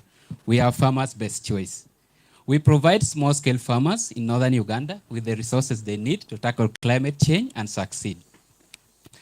Imagine farming where you don't have resources, where you don't have water for your production, where you're not able to afford seeds, and you are being affected by climate change. How will you be? This is a situation where I went through when I decided to venture into tomato production, and I was able to, one, I didn't have clear source of water. I was able to go and fetch from the nearby wetland. How will you feel? The cost of the inputs were very expensive. It was really hard for me. You can imagine. I realized that this problem, I'm not alone. Over 3 to 4 million small-scale farmers in northern Uganda are affected by this. And this has really led to they are not able to get food for eating and also generate income in their family.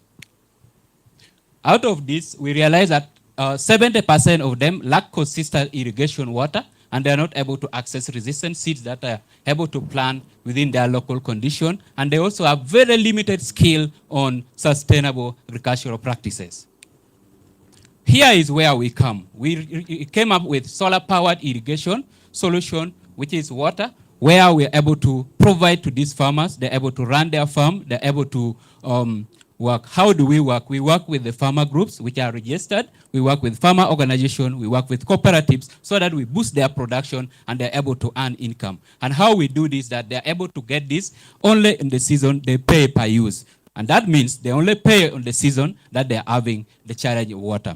We also distribute seeds and also offer advisory training to these small-scale farmers so that they're able to, instead of buying expensive things, they're making this on their own. In East Africa, we have total addressable market worth $1.4 billion. In Uganda, we have service available market worth $490 million. Then in northern Uganda, we have $168 million USD. How do we get money? We generate revenue through one, pay based on the usage per season or per hour. This payment is really flexible. As someone said, it is very expensive for a small-scale farmer to access irrigation equipment. So we provide this that they're able to pay per season. We also have partner subsidies. We sell also our products through direct sales and cooperatives where we partner with them. We are really unique in a way that our clients are able to get water irrigation where they are flexible, they are cost affordable to them without any stress. We have so far started operating, and I'm taking you in 2024. We have so far now 6,296 farmers. We also have partner subsidies that giving us money of 50,000. We have created impact. So far, we have 15,544 farmers, and we are projecting to reach 30,000 farmers with jobs that we have created. Our team are unique. They have experience from 3 years to 5 years. We are requesting for $50,000 to expand our irrigation and also venture into value addition, since we want a holistic approach where we are working into production, where they're able to process, and we are also able to track our impact. We have also partner. We are promoting Sustainable Goal 17 to partner with others. Thank you. Round of applause for Gordon's Agriculture Organization, Uganda. Judges, over to you.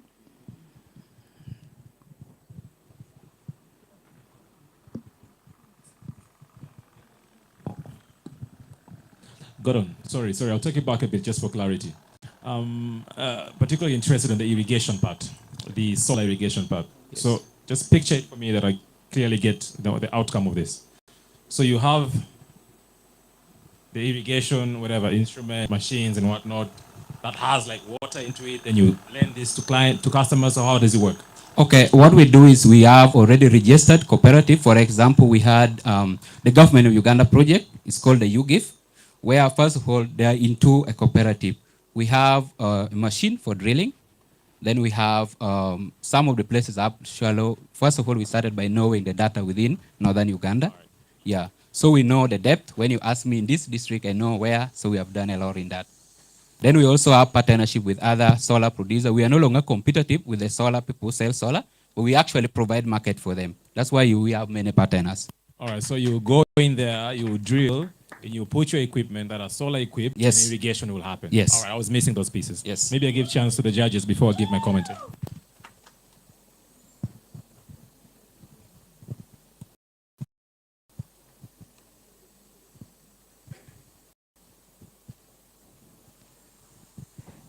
Any other questions, comments from the judges?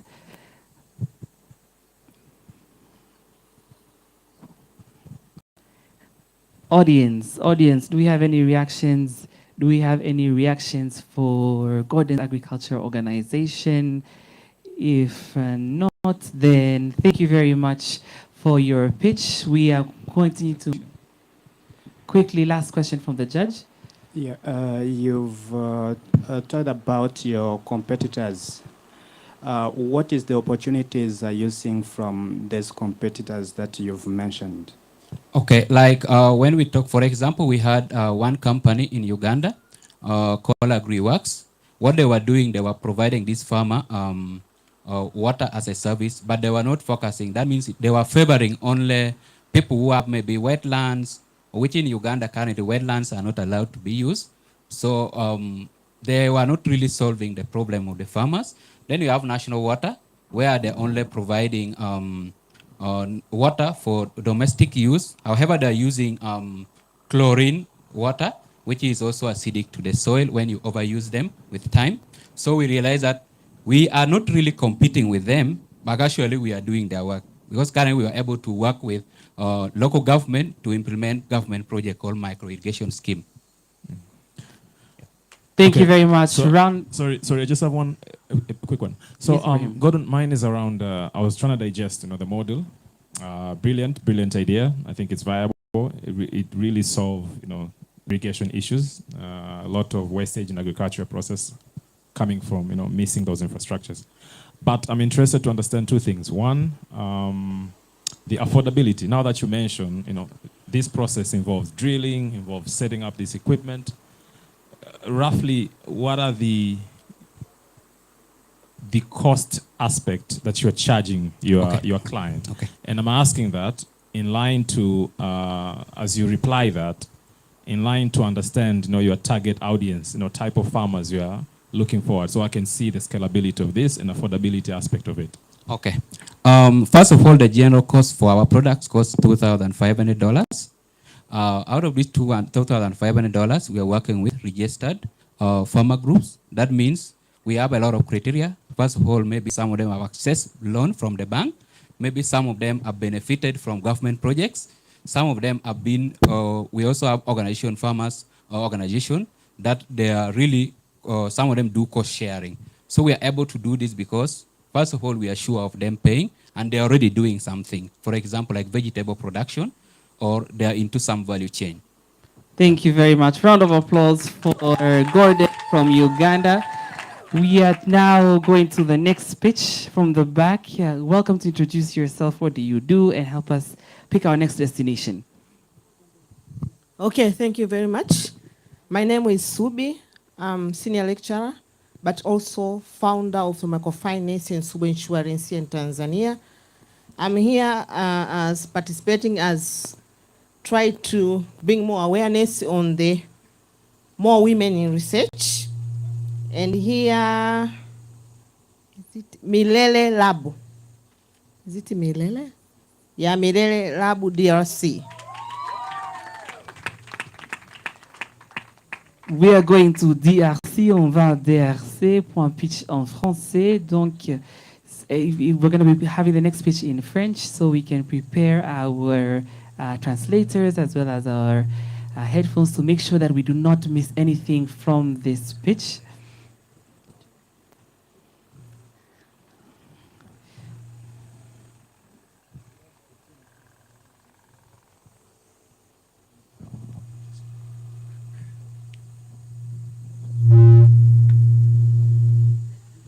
Mesdames et messieurs, bon après-midi à tous.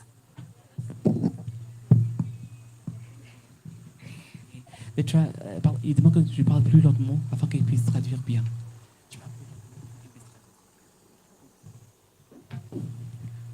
Pensons un peu à l'économie nationale, pensons un peu à l'économie locale.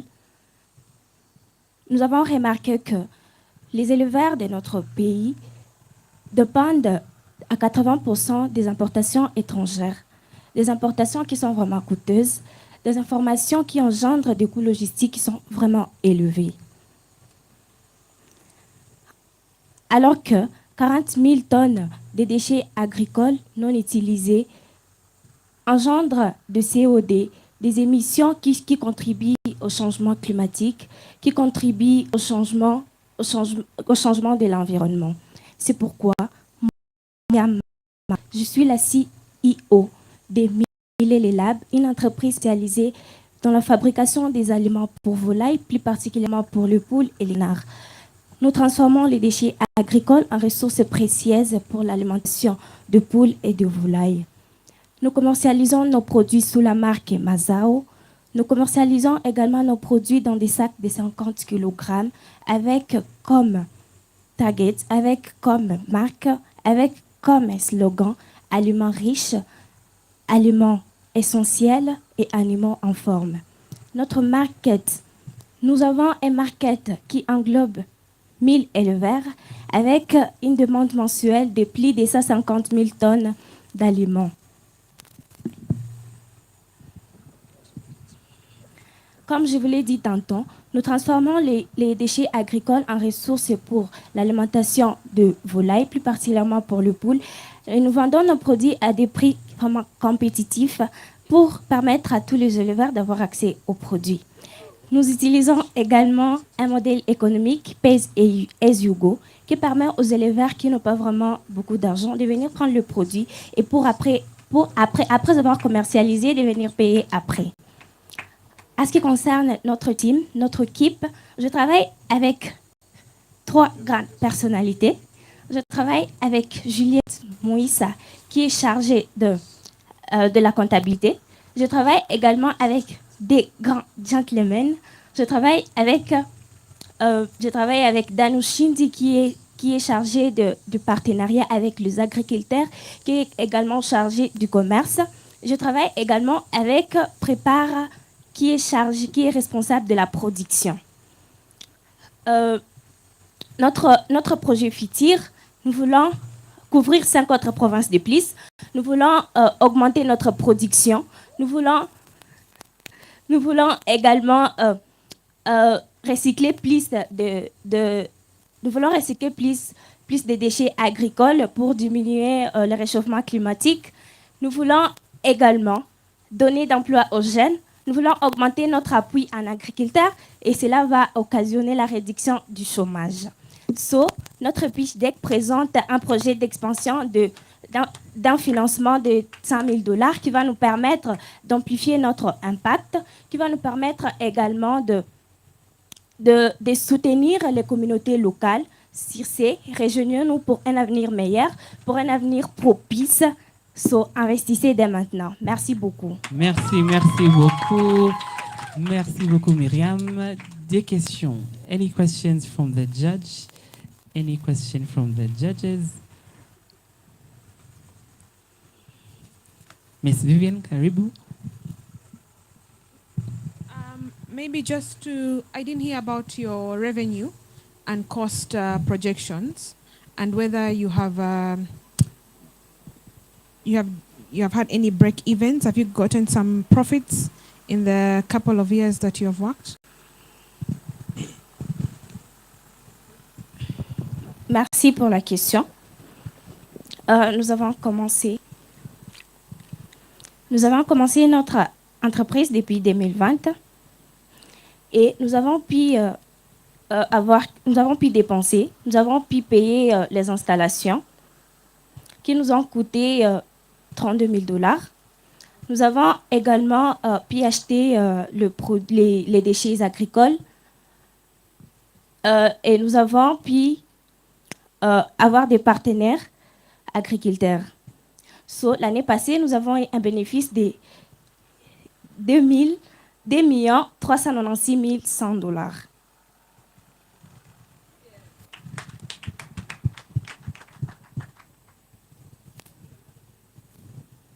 D'autres questions? Other questions?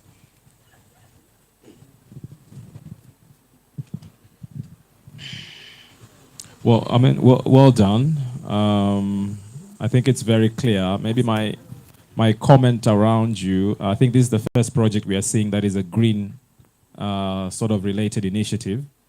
And I think just for your information, there is so much support in terms of funding for green project. If it doesn't work here, you have a very good platform to actually secure green funding. So well done. I've seen production of 15 tons per day. And then I looked at your client profile.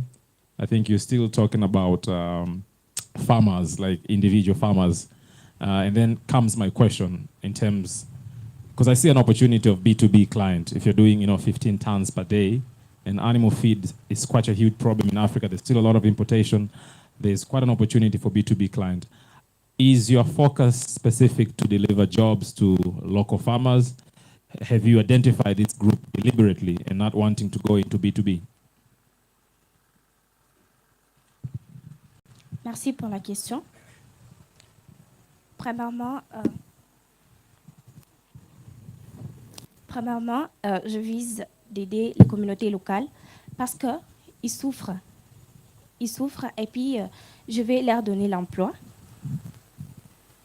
Je vais leur permettre aussi je vais leur soutenir en mettant l'accent sur l'agriculture parce que nous savons très bien que l'agriculture est vraiment importante et c'est un secteur qui doit être développé davantage. Dernière question du juge, dernière question. Last question from the judge. Oui, je vois que c'est vraiment un beau projet, tu l'as bien présenté. Et bien sûr, comme je vois qu'il y a quand même de l'impact qui a été mené parce que tu as déjà des clients qui utilisent tes produits, et tu as mentionné les éleveurs. Alors, je voudrais te poser une question par rapport au feedback que tu as. Est-ce que tu as déjà au moins collecté le feedback aux clients? Et je voudrais avoir quelques feedbacks positifs et des feedbacks négatifs que tu as collectés aux clients. Merci. Ouais. Merci pour la question. J'ai vraiment beaucoup de feedbacks qui sont positifs parce que les gens apprécient vraiment notre produit et En ce qui concerne le feedback négatif, c'est que vu qu'on a vraiment beaucoup de clients et qu'on n'a pas vraiment beaucoup de machines, il y a des clients qui viennent acheter, mais malheureusement, ils ne vont pas trouver une quantité suffisante de ce qu'ils demandaient. Merci beaucoup. Last comment or feedback from the audience. Any comment, question, feedback from the audience? Merci beaucoup. La mienne n'est pas plutôt une question, c'est un encouragement déjà pour ces projets qui a une réponse du secteur privé dans le cadre de résoudre la question sur les changements climatiques. Déjà, réduire les émissions, c'est une bonne chose. Et je ne peux que dire courage et félicitations. Merci beaucoup. Le pays est fier de toi. Merci. Merci beaucoup, merci beaucoup. Est-ce qu'on va? Where are we going? Next round of applause again for Miriam as she takes her seat. Let me come to this row here. One of you to present yourself. What do you do? And tell us the next destination.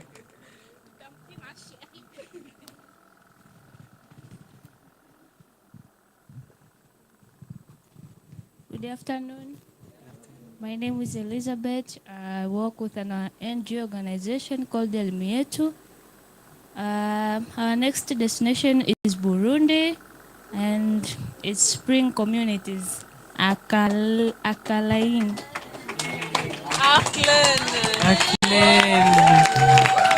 Donc, we are going to stay in French. We're going to stay in French for spring communities.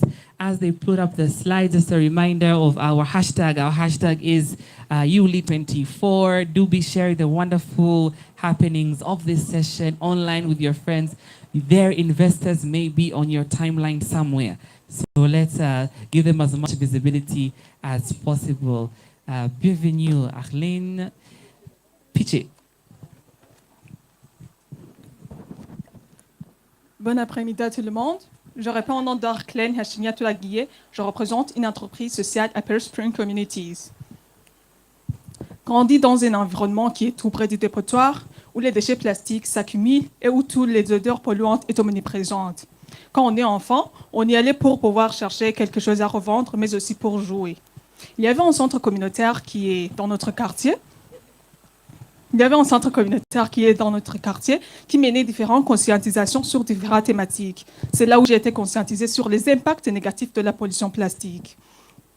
Selon la Banque mondiale, sur 630 tonnes de déchets produits quotidiennement en mairie de Bujumbura, 50 tonnes sont de déchets plastiques, signalant que le plastique prend environ 450 ans pour se dégrader, ce qui constitue un réel danger pour l'environnement et la santé humaine. Aussi à Bujumbura, pendant l'année scolaire 2020-2021, 191 281 élèves ont abandonné l'école suite au manque de matériel scolaire, malgré la gratuité de la scolarité. Spring Communities a choisi de pouvoir contribuer à relever tous ces défis à travers la production des stylos à base de déchets plastiques, garantir l'accessibilité au matériel scolaire, mais aussi pouvoir créer de l'emploi. Avec notre marché potentiel de 2 859 911, nous avons un revenu prévisionnel annuel de 562 052 $. Notre business model, nous allons gagner de l'argent à travers la vente des produits dérivés du recyclage, mais aussi la formation de jeunes et des enfants sur l'art du recyclage. Nous avons déjà 6 écoles partenaires, on a déjà installé 6 poubelles, on a déjà collecté 3 tonnes de déchets plastiques, on a déjà gagné 5 000 $ à travers le service de formation de jeunes sur l'art du recyclage, on a déjà gagné 4 prix dans le domaine de l'environnement et l'entrepreneuriat. Nous avons des concurrents qui sont Big du Kenya, mais aussi ceux de Tanzanie. Mais les avantages compétitifs est que nos produits sont écologiques, vendus à un prix abordable, mais aussi avec une écriture fluide. Nous avons en projection financière, nous allons gagner avec 562 052 $ pour la première année, mais avec une allure de croissance de 15%. Nous avons un team qui a plus de 10 ans dans la gestion des projets, mais aussi, il y a certains qui ont déjà travaillé dans des entreprises de recyclage en Tanzanie et au Burundi. Nous avons besoin de 207 000 $ pour pouvoir acquérir des machines appropriées afin de pouvoir créer un impact significatif dans la communauté. Rejoignez-nous pour réduire, réutiliser et recycler. Je vous remercie.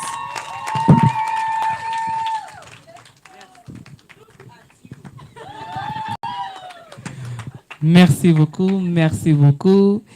Any questions from the judges, comments, clarifications, questions, comments?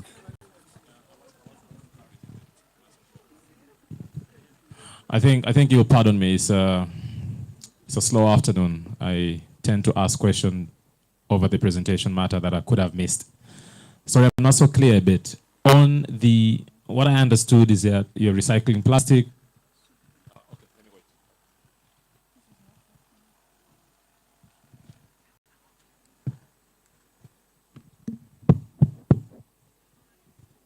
Yeah, just a quick one. What I understood, you're recycling plastic, but I'm not clear. Have you started production of the pen? Has that started yet? So just that one bit. On n'a pas encore commencé à fabriquer les stylos, mais déjà, on est dans le processus de pouvoir, dans les activités préliminaires qui sont la collecte, mais aussi, on a des gens sur le processus de pouvoir chercher un défaut pour avoir acheté des matériels. Donc, c'est une expansion du projet parce qu'avant, on faisait des objets d'art, raison pour laquelle on est dans le service de formation des jeunes sur l'art du recyclage. Donc, on est en train d'expandre les produits. Okay, thank you. I think I will definitely,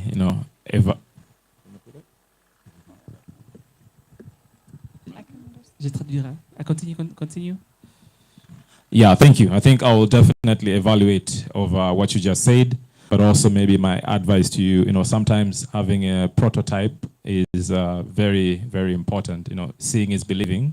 So when you have a prototype into pitching adds more value rather than an idea or concept. But it's a very good one. I will evaluate based on that. Thanks.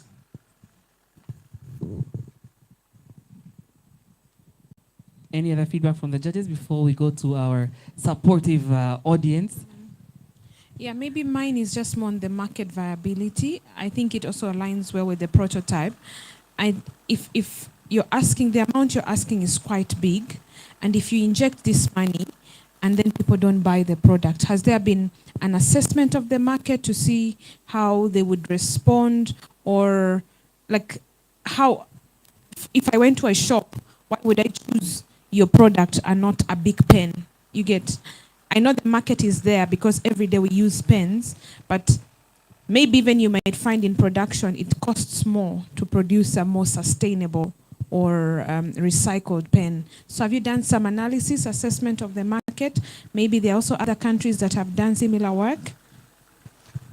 Premièrement, nous travaillons avec des ingénieurs qui ont déjà travaillé dans des entreprises qui faisaient du recyclage. Déjà en France, Butter Two Pens, ils ont déjà fait la fabrication des stylos à base de déchets plastiques. Aussi, nous avons une partenariat avec le ministère de l'Éducation. Nous travaillons en partenariat avec les écoles. Donc déjà, les poubelles sont installées dans des écoles. Aussi, pour les enfants et les jeunes donnant des formations, ce sont des jeunes qui sont dans les écoles. Déjà, on a des clients. On a déjà des clients qui sont des gens non partenaires parce que ce sont les élèves qui utilisent des stylos. Oui, 6 écoles, c'est pas donc. Et pour les autres, on va essayer de mettre une stratégie marketing, que ce soit en ligne, aussi continuer à viser des organisations qui travaillent dans le secteur de protection de l'environnement, au cas où, par exemple, si l'UNICEF à leur rentrée scolaire donne des matériels scolaires aux enfants, pourquoi pas ne pas nouer des partenariats avec ces organisations qui travaillent pour promouvoir la protection de l'environnement, à pouvoir acheter nos stylos afin de pouvoir donner aux élèves d'utiliser le stylo écologique. Merci beaucoup. Do we have any other comments, questions from the audience? Comments, questions from the audience? Thank you. My name is Eric Godiferamsa.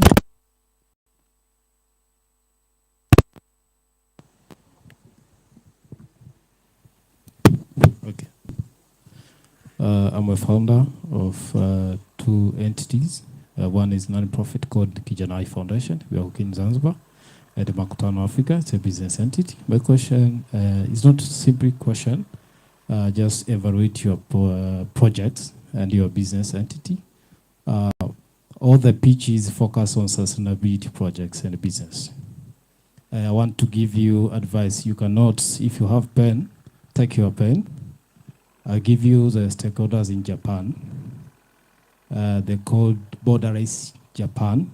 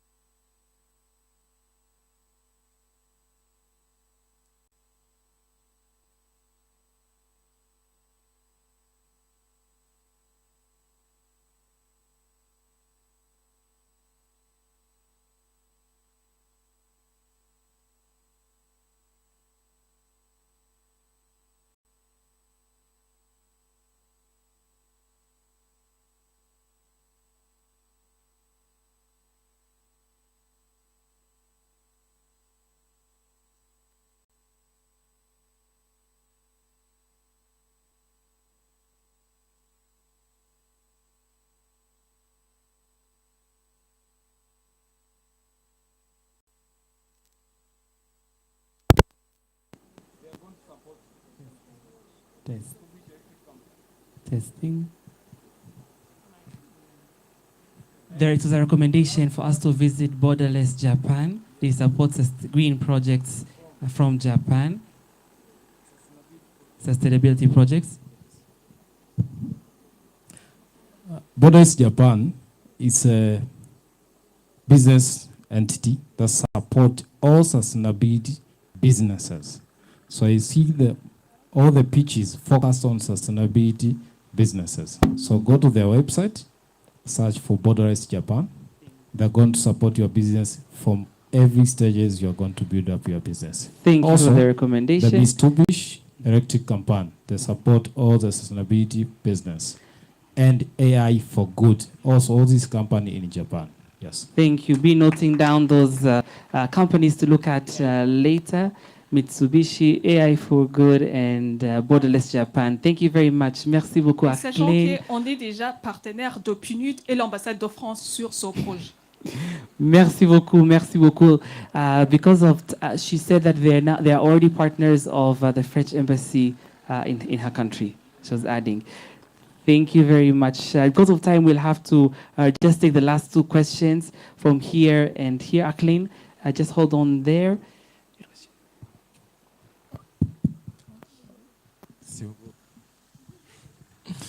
Hello, my name is Kajage Laurian, professional marine scientist. My question, I was saying, my name is Kajage Laurian. I'm a marine scientist by profession. And my question is, my question or comment will be, if you're making pens for the children, don't you think you'll be adding to the problem in a way? Or are you also providing education or waste management for those pens that are already being used in the schools so that you can keep them in the recycling chain?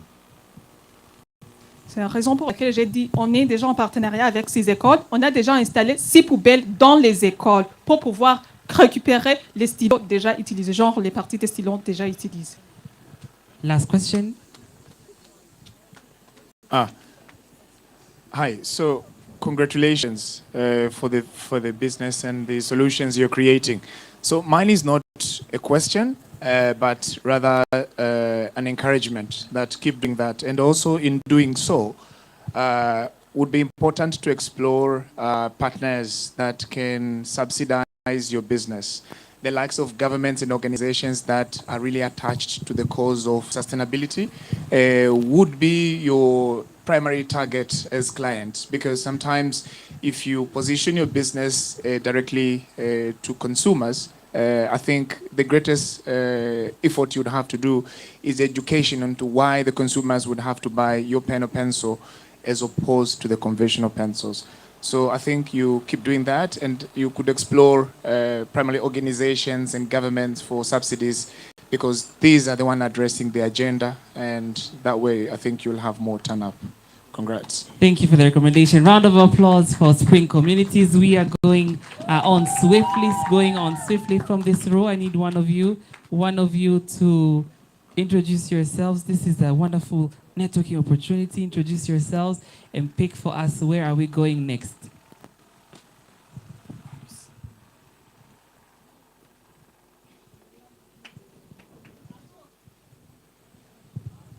My name is Anastasia Wambagi. The next picture. Oh, my name is Anastasia Wambagi. I'm a sign language interpreter. Yeah. I'm working as part-time with EIBL company, which deal with issue of training for sign language as a basic, and also dealing with measuring hearing. The next picture is from Tanzania, John Kisomo.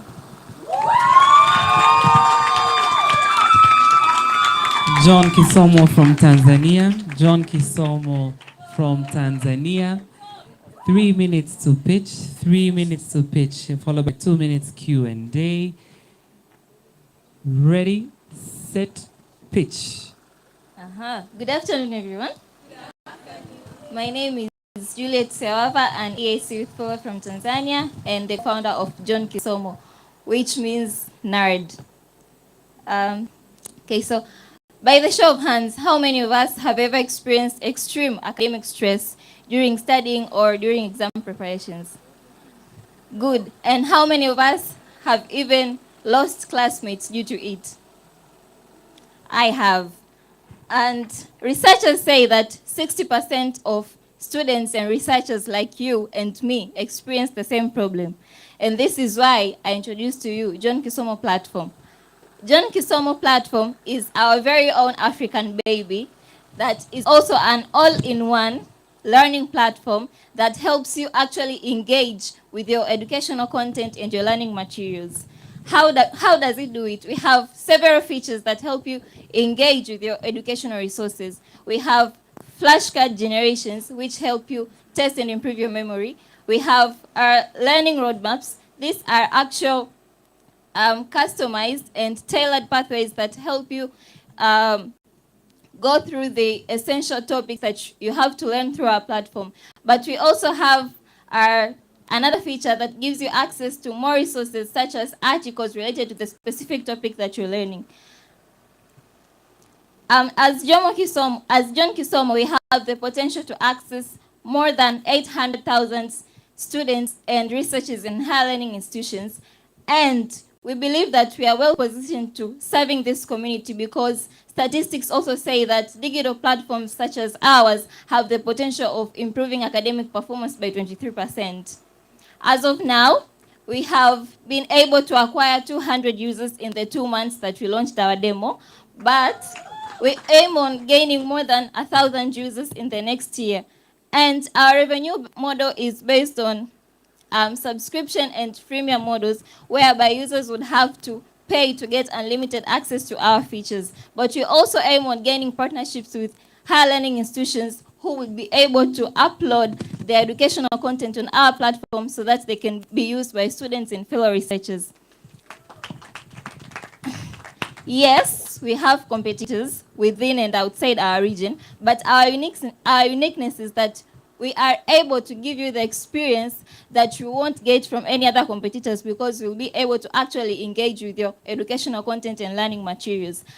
Our team is composed of 2 able people, including me, which is the co-founder and product strategist, and my fellow, who is also a co-founder and the lead programmer. And our asks as John Kisomo is that we need you to give us and trust us that we can use $5,000 to further develop our platform, gain more market, but also improve our technical infrastructure. Thank you. Thank you very much, John Kisomo. Thank you very much. Over to you, judges, for a quick round of questions or comments, clarification. Please, Ziri. Hi. So congratulations for that. How do you train your system? Where do you get the information? Okay. Our system is AI powered, so we use machine learning. Yeah, that is how we train our system. So how do you feed it? Where do you get the resources from? Do you as in the educational materials? Yes. Yes, we get the educational materials from publishing companies like Google Scholar and others, and other publishing yes. Sources, okay. Yes. Next question. Yeah, thank you. Great idea. I think following question, comment from my fellow judge. I think maybe you're already doing it, but aligning that to, the existing curriculum of, let's say, if you are going to target secondary education or higher learning education, I think you mentioned you get material from the Google. Not so sure how that tallies to the curriculum in these institutions, but I think aligning them, maybe that's the ultimate goal. Aligning them to the current curriculum might be a bonus, but also I'm thinking as an value-added service, if you can be able to, a lot of students that are being given homework. It's hectic, for parents to track homework of students. But if through this, a parent sitting at the office is able, to go through his phone and check the progress of his students' homework, his children's homework and whatnot, can be an added value. So I think it's a viable idea. And there are a lot of platform-based, cloud-based that are supporting e-learning. Maybe you can see how you can build synergy with them. So good luck, but I think it's a good idea. Thanks. Thank you. Feedback from the audience? Any feedback from the audience? Sorry, Collins. Maybe Yes, you just a question also on the value addition. Yes, you're providing material. As you mentioned, there are so many others doing that. But I think for me, I would have seen also your added value in how you simplify. Because yes, you can give me an article, but I will speak for the case of Tanzanians. They don't want to read an article that is 30 pages. So how do you make sure you simplify that content? Someone is able to go capture an article and they're able to get the gist and move on. I think that would also be your great value addition to the academia field if you're targeting higher learning institutions. Well, that's actually our competitive advantage because with John Kisomo, you'd have you'd be able to generate flashcards which are simple questions with answers to those questions that help you test and improve your memory. But we also have a feature that helps you summarize the lengthy materials that you have to go through. Thank you, lady. Thank you very much, John Kisomo. Because of time, we will move on. Thank you very much. And now, let us have a picture from this row here, Introduce yourself, tell us what do you do, and pick for us our next destination.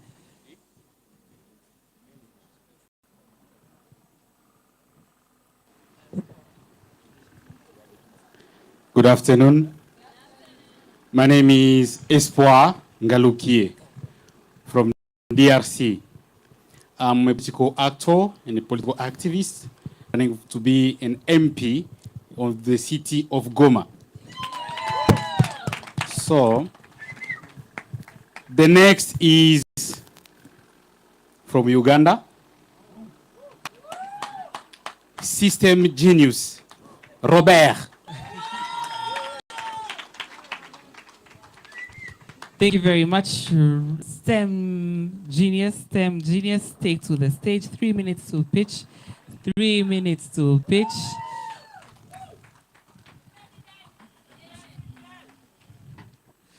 Good afternoon.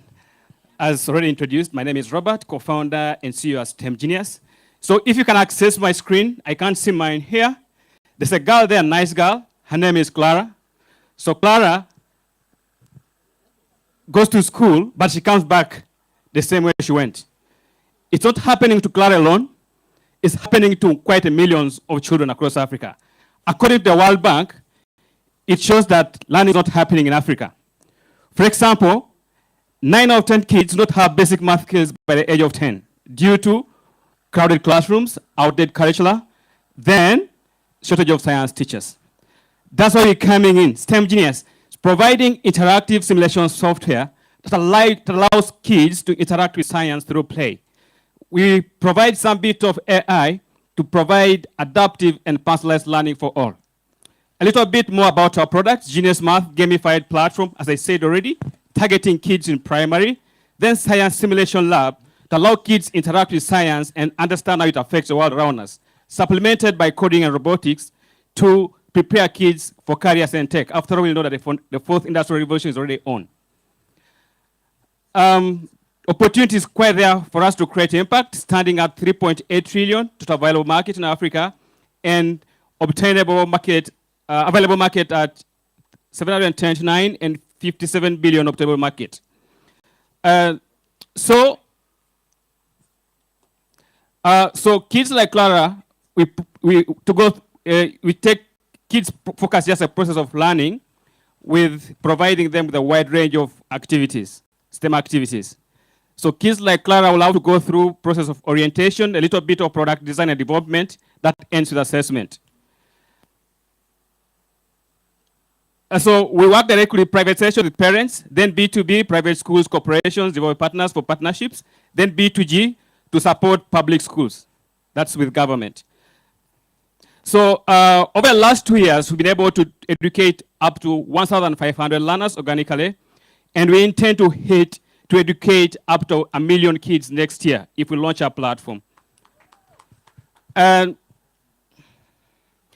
so the team is quite broad. We're requesting for $500,000 US. This will go 60% into content creation, 25% on marketing and sales, and 15% on personnel. And the team is quite big with over combined 35 years experience. I've been co-founder 2-3 times. Over 5 years experience in STEM education. I work with Ivan as STEM Cafè as country lead. And then Ram, I've known him over the last 7 years. He's our CTO. He was my CTO also in my first startup. And so please, I invite you to work with me to create spaces for kids like Clara. And guess the return is the next generation of innovators and problem solvers that will take care of Africa's future. Thank you. Thank you, STEM Genius. Thank you. Over to you, judges. Questions, comments, clarifications? Thank you, STEM Genius. I'm just, first of all, congratulations. I'm a little bit intrigued. I'm looking at scale. You know, for the like of Uganda, at least half of the country do not have access to electricity yet. Only about 40% have access to broadband and internet. How are you getting to all of these Ugandan kids? All right. So when we started majorly into offline.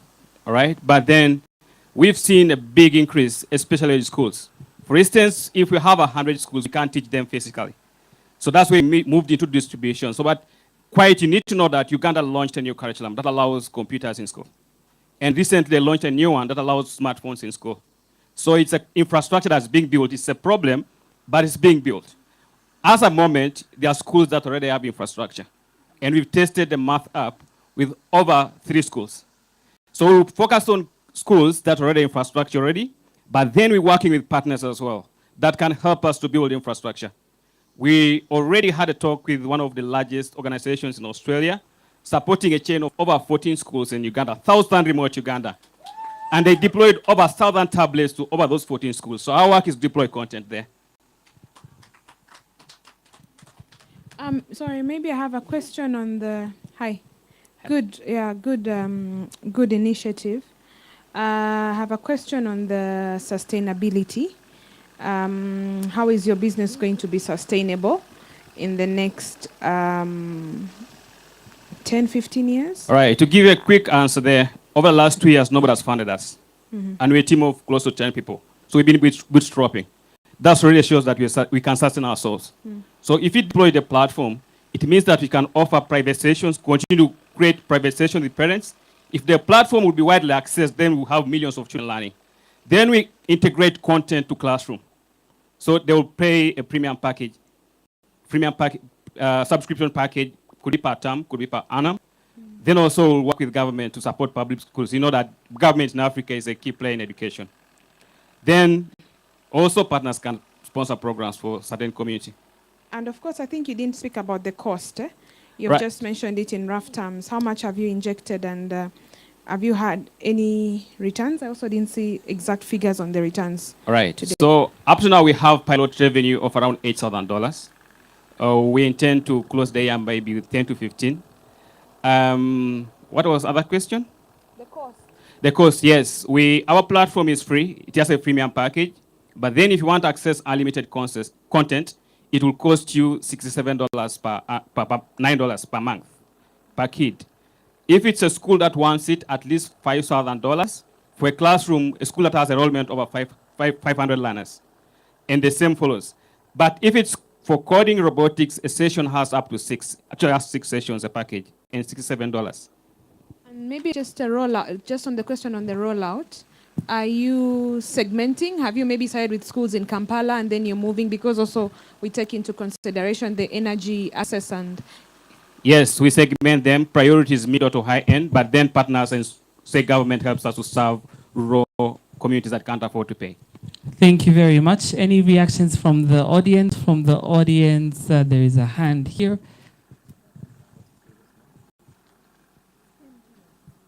Hi.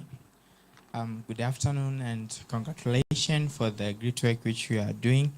It's not like a question, neither comment, but I'm curious to know because I'm also working in STEM education in Tanzania. But for us in our country, we have like an authority, some sort of Tanzania Institute of Education. So for those robotics and other issues, you must get approved from them. So I just wanted to know, how about you in Uganda? Is they approved or it's part of your curriculum? All right. So you need to know that STEM education currently has no regulator. And even at Western world, there's no regulator. But our content, we build it based on the existing curriculum. We modify the existing curriculum. If it's coding and robotics, we do basic platforms. And if a school wants a services, so a teacher or a parent, we explain by detail. All right? So currently, there's no regulator for STEM education according to, but our content is built on existing curriculum. If we're to come to Tanzania, we have to understand Tanzanian curriculum. Then we put our innovation to simplify learning for children. All right, then maybe as a close, I would like to inform you that starting next year, we intend to launch science maker centers across Africa. Hope it goes well. You should be able to see in a few cities in East Africa. Thank you. Thank you. Round of applause for STEM Genius. Round of applause for STEM Genius. We are now going for our last pitch before lunch. Our last pitch before lunch. This row here. Please determine for us where are we going. as the team prepares to take us to lunch. Reminder to everyone, let us be writing down the startup that stands out to us, the enterprise name, so we can vote for them as audience as well. Okay, my name is James Sylvester. I'm a country director, Yungo UNFCC in Tanzania.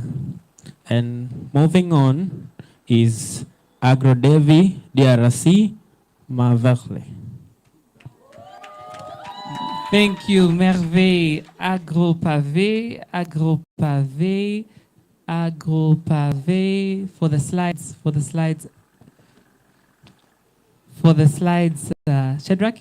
Agropavé is next. Thank you so much. Merveille, welcome.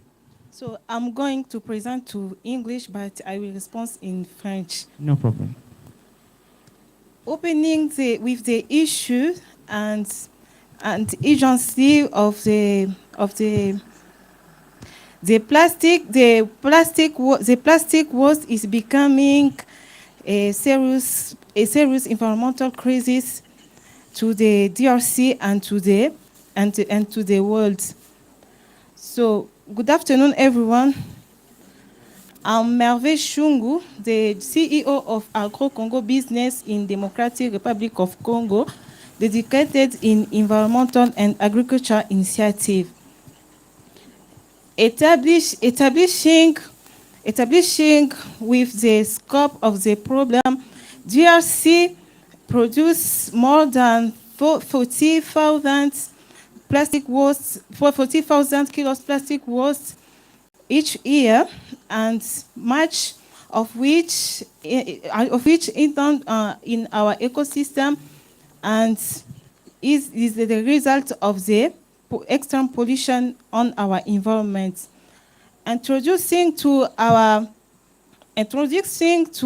eco-friendly pavement solution. That's why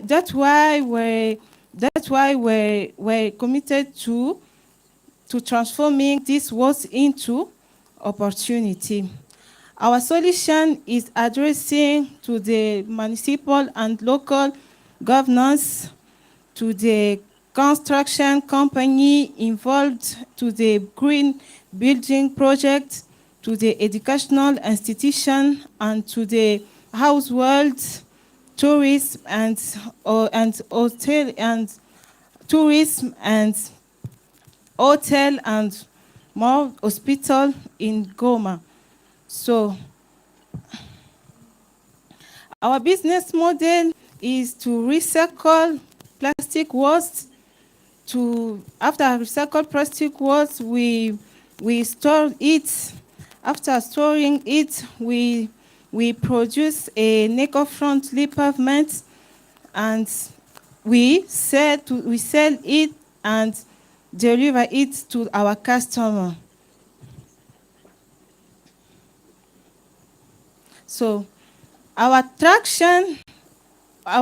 our traction, we have already conquered 75% of the market, and also we have more than 30,000 kilos of plastic waste in our storage. So we have many competitors in our community, but our value is that our product contributes to the climate, to the achieving of the SDG 13, that is to the fight of climate change and its impact.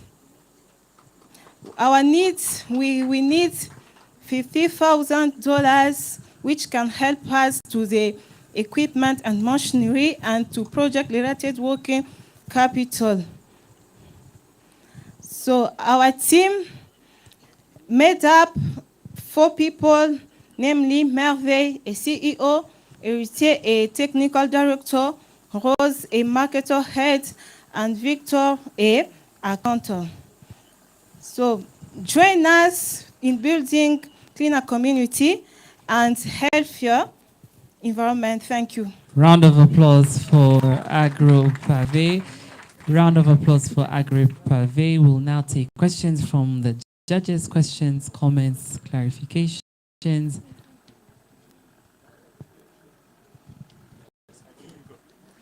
Hi, so congratulations for that. Not quite a question, but then why agro? I thought it's something agriculture. Maybe you could respond to that as well. I mean the name, eh? Yeah. The name, agro. Maybe they do more than plastics. Just curious. Bon, merci pour la question. Oui, du nom, agro reflète l'agriculture, mais ce qui est de nos activités, nous sommes dans l'agriculture et dans l'environnement aussi. C'est-à-dire que nous faisons pour la réalisation des objectifs de développement durable, ce qui constitue zéro famine, mais aussi, à ce qui concerne la réduction, de combattre les changements climatiques dans notre région. Merci. Other questions, comments from the judges? Yeah. Congratulations. I think it's a viable product that is needed. You know, making pavement concrete from waste. There's so much opportunity. But two things caught my attention. One, the amount of fund you're asking. I think it's 15, if I'm mistaken, 15. And I saw $5,000 for a machine. I think that's where my question is going. So is it one machine? And I was a bit, so I know a company called Tereco. Maybe you can Google it up. They actually do similar thing, but at a greater scale, where they use plastic waste and sand to create building materials, pavement block, roofing, and concrete block. But the machine were quite expensive, when I going through the catalog. And when I see yours, 5,000, it got me interested. So maybe my question, I see so much opportunities on scalability. Maybe you are short selling yourself by asking that amount. Maybe it can be food for thought.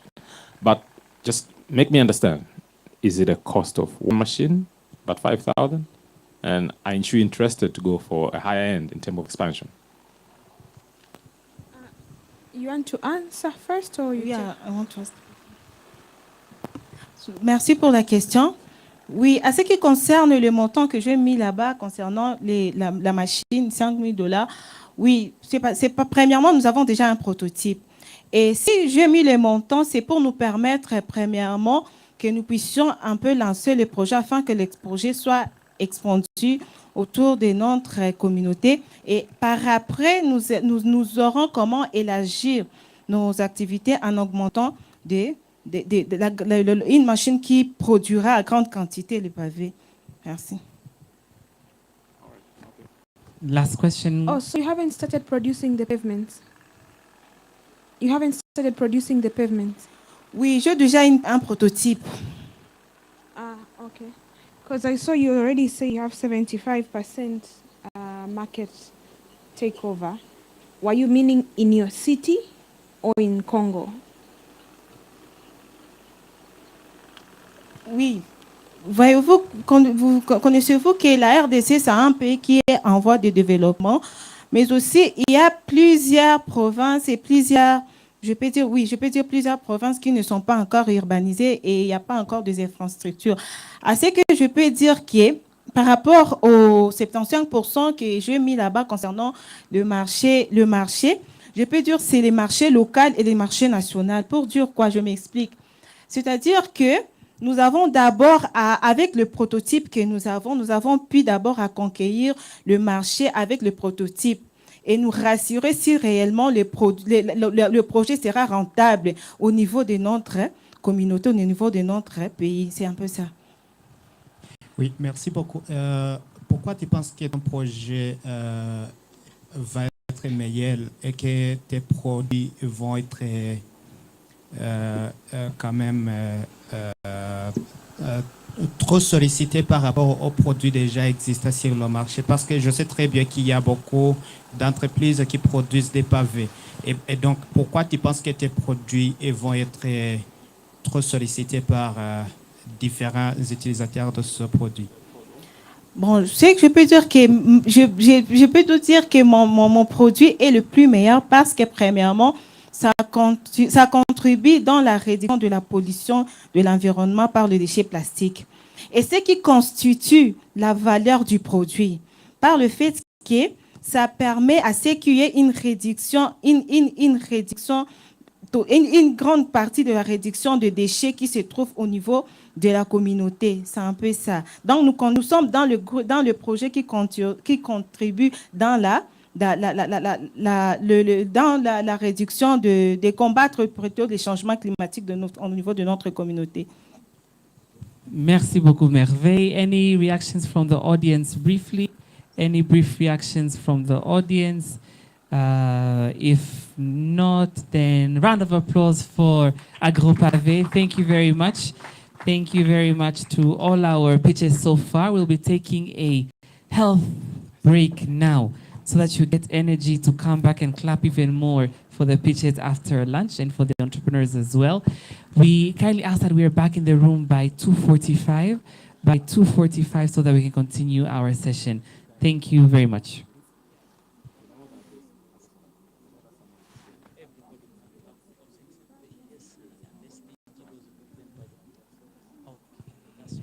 Thank you very much. As you're making your way for lunch, there'll be coupons at the entrance of the restaurant. At the end, here.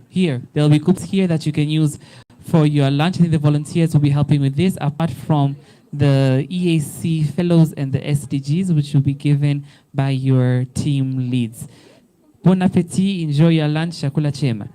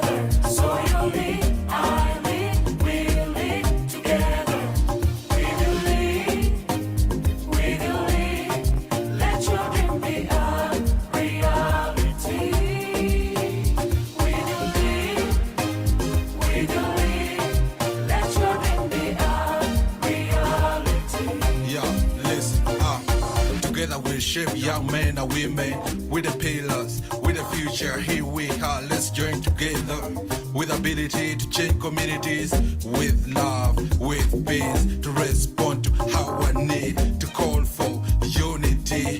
Africa, hear me cry, never leave me alone. As I see light in a brighter future, let's join hands for youth and women. Let's join hands for youth and women. Reality.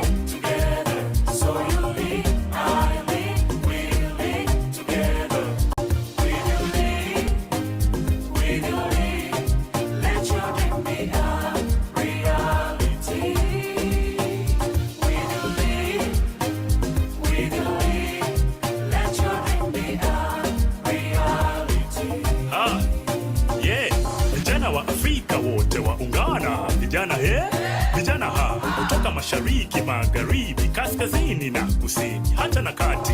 Twaja pamoja ili tufanye nini?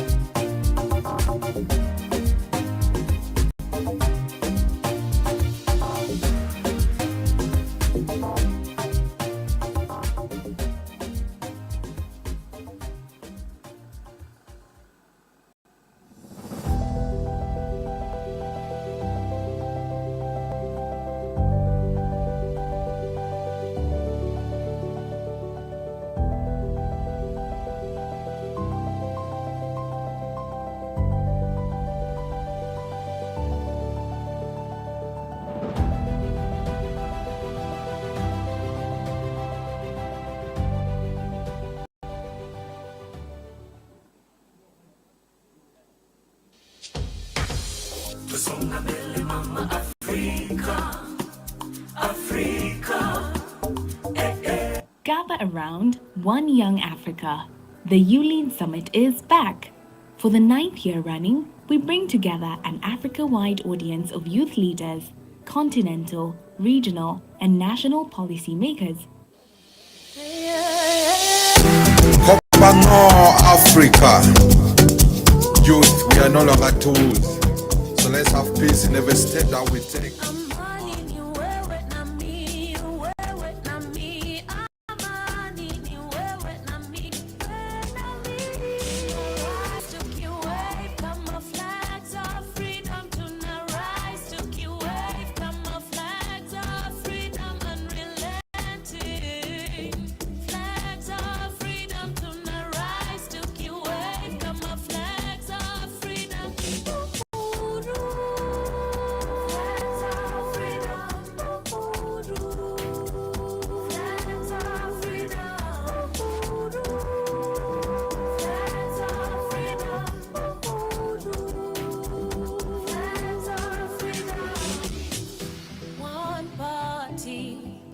Humanity, showing up to maintain our sanity, adapting to love in this reality.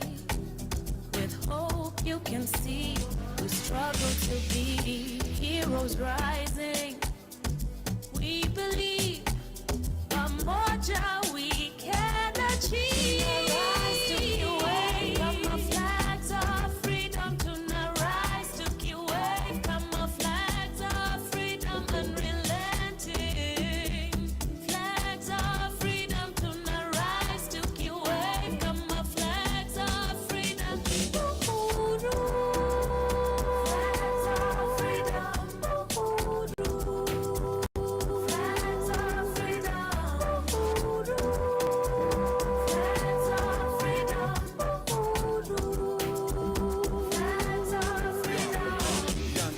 Queen Vijana pose the key. Opponents wanna feel real twin jalopy.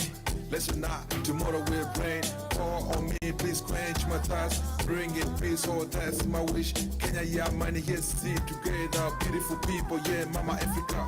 See the sun rising, we go get up. For the better, salute, we achievers. Hakuna kulala, not ready for game, I'm not ready for play. For the choice I make, yeah.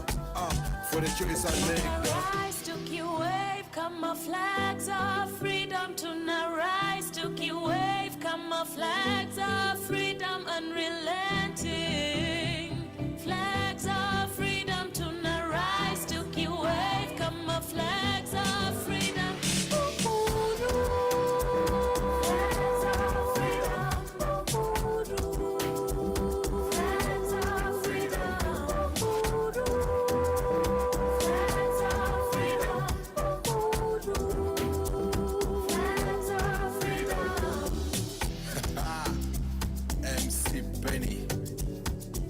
change. Peace to the world.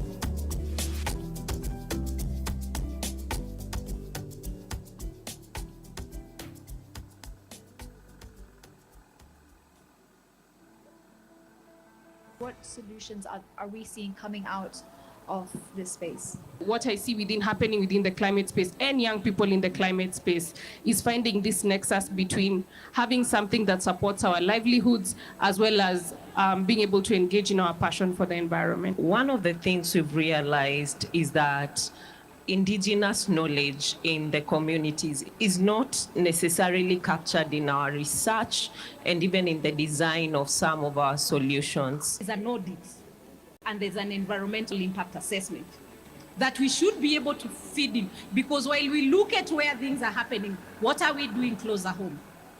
You know, what is me and you doing to ensure that we are safeguarding the environment and ensuring that we have sustainable climate? According to the World Health Organization, about 2 billion people globally do not have access to safe water. Let that sink in. 2 billion people globally do not have access to safe water. One of the most precious commodities, that is oil, that is petrol, that is diesel. Why is it that water is more expensive than diesel, than petrol? Have we ever asked ourselves that question? Among of the burning session in the EAC Youth Fellowship, climate was among of it, because it sparked the conversation from youth who are being tired with the stories about climate action, and what they need now is to take action, not about the stories.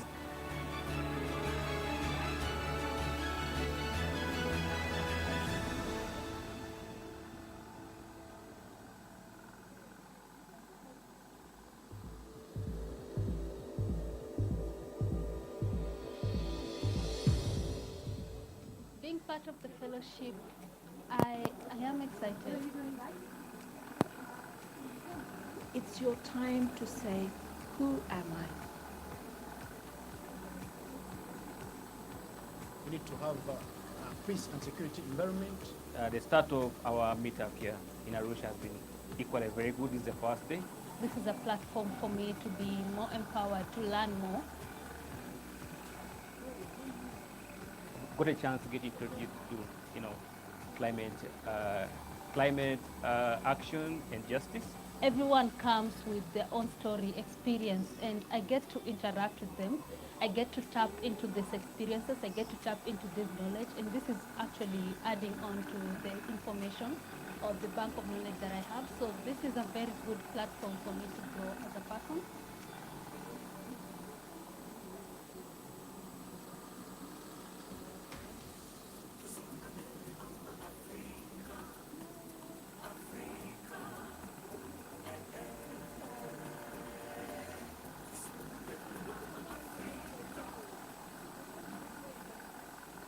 On day 2, the Under 40 Business Leaders Forum explored making the AFCFTA promises to African youth a reality, opening markets and opportunities for women, youth, and SMEs. It also served as the last mile for YouLead's ongoing process of collaboration with the AFCFTA Secretariat, United Nations Economic Commission for Africa, on consultation and collecting of youth and women views and contributions for AFCFTA protocol on youth and women in trade.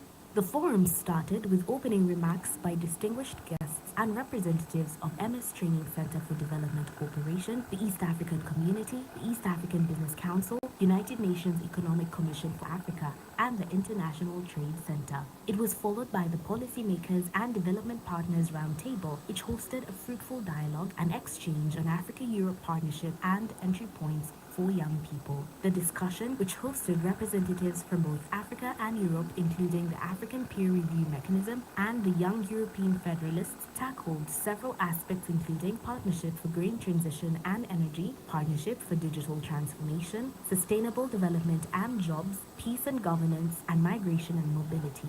The afternoon session of the Under 40 Business Leaders Forum provided an opportunity for delegates and distinguished guests to discuss YouLead's work on youth in business, trade and enterprise, and the entry points and opportunities for women and youth in trade entrepreneurs in the AFC FTA Women and Youth in Trade Protocol. This was followed by the EAC Youth Enterprise Accelerator Awards, EAC YEA, for cross-border trade innovation. The session featured presentations by 4 applicants of the EAC YEA 2022 who were given the opportunity to present their business idea proposals and invite startup investment from the partners attending the summit. The problem is there's a lack of equitable financial inclusion for young people in Africa.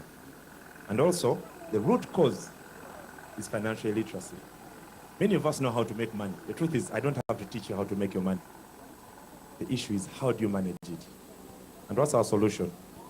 We'd like to empower young people to make informed financial decisions through financial literacy programs. So there's a prepaid debit card we've created to grant users access to financial services and also to enable them practice good personal financial habits as they learn. My name is Kevin Yonghuru. As said, I'm the founder and the CEO of Spota Company. And Spota Company is an agribusiness company processing the sweet potatoes. 64% of population in Burundi affected by malnutrition. And you guess what? Most of factors which are there, we recognize one factor, and that is the one we wanted to work on. That factor is related to the increase in price of sugar. As you know, that sugar is mostly used in preparing porridge and bakery products, as you know. But in Burundi, you realize that along 7 months out of 12 months along the year, we have shortage of industrial sugar. Along the year, we harvest around 746 tons of sweet potato. That's why on that opportunity, we came up with different products so that we help the population of Burundi to be able to access to the highly nutritious porridge that doesn't require the sugar. Even if there is no sugar, they can still use this porridge. So we have Peter Garang from South Sudan, who is the founder and CEO of Sud Health. Thank you. My name is Peter Garang, the founder and team lead for Sud Health Tech, a company that is currently under prototype. I just want us to take 1 second to think about losing a sister, a mother, a wife, because of something that you and I can prevent. That is what exactly happens in South Sudan, where 1,150 lives are lost during delivery. My team and I came up with the Sud Health Tech that ensure the provision of health services through telemedicine, and that will act as an alternative healthcare services during emergencies and beyond. The forum was closed with remarks by His Excellency Albert M. Muchanga, Commissioner for Economic Development, Trade, Industry, Mining at the African Union, which marked the launch of the African Youth Business Council, AFYBC, a continental apex body for the youth-led private sector entities, institutions, and associations in Africa, advocating for a youth-friendly business policy environment in general and making AFC-FTA promises to African youth a reality in particular.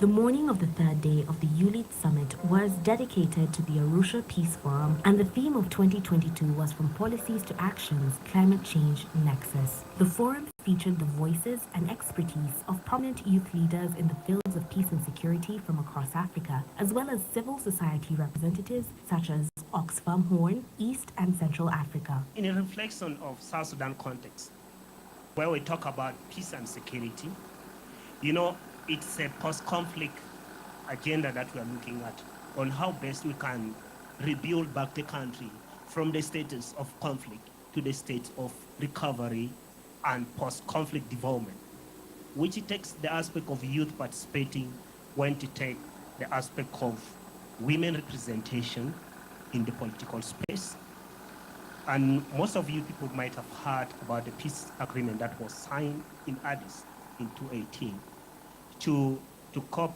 the aspect of the conflicts in the country. So the youth have taken an upper hand in terms of saying that peace process is very inclusive in terms of the social inclusion in the society. What we have been doing in Kenya, particularly, is Social Media for Peace. So the Social Media for Peace project is an EU-funded project and implemented by UNESCO. And we as SAPs have been conducting trainings on using social media for peace, because what we have realized is that conflict is moving from physical violence to online platforms. And this is very relevant to the theme digital access in the future of work. I think what do you feel could be the role of young people in ensuring that there is peace and stability in the Democratic Republic of Congo, specifically the eastern part of DRC? And I want us to have a very honest conversation here. I think you have seen from the publications that we have specific leaders from the East African community being blamed for fueling the chaos in the eastern part of DRC. And to add on to that, you have also seen that there are different processes. I know there's a Nairobi process which is happening as we talk, but how do we ensure that this process will also be different from the other engagements which have been held before that? The conversation culminated with a keynote address by the first daughter of the Republic of Kenya, Ms. Charlene Ruto. In Kenya, I'm a youth champion, and one of the things we are looking at is how we can create more work opportunities for our youth. And one of our team members has said, when we create work opportunities for our youth, that is then how we remove them from being used for conflict in different areas. I want to say we've convened here today to share our thoughts and to agree on ways and methods for the youth to tackle these issues. And so what does this mean for the youth to tackle issues of peace, security, and also climate change, which I'm a great champion of back in Kenya? Fundamentally, it means we are drawn here to rethink our way of life. It means we are here to drastically shift from the popular and sustainable ways of life to more sustainable ones.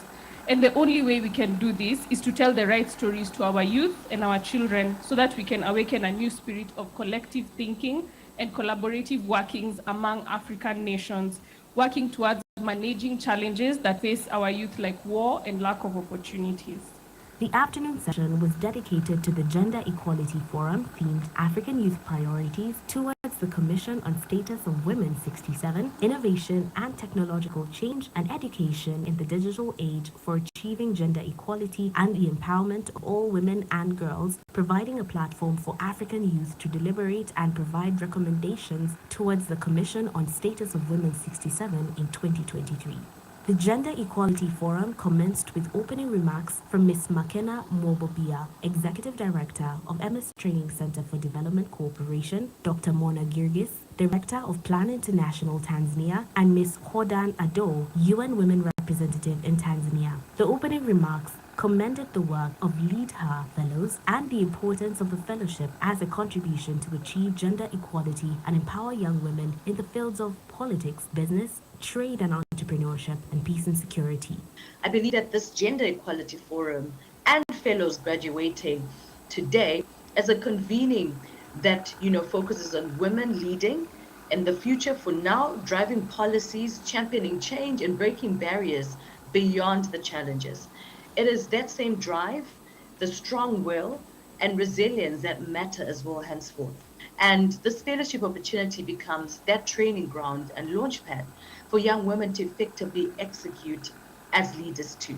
The opening remarks were followed by an intergenerational dialogue on bridging the gap to foster innovation and technology for gender-sensitive education, serving as the consultative platform for CSW 67. Speakers included Honorable Nusrat Hanje, Member of Parliament of Tanzania, and EAC Youth Fellows, Ms. Anita Soina, Ms. Glory Florentine Kimario, Ms. Patsy Mugabi, Ms. Isabella Eli Mamalekela. The Gender Equality Forum concluded with the graduation of EAC Youth Fellows and the launch of the call for applications for the second cohort commencing in January 2023. And as a graduate of EAC Youth Fellowship, I must say this has been a great platform to learn feminism and leadership. It was such a profound network with young women who are intelligent, with creative mindset on how we can take over in leadership space in politics, peace and security, business and entrepreneurship as youngsters.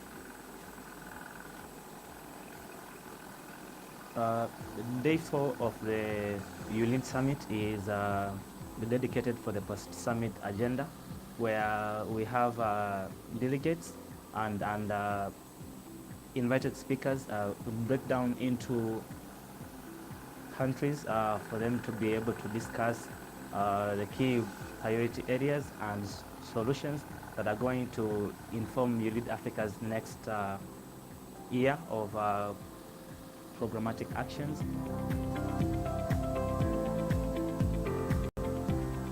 We need a review of university courses to meet the marketplace demand. We want the courses in our university to be very practical. There should be access to reliable funding so that young entrepreneurs can kickstart their ideas, and those who have started can also can scale their businesses. So East African heads of state need to pay much attention on ensuring that meaningful representation spaces are created for youth. As we prepare to be in politics, we should have political tolerance in terms of our political agenda. Helping people budget improvement that will help us to introduce and come up with innovative systems that promotes alternative energy sources. And that includes funding sources for young innovators in different areas and different regions of East Africa and Africa at large. African problems are political problems. If we need to solve our problems as African, we need political solutions.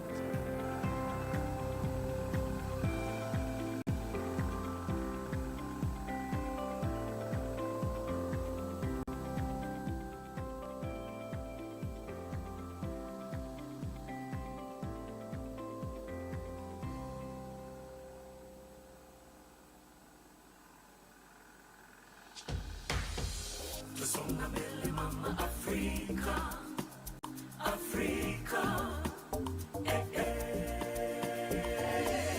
Tusonga mbele mama Afrika, Afrika, Kwa favor Afrika, mwishani wote. Bonjour, mama.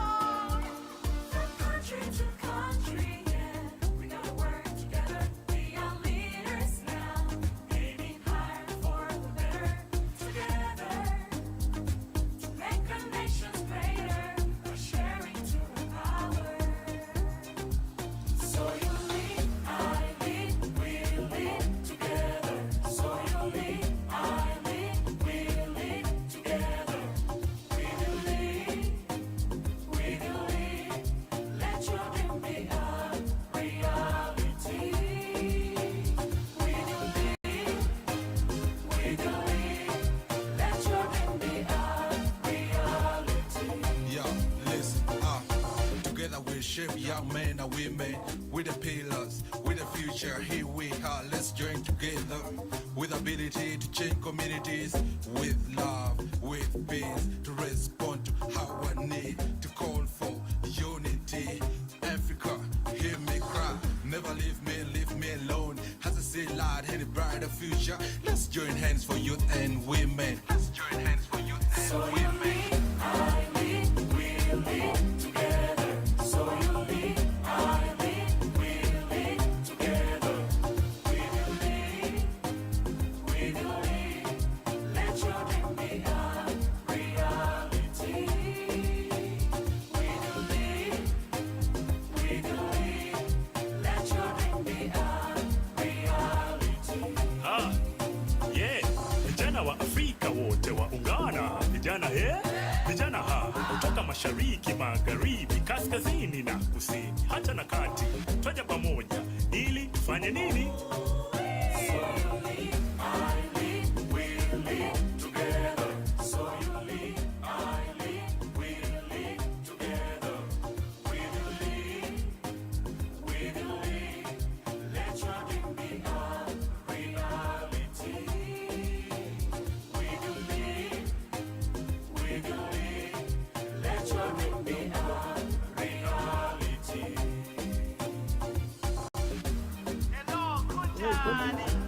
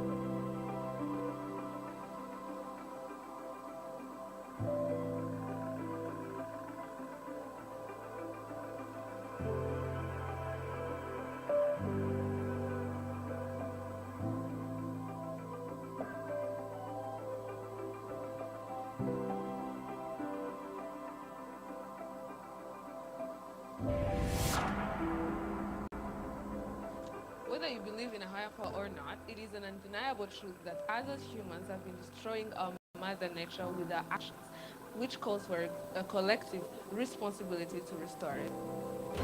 Only when the last tree is cut down, the last fish eaten, and the last stream poisoned, we realize that we cannot eat man. Justice is all about going back to our roots and protect our Mother Earth. Going back to where we come from.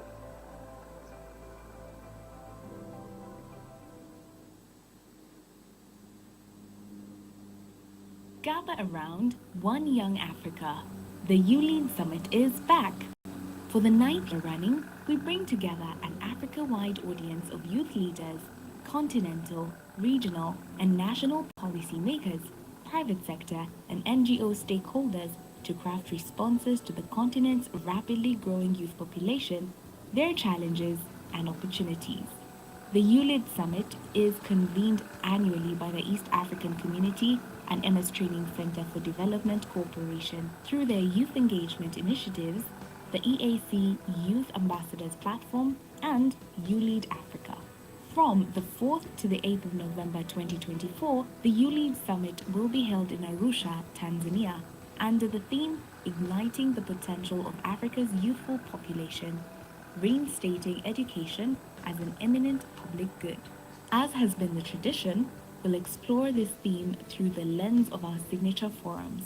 Day 1, the Under 40 Political Leaders Forum examines the role of policymakers and development partners in creating an enabling environment for youth participation in governance, leadership, and development. Policymakers and Development Partners Roundtable examines the role of policymakers and development partners in creating an enabling environment for youth participation. The SDG Workshop shall examine the SDGs, the pace of their implementation, and propose ways in which the youth can influence the implementation of the same. The Presidential Address, co-convened by His Excellency Dr. Jakaya Mrisho Kikwete, former President of the United Republic of Tanzania and the Secretary General of the East African Community. The Fireside Chat with His Excellency Dr. Jakaya Mrisho Kikwete on education as a priority to achieve the African Union Agenda 2063 aspirations.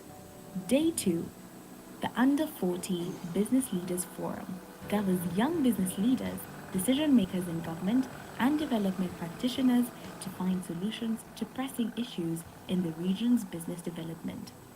The East Africa Youth Enterprise Awards seek to recognize youth-led businesses across the East African Community, EAC, partner states that are resilient, innovative, and are simultaneously taking deliberate, innovative actions towards decent livelihoods and youth unemployment. Day 3, Arusha Peace Forum, a youth forum on peace building and conflict prevention, showcasing models that promote the role of youth in peace building and participation in conflict prevention as proactive measures to maintaining peace and security in Africa. The Gender Equality Forum.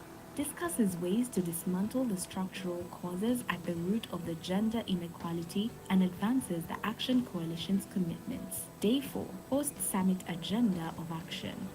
A proactive mechanism to ensure that the life of summit discussions go beyond the summit reports, actively transforming regional business and politics by providing the right environment at program level in partnership with YouLead consortium members and stakeholders.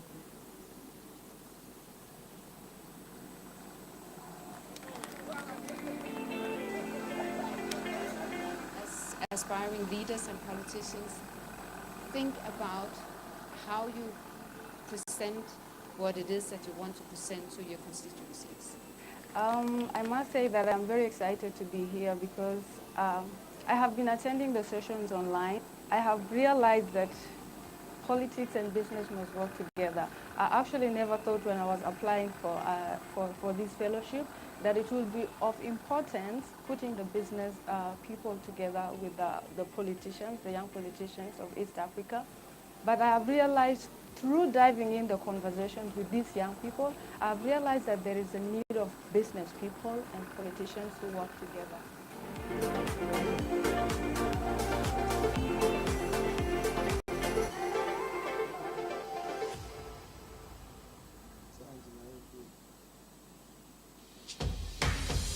Tusonga mbele mama Afrika, Afrika.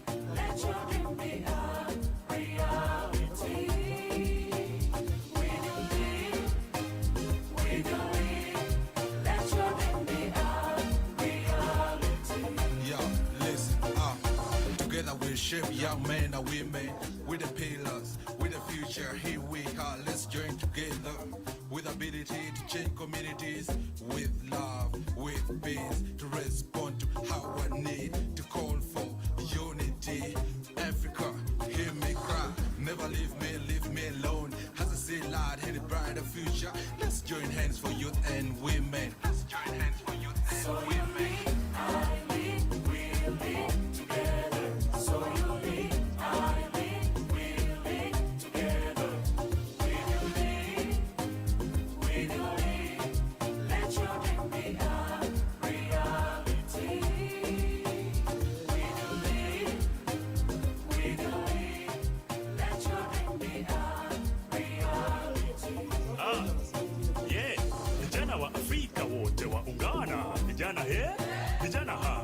Mashariki, magharibi, kaskazini na kusini, hata na kati, twaja pamoja ili tufanye nini?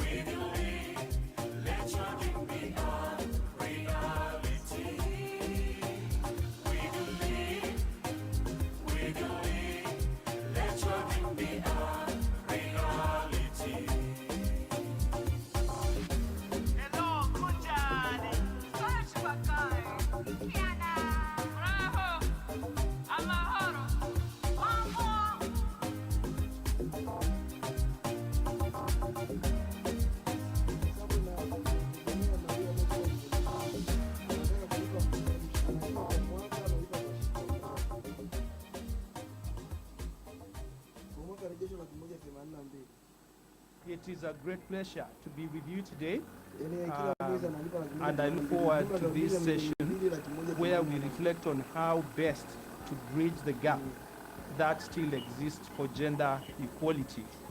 Of course, we know while there are milestones won, we are still far from really attaining to gender equality. Data matters.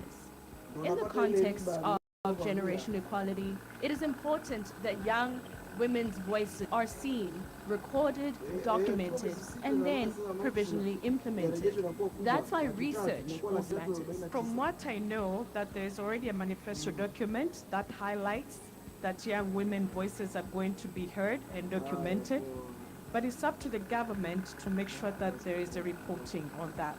Under reporting data research, we still need to invest in these to be able to find solutions for even women at the grassroots level, even women who are still ashamed of reporting because of the stigma around violence against women. So there's still more to be done. So I do recognize the point of underreporting of data.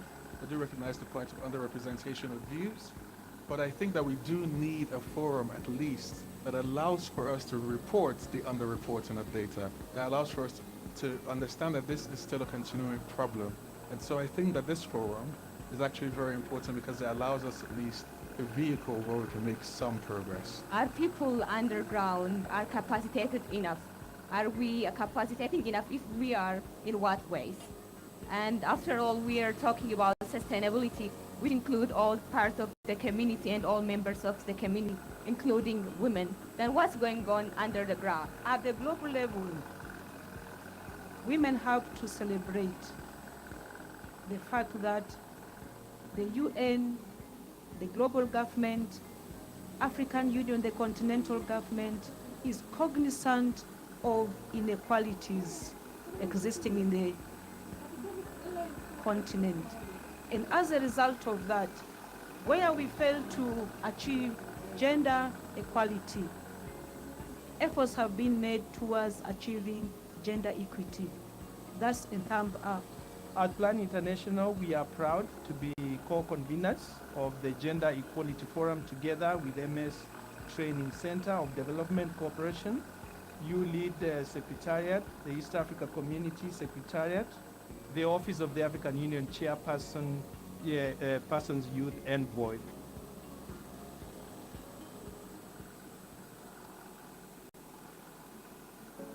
My river of life to this particular fellowship starts way back in campus when I led the students in the Students' Union for about 2 to 3 years, and I had this motivation to do politics to the higher level. So I delved into trainings that were training people on how to be good political leaders, especially women, and I got a lot of insights to understand how the system works and how my country understands and takes women in politics and how it treats women as well. Later on, when I delved into YouLead Summit as well, I found the link on the group to apply for Lead Her. This motivated me to just still delve into women in Africa and trainings in Africa as well, to come back and bring that to my community. The reason I applied for this fellowship is because of my interests. I am interested in public management, in leadership, in being a leader that makes an impact and a positive impact at that. And immediately I saw the advert, I just thought, wow, what a good thing it is to be in a space of female leaders and female leaders with a positive impact. It was such a good opportunity, and I said, why not? I need to connect and network with like-minded people. So I gave it a shot, and I'm so privileged that I was actually shortlisted.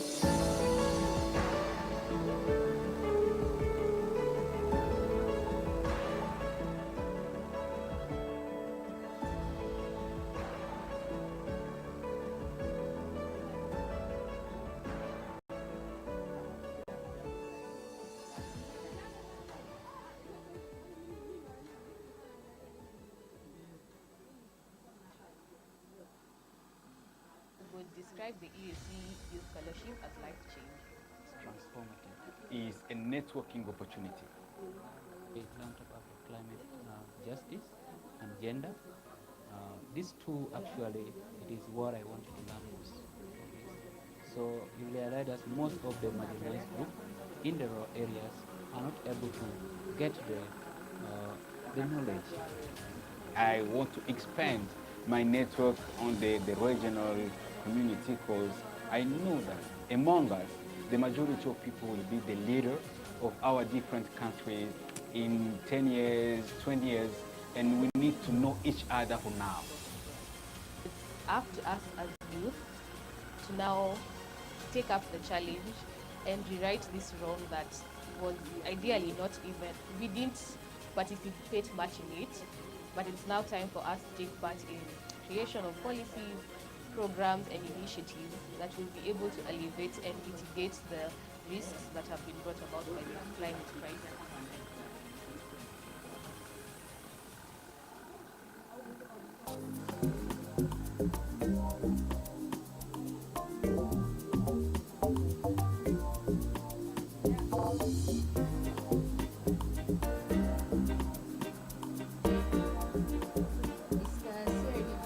Today we are going to be focusing on conversations relating to youth and business. For a while now, since the year 2019, YouLead has been programming around youth and business. We have collaborated with a number of partners to do the same, including the African Continental Free Trade Agreement Secretariat, the Africa Youth Business Council, and ECOYACA. We created this body so that we can provide a platform for young people to be able to participate. The former, for young people to organize around business, and the latter for young people to influence processes at the AFCFTA. The AFCFTA is a blueprint for attaining inclusive and sustainable development across the continent over the next 50 years in the context of African economic integration. Today, one of the greatest disservice you can do to yourself is to limit your education to the classroom. Very passionate about helping Africans build global businesses, because we've grown up being drummed up that we've been enslaved, we were colonized, that even when we have the biggest ambition for our businesses, we want it to be Pan-African. I challenge people to go beyond that. Do not think Africa, think global. We have some youth that are really already engaged in agriculture. They are really trying their best to make sure that their agricultural enterprises are doing well, but they have some barriers that are affecting them and hindering them from doing their best in the agriculture sector.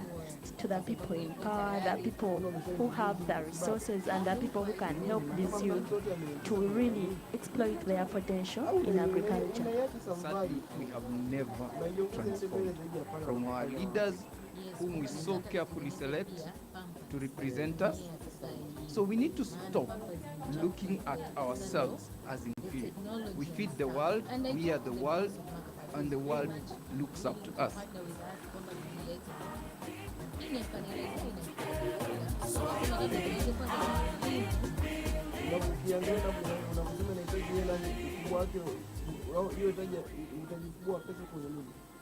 Yani amesema kwenye mashini na kulima, labda nikamwambia Tanzania we very blessed na mapapai. Yani tunatafuta mkoa ambao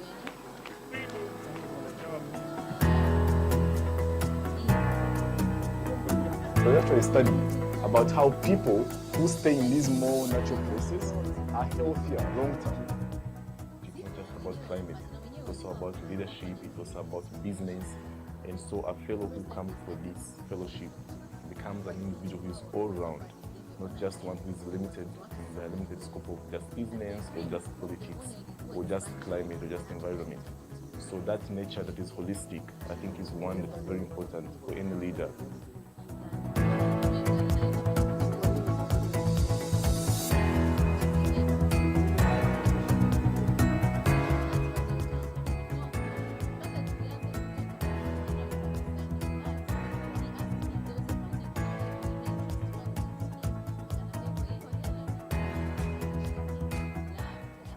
Things you have control over, there are things you do not have control over.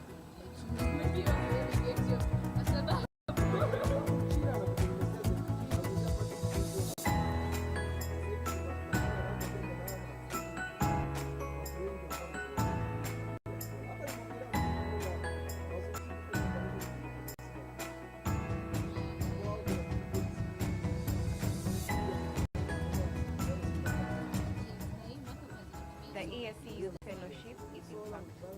It has equipped me with skills regarding negotiation, the importance of having youth involved in these negotiations. I have skills in video editing and graphic design, so I'm going to use those skills to create advocacy for climate justice.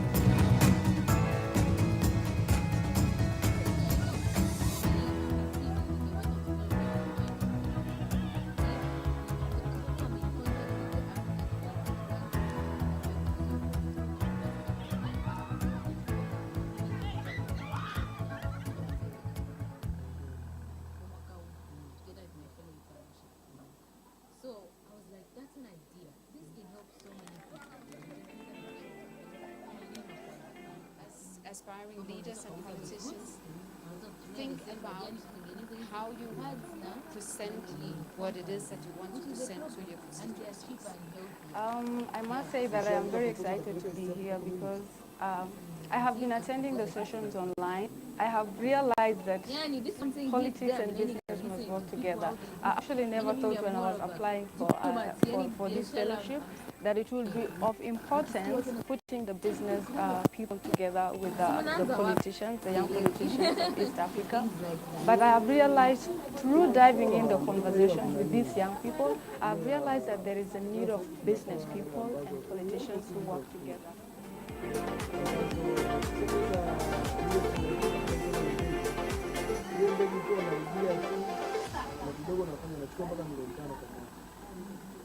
Lakini hizi project kubwa ambazo ni za sola tunatoa mpaka milioni 300, 500. Sasa kama wewe ina maana ukitengeneza proposal yako au kutana na watu wa CRDB katika proposal iko na value chain.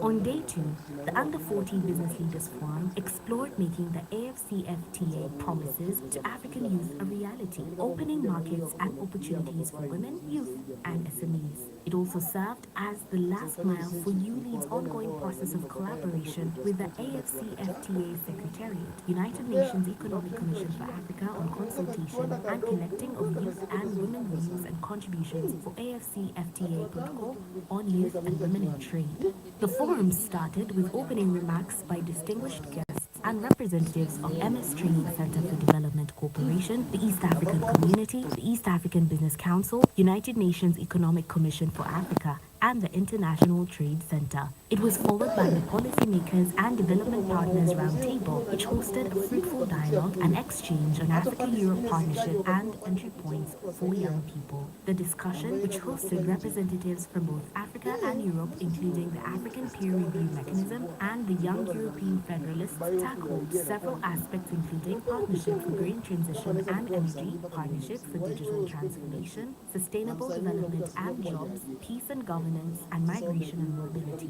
The afternoon session of the Under-14 Business Leaders Forum provided an opportunity for delegates and distinguished guests to discuss YouLead's work on youth in business, trade and enterprise, and the entry points and opportunities for women and youth in trade, entrepreneurs in the AFCFTA Women and Youth in Trade Protocol. This was followed by the EAC Youth Enterprise Accelerator Awards, EAC-YEA, for cross-border trade innovation. The session featured presentations by 4 applicants of the EAC-YEA 2022 who were given the opportunity to present their business idea proposals and invite startup investment from the partners attending the summit. The problem is there's a lack of equitable financial inclusion for young people in Africa. And also, the root cause is financial illiteracy. Many of us know how to make money. The truth is, I don't have to teach you how to make your money. The issue is, how do you manage it? And what's our solution? We'd like to empower young people to make informed financial decisions through financial literacy programs. So there's a prepaid debit card we've created to grant users access to financial services and also to enable them practice good personal financial habits as they learn. My name is Kevin Yonguru, as said. I'm from the Spota company, and Spota company is an agribusiness company processing the sweet potatoes. 64% of population in Burundi affected by malnutrition. And you guess what? Most of factors which are there, we recognize one factor, and that is the one we need to work on. That factor is related to the increase in price of sugar. As you know, that sugar is mostly used in preparing porridge and bakery products, as you know. But in Burundi, you realize that along 7 months out of 12 months along the year, we have shortage of industrial sugar. Along the year, we harvest around 746 tons of sweet potato. That's why on that opportunity, we came up with different products so that we help the population of Burundi to be able to access to the highly nutritious porridge that doesn't require the sugar. Even if there is no sugar, they can still use this porridge. So we have Peter Garang from South Sudan, who is the founder and CEO of Sud Health. Thank you. My name is Peter Garang, the founder and team lead for Sud Health Tech, a company that is currently under prototype. I just want us to take 1 second to think about losing a sister, a mother, a wife, because of something that you and I can prevent. That is what exactly happens in South Sudan, where 1,150 lives are lost during delivery. My team and I came up with the Sud Health Tech that ensure the provision of health services through telemedicine, and that will act as an alternative healthcare services during health emergencies and beyond. The forum was closed with remarks by His Excellency Albert M. Muchanga, Commissioner for Economic Development, Trade, Industry, Mining at the African Union, which marked the launch of the African Youth Business Council, AFYBC, a continental apex body for the youth-led private sector entities, institutions, and associations in Africa, advocating for a youth-friendly business policy environment in general and making AFCFTA promises to African youth a reality in particular.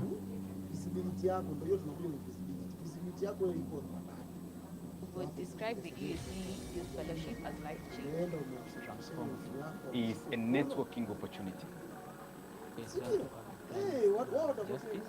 and gender. These two actually is what I want to learn most. So we realize that most of the marginalized groups in the rural areas are not able to get the knowledge.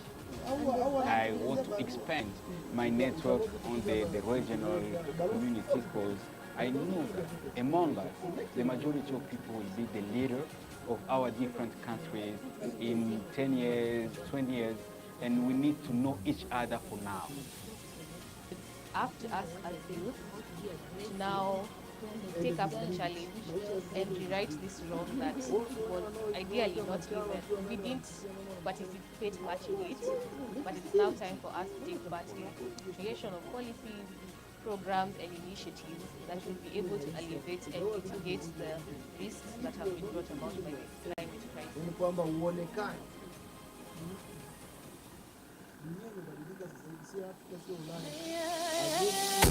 Copper Africa.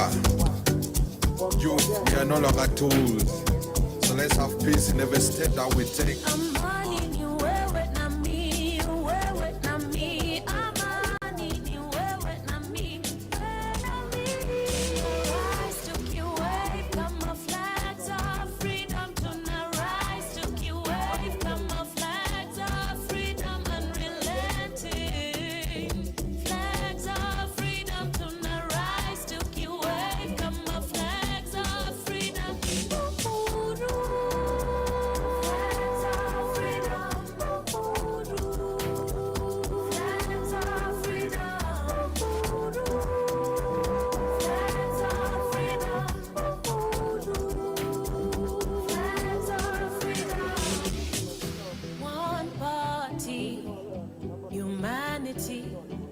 Showing up to maintain our sanity, adapting to love in this reality.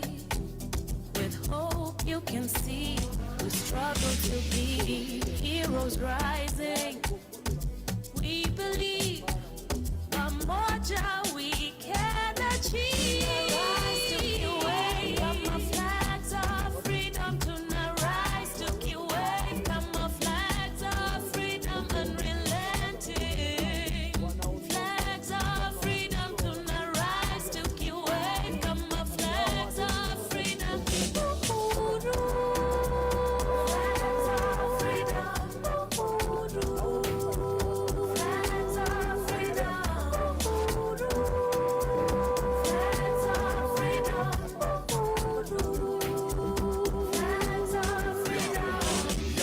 the queen, vijana pose the key. Upon is what I feel, we'll twin jalopy. Listen not, tomorrow we'll brain. Call on me, please quench my thirst. Bring in peace, oh that's my wish. Kenya, yeah, money here, sit together. Beautiful people, yeah, Mama Africa. See the sun rising, we go get up. For the better, salute, we achievers. Hakuna kulala, I'm not ready for game, I'm not ready for play. For the choice I make, yeah. For the choice I make, yeah. Rise to key wave, come our flags of freedom to now rise to key wave, come our flags of freedom unrelenting. Flags of freedom to now rise to key wave, come our flags of freedom.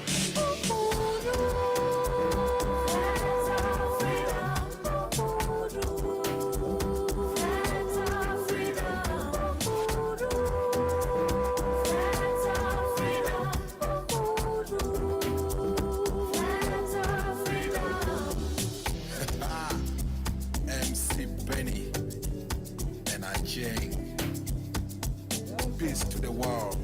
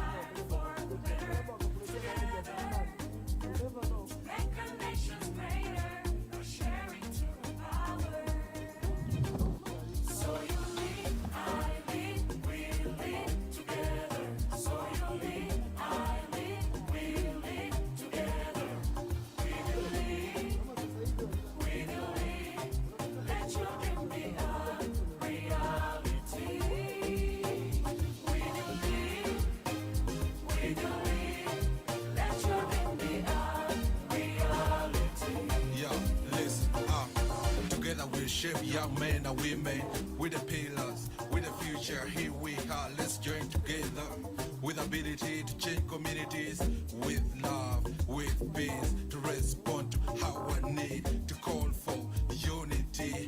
Africa, hear me cry, never leave me alone. As I say loud, in a brighter future, let's join hands for youth and women. Let's join hands for youth and women.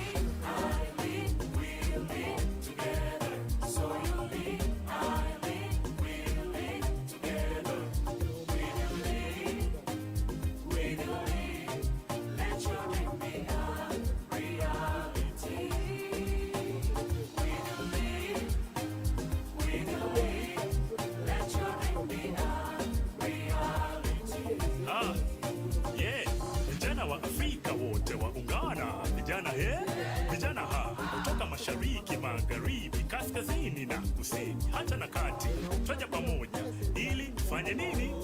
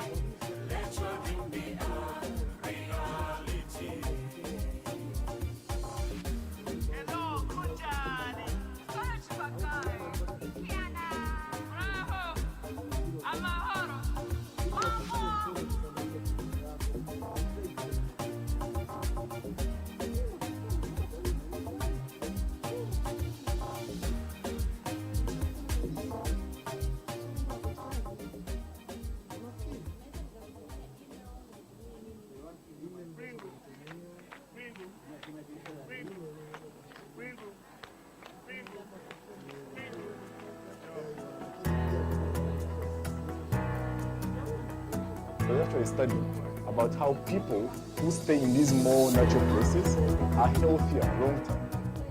It's not just about climate, it's also about leadership, it's also about business, And so a fellow who comes for this fellowship becomes an individual who is all round, not just one who is limited in the limited scope of just business or just politics or just climate or just environment. So that nature that is holistic, I think, is one that is very important for any leader.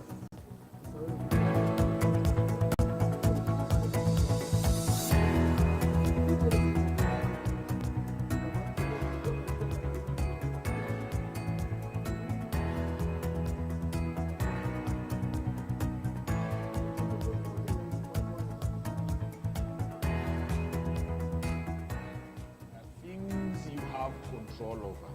There are things you do not have control over. Time to rejoin the conference room. Time to rejoin the conference room. If you can hear the sound of my voice, Karibu Nindani, welcome back inside. Let's continue our session. Time to rejoin the conference room. Time to rejoin the conference room. If you're outside, welcome back to the main conference room. Volunteers, please help us usher our delegates back into the room. It has equipped me with skills regarding negotiation, the importance of having youth involved in these negotiations.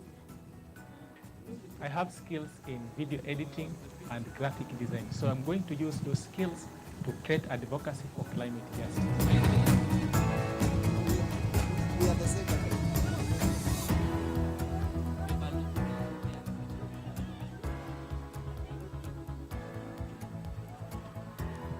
Welcome back to our afternoon session. If you can hear my voice, time to come back inside. Time to come back inside as we wind up our session.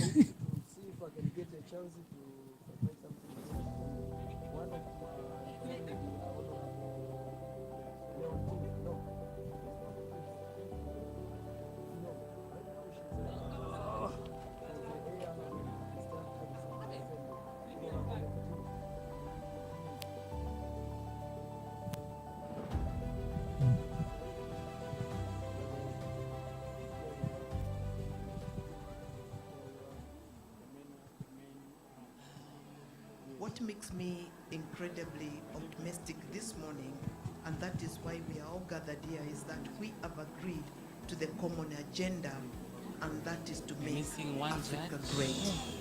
I hope you will agree with me with that. I've been called by the government office.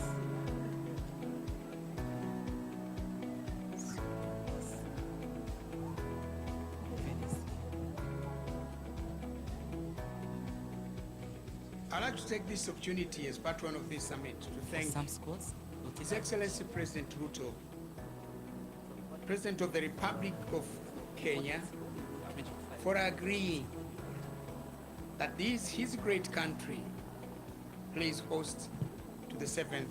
Welcome back inside. The delegates, come back inside. If you can hear the sound of my voice, come back inside. We continue with our pitching session. Welcome back inside. We're going to continue the pictures afterwards. Welcome back inside. I think moderator should give us background. Reach out to the youth and you get it. So What's a jackpot? you have converted me, so wherever I go, I'll try to encourage you to launch an initiative similar to this one. Good or less good or bad, what goes on in Africa has repercussions in Europe. And conversely, what goes on in Europe has an impact in Africa, as we clearly see with the war of aggression by Russia against Ukraine. We thus have a mutual interest in seeing each other prosper, be at peace, and fulfill our potential. The East African community must invest Give him one. as Later. champions Now I have to go inside. of African Inside. Our youth must be champions of East African and indeed African integration. Our youth must be the champions of climate change adaptation. Our youth must be the champions of peace and security in our regions.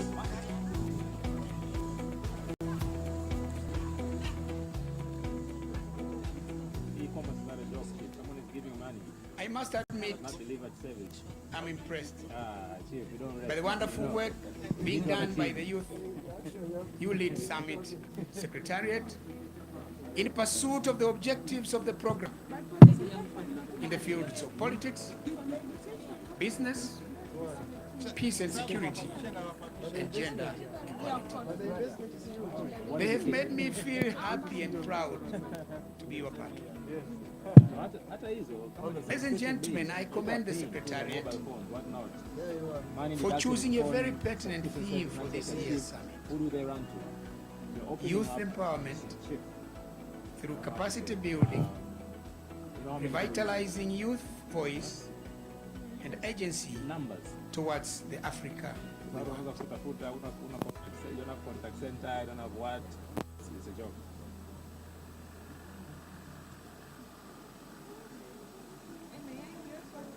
My river of life to this particular fellowship starts way back in campus when I led the students in the Students' Union for about 2 to 3 years, and I had this motivation to do politics to the higher level. So I delved into trainings that were training people on how to be good political leaders, especially women, and I got a lot of insights to understand. Let's take our seats. Let's take our seats as we prepare to continue our session. Find your seat quickly. There's space in the front if you're looking for space as well. Later on, when I delved into YouLead Summit as well, I found the link on the group to apply for LeadHer. This motivated me to just still delve into women in Africa and trainings in Africa as well, to come back and bring that to my community. The reason I applied for this fellowship is because of my interest. I am interested in public management, in leadership, in being a leader that makes an impact and a positive impact at that. And Hello. immediately I saw Good the afternoon. advert, I just thought, wow, Good afternoon. what a good thing it is. Good after lunch. How are you? How was your lunch? Let's move forward. Let's occupy the first seats. Those who are behind, let's occupy the front seats. Let's occupy the first seats. We occupy the first seats. I need the chief whip in the house. Guys, let's go to these seats. Yes, in front. Everyone. I'm going to disable the internet.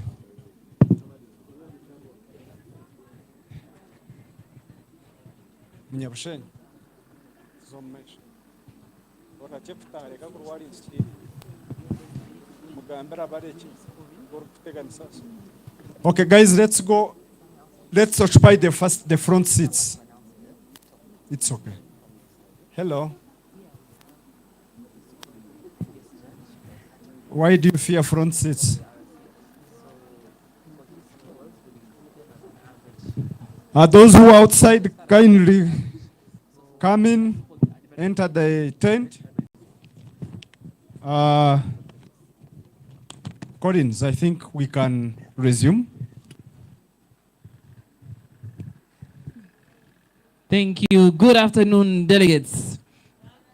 Good afternoon, delegates. Our flight is about to take off. Our flight is about to take off and continue after some maintenance work that has been done. Now we're continuing our business pitch flight. But before that, I see we're a bit sleepy, a bit tired. So I want everybody to stand up. Everybody to stand up, please. Everybody to stand up. Everybody to stand up. And I want you to look across the room. Look across the room at somebody you've not spoken to so far in this YouLead Summit. Someone you've not spoken to so far. One of the key outcomes of this summit is to network and meet each other. So I want you to walk to that person now. You have 2 minutes. Walk to that person now and introduce themselves to them. Walk to that person now. Walk. Move from your seat. Move from your seat. Move from your seat and meet somebody new. Move from your seat and meet somebody new. Tell them, what do you do? Do you have business cards, LinkedIn profile?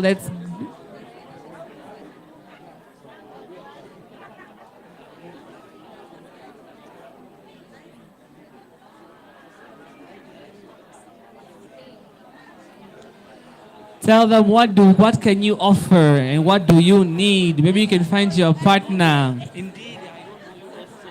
My name is Colin. I like it. Rupa Fazo. Nice to meet you. Karibu. Welcome to Tanzania. What do you do, Rupa Fazo?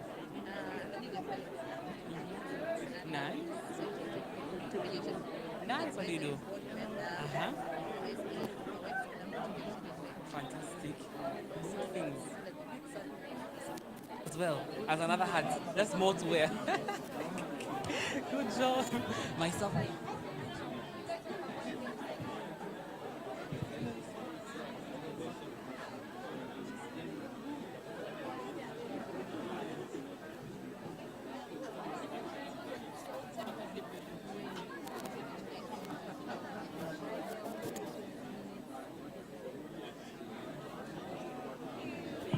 Thank you, ladies and gentlemen. We can take our seats again.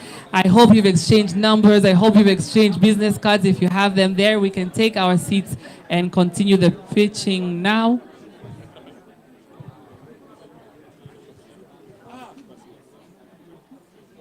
Thank you very much. We can take our seats and get ready for the next pitch as we're winding up the pitches. And now, a reminder for you, audience, to be paying attention to which is the enterprise you want to vote for. We'll have the voting after the last pitch, so please do paying attention to the name of the enterprise that you'd like to support. Let me come to this row here. This row here, our flight needs direction. Please tell us, where are we going next?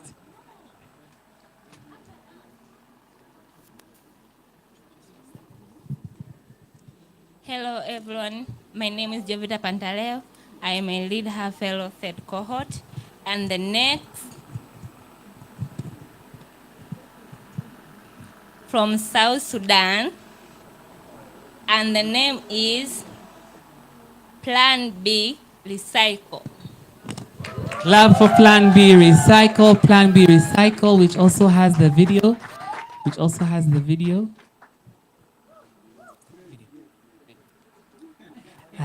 Timer, Brian, please be ready to start timing.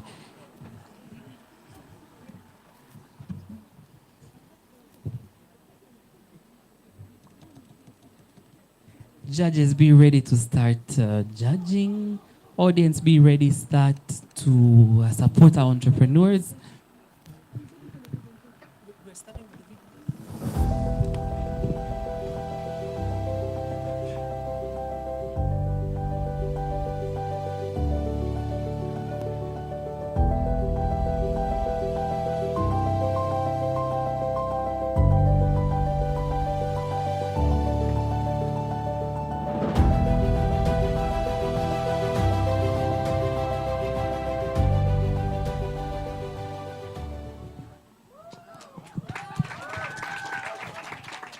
The slide, please.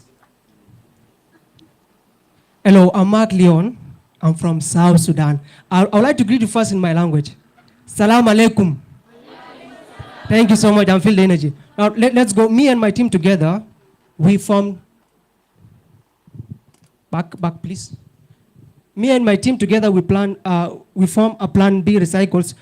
It's a eco-solution to the waste that are endangering our planet. We are recycling the plastics and other solid waste by turning them into building materials like bricks, fibers, and pots. That one is in the future.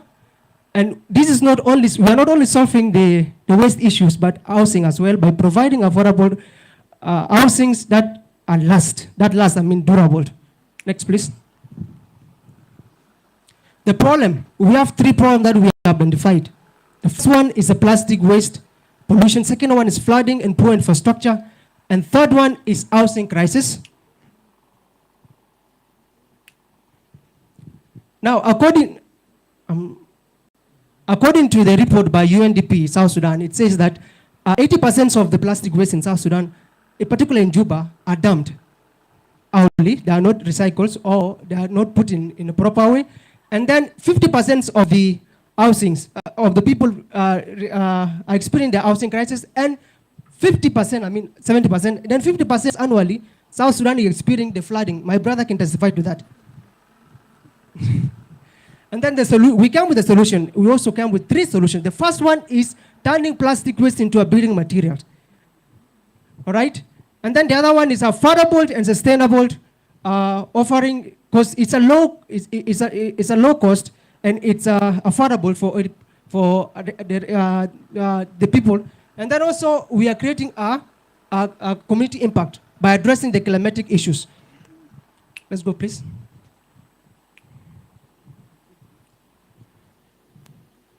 Now the revenue. We are a construction company. We construct using plastic bottles. All right? And then we have partners, like for example, we have Celestine of Don Bosco. It's a religious institute that partner with us and we're able to build their houses. And then, ladies and gentlemen, proudly, I'm telling you today that we have so far built 15 houses using plastic waste. And then 5 latrines, mostly which are funded by the institute that I've told you before. And also UNDP funded us by providing for us the bottles that they used and bring to us and we recycle them by building houses. Please. Now, all right, we have the advantages because we recycle waste using a technique that is different. By recycling, not like the other people, we recycle by building houses. Let's go, please. This is our team. I myself, Mark Leon, and then Andrew, the chief engineer with a degree in civil engineering, and then Charles with the degree in accounting. And then call to actions. You're wondering why am I calling for $500,000 because we want machines so that we have a plan so that we can make pavers and better plastics bricks that can make us to change environment in South Sudan in particular and in the world as well. Thank you so much. I've been Mark Leon. Thank you, Mark. Plan B recycle. Over to you, judges. Over to our judges.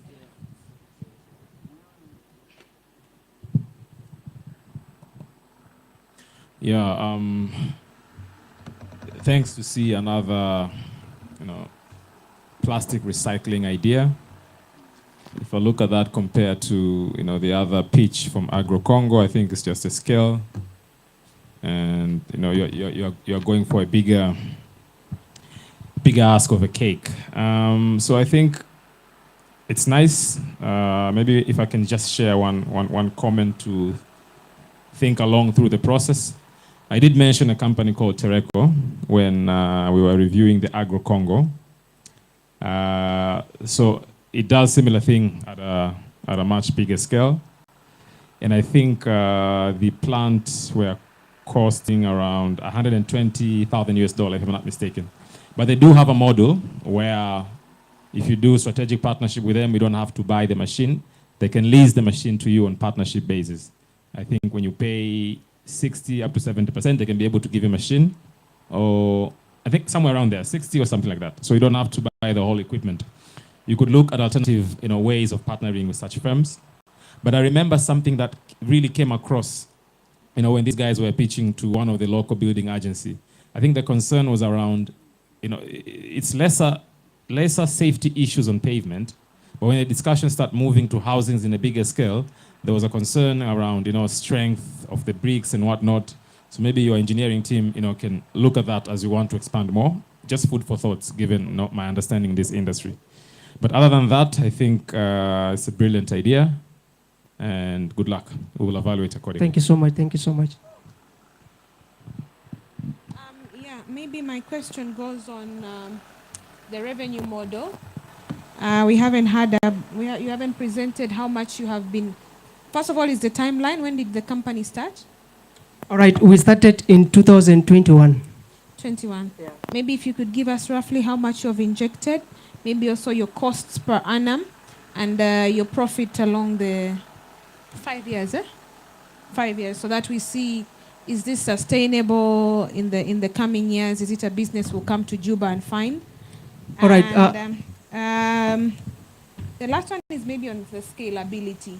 Do you plan to only remain in Juba, or considering flooding is a problem within the South Sudan, in totality, do you also plan to go beyond? But even within, there are so many African countries just in this particular year that have suffered flooding. If plastics are offering a better building material that can help prevent that, why not? Is it something that you're also considering? All right. There's one report by UN says that plastic waste can last for 20 to 500 years. So we have advantage of that. It is durable. Scalability, of course, we have to start first of all from our home. First of all, we are the first construction company that deal with plastic recycling bricks. Okay, so it gives an advantage. But first, we are starting with home. After that, we are, in near future, after we get the machines, we are able to scale even to EAC region as well. We started by a group of us, we start by constructing as like other normal construction company. But then, we are just youth who come up and build something, you know. Then along the way, we thought of something like recycle. And so far, I think the revenue, if I could put it on what we have get like from the beginning to where we are today, we have so far made something like $50,000 US. And we have the injection that we are putting so much. It's the material that we buy like for construction companies used for tools for the machines and the rest. So roughly it can be 10,000, and now you can see the profit that is $40,000 US. So I believe it's sustainable because we are not solving the environmental issues only. We are also solving the housing crisis, and also we are fighting the flooding in South Sudan as well. Maybe we can extend as a scalability as you put. We have a bright future ahead. Thank you. Last question from the judges. Yeah, Plan B, I would like to know your customer segment. I did not get it clearly in your presentation. All right. Now, I've mentioned about one of the partner we partner with, which is Celeste Sister Bosco. We have partners that come to us, and we build the projects that they bring to our life. For example, they come with us that we have something we need to build 10 houses for the poor, and we build them for them. Okay, and then we have some individual after they see the houses, they feel impressed. They come to us, and we build for them also the other 5 houses. So far making it 15 houses, and that the latrine I've told you, it is the company, it is the UNDP who come to us. And they say that we have a project of latrine for a school, and we build for them 5 latrines of the school.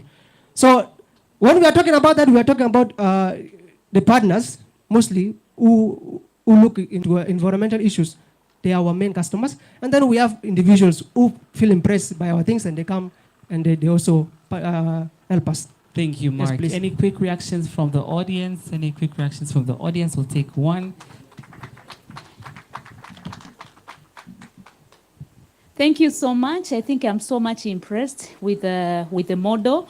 A quick question in terms of the costing. If you compare this material, the plastic materials, and the normal other materials for building, how do you compare the price? Is it lower or more costly to use this than the other building materials? Thank you. All right. Now, since we have been building other material before we transition into plastic waste, the difference is this. Building a full concrete house, a full set actually, can take you something like more than $10,000 US. Something can reach to 15,000 based on the structure of the thing. But with plastic waste, if it's too much, it is $7,000 US. Full house, a full concrete house. I don't know whether it's expensive, but from where I come from, building materials are very expensive. But when we use plastic waste, it's less. It's very less, and that gives us advantage over the other people. Thank you very much. Round of applause for Plan B Recycle. Round of applause for Plan B Recycle. You may take your seat. Thank you so much. Thank you very much. The flight is continuing to move. The flight is continuing to move. Let us come here to pick the next picture.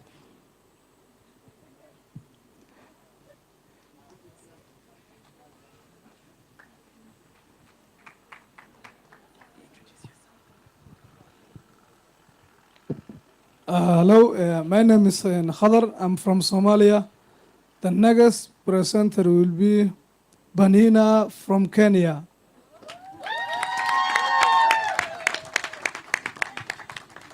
Name of the enterprise is Kalna. Name of the enterprise is Kalna for the pitch deck.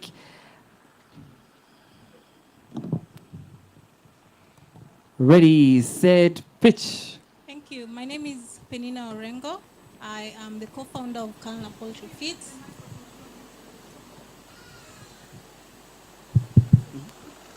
Thank you. My name is Penina Orengo. I am the founder of Kalna Poultry Feeds. When you think about the food that we eat, particularly indigenous chicken meat and eggs that you ate chicken last night, you ate eggs this morning. When you think about it, we think about rich flavors, we think about high nutrition and high protein content. But behind every bite that we take, there's a story of resilience, sustainability, and local farming, especially a story of women farmers who cultivate and grow poultry farms in our backyards. So what if the crisis of food crisis is right, the solution to food crisis is right in our backyards? What if the work that our grandmothers and mothers are doing in poultry farming is the solution to food security? At Kalna Poultry Feeds, we believe that indigenous poultry farming is not just a business. We feel like it is a solution to climate resilience and an approach to food security. One of the problems that we are solving is to provide access to women farmers, particularly to resources and products that will allow them to scale up their poultry farms. And then we are also looking at affordability in terms of poultry feed products because of the high costs of poultry feeds that is there. We know that approximately 15 million Kenyans face food prices. And we also know that there's low productivity in the sector of indigenous poultry farming because more people are engaging in commercial poultry farming. Next. So what solution are we bringing? We process and package and store and sell high quality protein foods. We use the local farmers to grow their own ingredients that they bring to us and supply to us. And we process those ingredients and into poultry feeds, which we sell back to them, which allows us to maintain affordability because they are our suppliers in part. We also want to help women access educational programs through trainings and those capabilities. How are we aligned with the UN SDGs? We are aligned with SDG 2, 8, and 13. Our enterprise was born in 2020 with a grant funding, and through 2021 to 2026, we've been growing it across Kenya, particularly Kisumu and the Western region. Why now? We want to maintain climate resilience given the current climate situation in the world. And we also want to leverage on the technological aspect by using data patterns to help farmers, particularly women farmers, to learn their patterns and grow their poultry farms. Thank you. Thank you very much. Kalna, over to you, judges.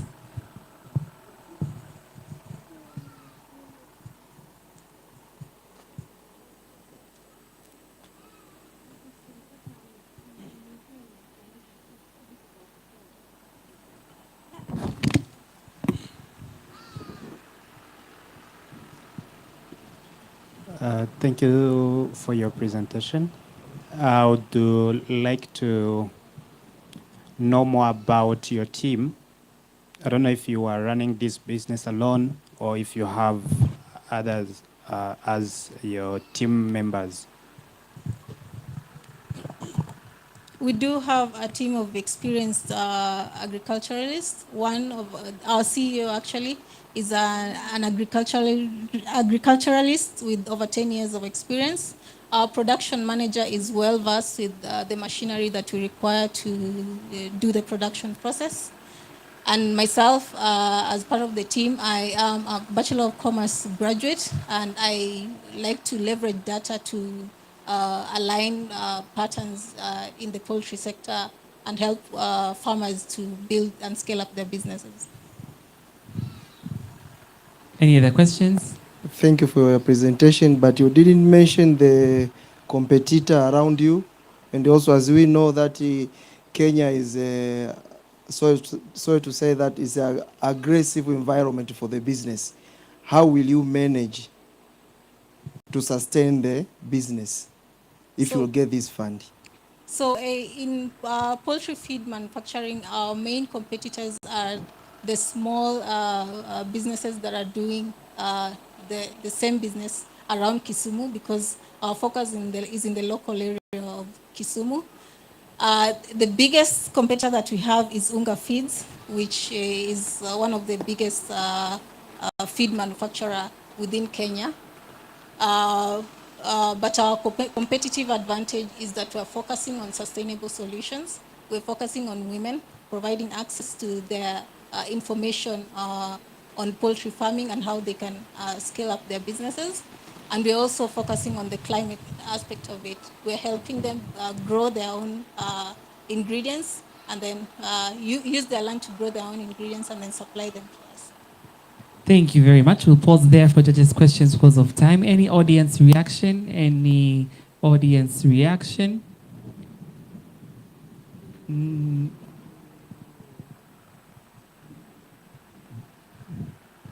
Thank you. My question is, how long do you think it will take your business to become a unicorn? That means a multi-million-dollar business. I think in the next 2 years, we are planning to scale up to the entire Kenya. And for us to become a multi-million, like global, I feel like the trade aspects that we just talked about today will contribute to us scaling up probably in another 3 years, so maybe 5 years. Round of applause for Kalnam. Round of applause. Thank you very much, Penina. You may take your seat. Our flight is continuing swiftly, and next we are going to... Hi, my name is Kola Jonathan. I'm the founder of Scaver Solutions, where we make machines which help in post-harvesting of peanuts. And the next person is Trade Legacy from Burundi.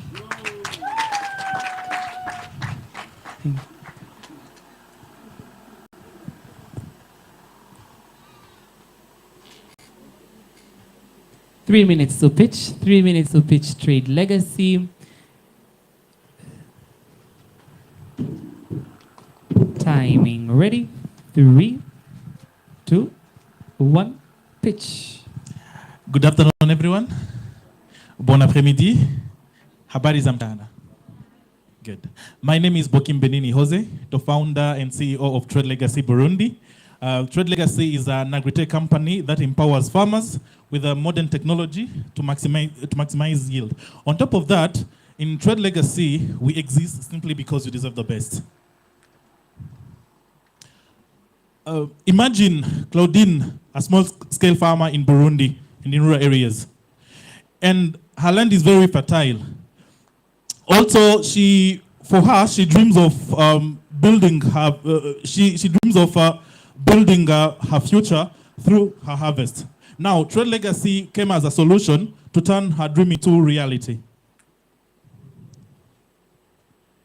According to a report from the UNDP Burundi, 90% of small-scale, 90% of the population in Burundi rely on subsistence agriculture, with no surplus to sell or export. Also, there is a lack of climate and soil data. Sometimes it leads to limited access to market. So Trade Legacy is suggesting some solutions. which are the modern equipment. Some of them are sensors and monitoring system, as well as a solar-powered irrigation system. Also, we provide trainings for small-scale farmers, especially for basic digital literacy, as well as we are trying also we are building a marketplace platform so that they can get real-time price as well as a real-time demand report. Our market is 12 million people in Burundi, as well as over 5,000 cooperatives in Burundi, and that's the largest cooperative network in Burundi. So our we are selling the modern equipment, especially the sensors, which will capture the climate and soil data, as well as will produce sales also, as well as microfinancing for small scale. We registered our company in 2021. So far, we have trained over 200 small scale farmers. Also, there is a 60-hectare land available. So we have a team with a very good experience, from 3 to 7 years experience. So now our price is $43,500 US. 50% of that will be used for equipment, 20% for training, and 30% for market and operations. Thank you. Round of applause for Vokim, Trade Legacy. Judges?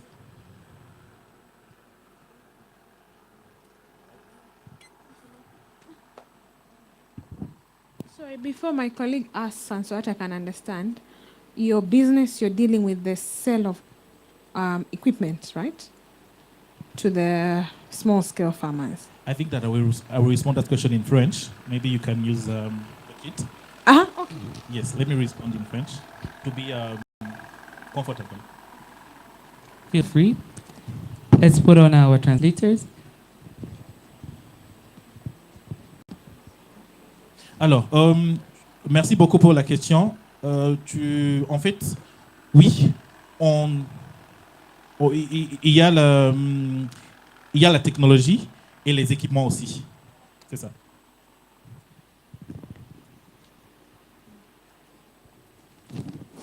Other questions? Other questions? Yeah, thank you. Thank you for a good presentation. Again, we're starting to see trend in terms of similar, idea coming up. So I think yours is more or less too similar to, so exact thing that I'd asked the previous guy. I see part of the funding, huge part is going into equipment. So I would like to understand, the costing of this equipment. And again, I had asked the other gentleman the same question, but maybe I was not very clear enough on the follow-up question after he responded to me on the cost of the equipment. My essence is to understand, the target client that you are targeting. So when you look at, SME, the whole SME is usually categorized in terms of the manpower in that SME and also the capital those SME are applying. So if SME can be categorized into micro SMEs, I think it's less than $3,000 in terms of capital that's being applied, less than that. So the essence, I want to understand the scalability from that. So when you respond, let's say the cost of equipment and the target clientele of the farmers you're looking for, I can be able to picture it at an East African level, how scalable this thing is. So if you can respond those two things. Yeah. Go ahead, Mukim.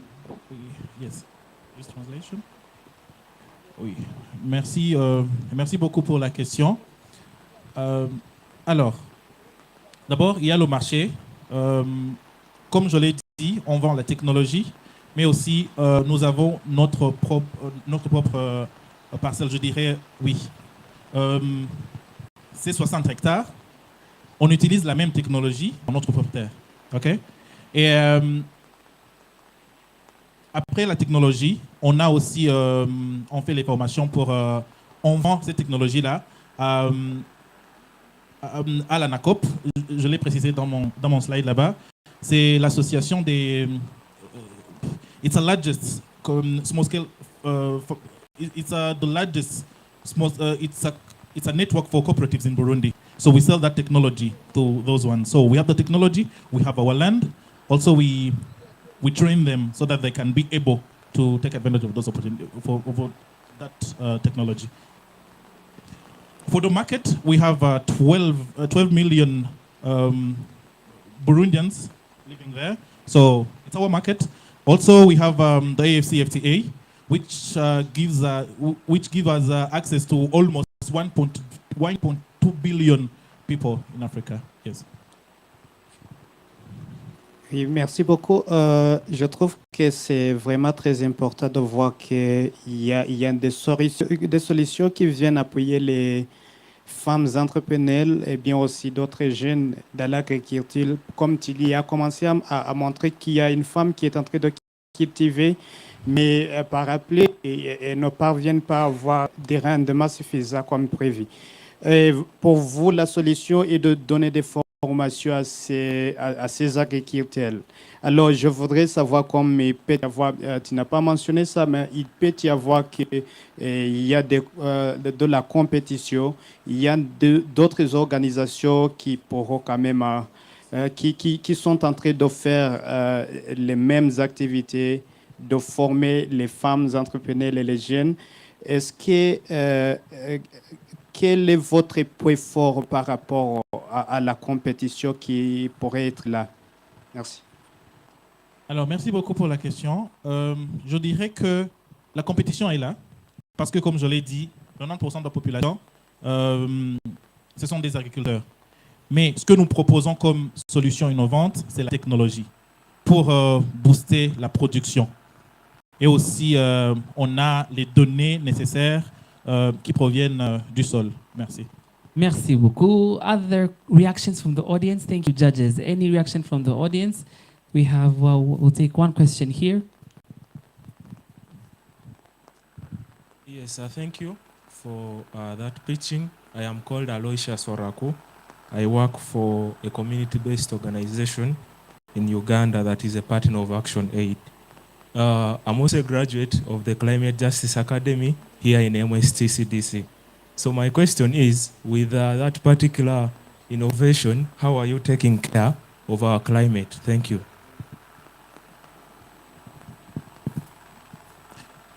Répète encore la question, s'il te plaît.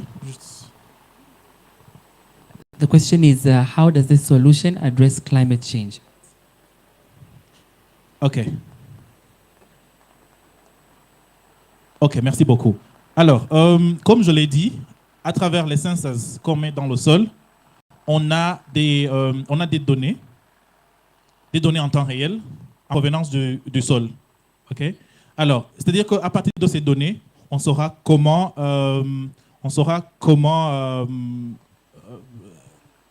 donner des solutions qui viennent répondre aux solutions qui sont, je dirais, friendly à l'environnement. Merci. Merci beaucoup. Round of applause for Trade Legacy and Bookim. Round of applause. Thank you very much. Thank you very much. And we are remaining now with our last three pitches. Our last three pitches. Thank you. Please help us select where we're going next as you introduce yourself.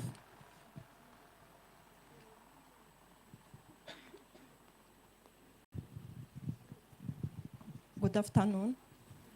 My name is Everine Mugisha from ADB Burundi.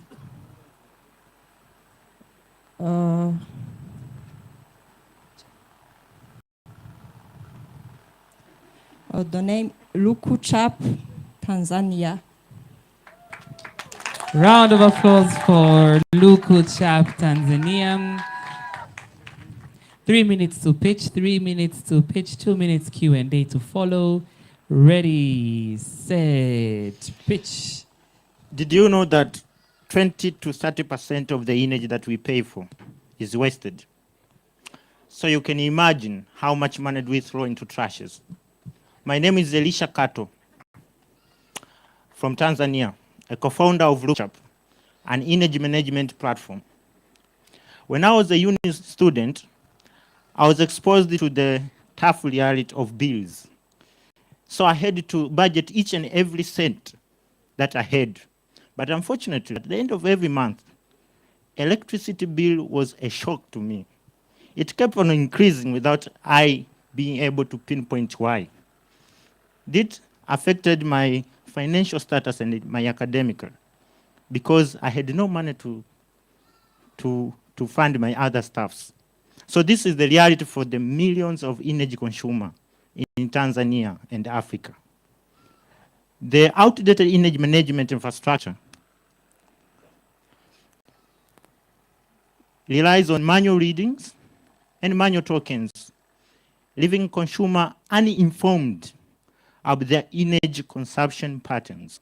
So they end up falling into wasteful routines. And this not only leads to the financial strain, but also affects the climate, the environment. I will let you know that energy sector alone accounts for about 75% of the total carbon emissions in the globe. So LookChap is here to change that. We bring back to consumers the power of making the right informed decisions by empowering them with real-time data about their energy consumptions and enabling them to pay energy bills seamlessly with no need of manual tokens. And this is done from any location, no need to be at home. But also, LookChap offers actionable insights to help consumers cut wasteful routines by up to 40%. So we are saving cost, we are saving the environment. With the current market, which is vast in Tanzania, with over 6 million households currently connected to electricity, at the demand growth rate of about 10 to 15%, we have the potential of about $2 billion in Tanzania alone. And our business model relies on transaction fee for automated bill top-ups, subscription for detailed analytics, as well as direct sales of smart meters. So we have made waves, we've acquired over 100 pre-orders, and engaged with we engage with site operators ready to consume our products. We've made engagements with TANESCO, the national utility company, and we are reaching out to you, seeking $50 million to further our future growth and be able to save these 100 pre-orders and make the lasting impact together. Our team has got vast experience in both energy management, business, and engineering. Thank you. Thank you, LookChap. Thank you, LookChap. As the judges prepare the questions.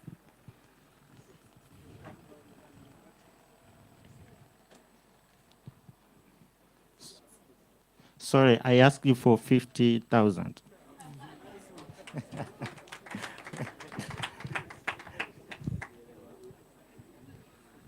Thank you. We were ready to give you 50 million. You know, you gotta aim higher. Yeah. So, good idea. I wasn't so clear a bit on the how part. You know, you explained very well on the outcome. You know, you want to introduce a service, you know, for users to be able, you know, to understand their energy consumption. You talked about users to be able to pay for their energy wherever they are. Yes. You know, if I look at the current, you know, M-Pesa or the whole mobile money thing, I think that can be done, you know, to pay wherever you are. But I do agree there's a gaps on some of the things, like on the utility service that you're saying, someone to understand, you know, the wasting energy and how is it being wasted. That's a value added. But I haven't understood the how part, you know. For example, I was expecting, if I am sitting here in Arusha and I want to know, for example, at home, my units at electricity, how much are they? So I was expecting you to tell me that I can go in my phone and check, and I know, you know, the units that I'm using now, maybe I can command it to stop, no further leakage to continue to happen as I'm sitting here. I was more looking forward to hear the how in your solution. That did not come out very clear. I don't know if you want to get an opportunity to do that. We can ask the moderator. But it's a good space. You know, we are working on the old infrastructure. For TANESCO, there's a lot of area to improvement. So your idea, they are quite needed, you know. Sometimes I usually think it should reach a stage if I have 100 of units of electricity, I can go somewhere and cash out these units into real money. It should reach a stage like that. So it's through ideas like yours, we are able to get this utility. So what I can say, good luck, but I'm really keen to understand the how part. How do you bring those added service? Yeah, thanks. Thank you. Please, technical, can you return the previous slide, second last?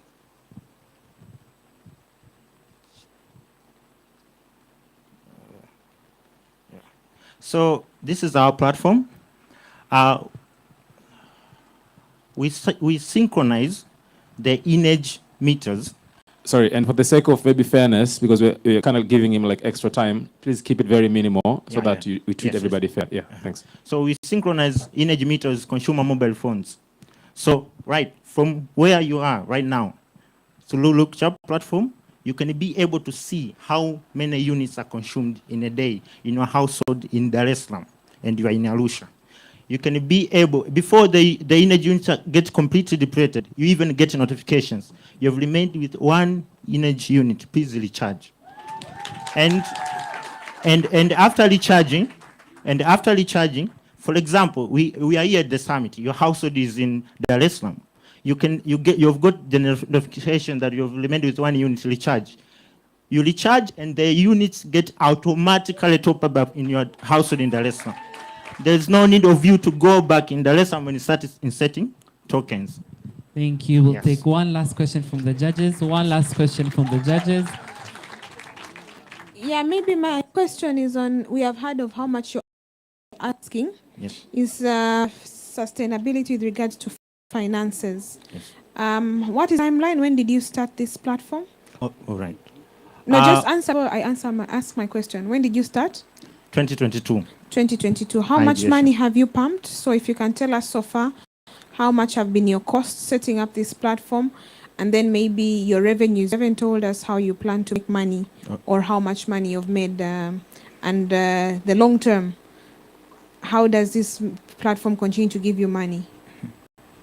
So we started in 2022 November, where ISTECO, with partnership with East African Community, gave us a seed fund of $5,000 for making an MVP. We made an MVP.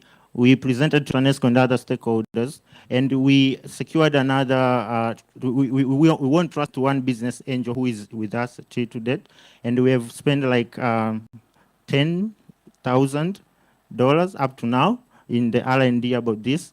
And we have acquired one cell tower operator interested to deploy our solution. I don't want to mention its name.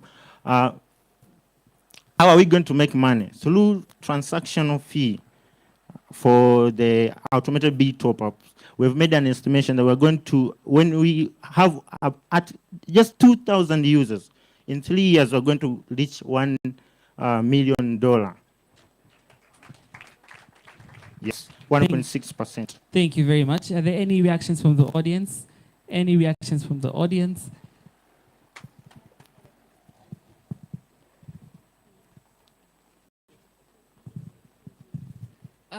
My name is Evelyn. First of all, congratulations on thinking of such a solution, especially with our electricity system right now. My question would be in terms of security for the owners of the meters once they synchronize with your application. What is the security of their tokens not being, let's say, hacked through your app with their token meters? Well, concerning about security, these tokens, we use the token that has been specified in the International Electoral Commission standards. So they are very safe, and we also consider the cyber security staffs. We use the firewall protocols to prevent cyber attacks. Thank you very much. Round of applause for Luku Chap. Luku Chap, you can take your seat. Luku Chap, you can take your seat. And our flight is almost landing. We now need this row to help us pick somebody from this row. Introduce yourself and help us pick who is the next pitcher.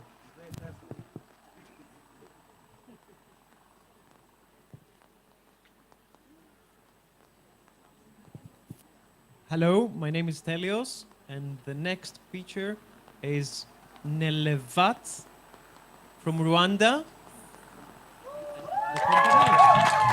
Thank you. This is the Nelevat Enterprise. Nelevat, thank you very much. Pacific, welcome. 3 minutes to pitch as we wind up.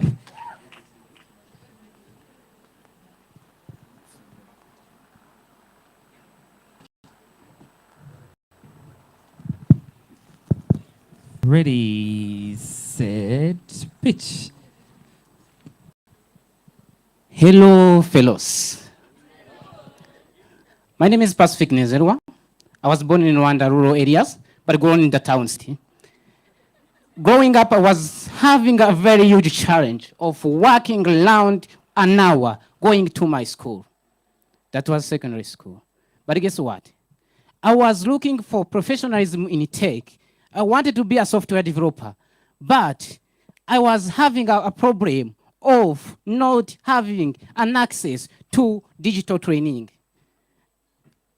Oh, but yes. So the problem of solving is digital skills training, which hinders workforce preparedness. Guess what? More than 90% of global jobs will demand proficiency in digital skills. I'm pretty sure that you, me, and all of us, we need digital skills to be able to perform our tasks at our jobs. That's the fact. The man you are looking there is a very sad man, confused. Who is me? Who should be you? Maybe your brother, maybe your sister, maybe your cousin. Those are us. We require to be that in Rwanda, there is more than 85% of young people that are off track, means they are also in that category of confused, sad, and depressed young adults. But there is an opportunity. That's what in Elevat we are solving. Elevat means elevation. We are elevating education and empowering learners and the future of East Africa, the future of Africa. This is an opportunity to serve more than 500 million young people in Africa, aged between 16 and 35. We have a solution which is impactful digital training programs. We're doing this into using innovative e-learning tools and branded learning solutions. We have built an innovative e-learning platform.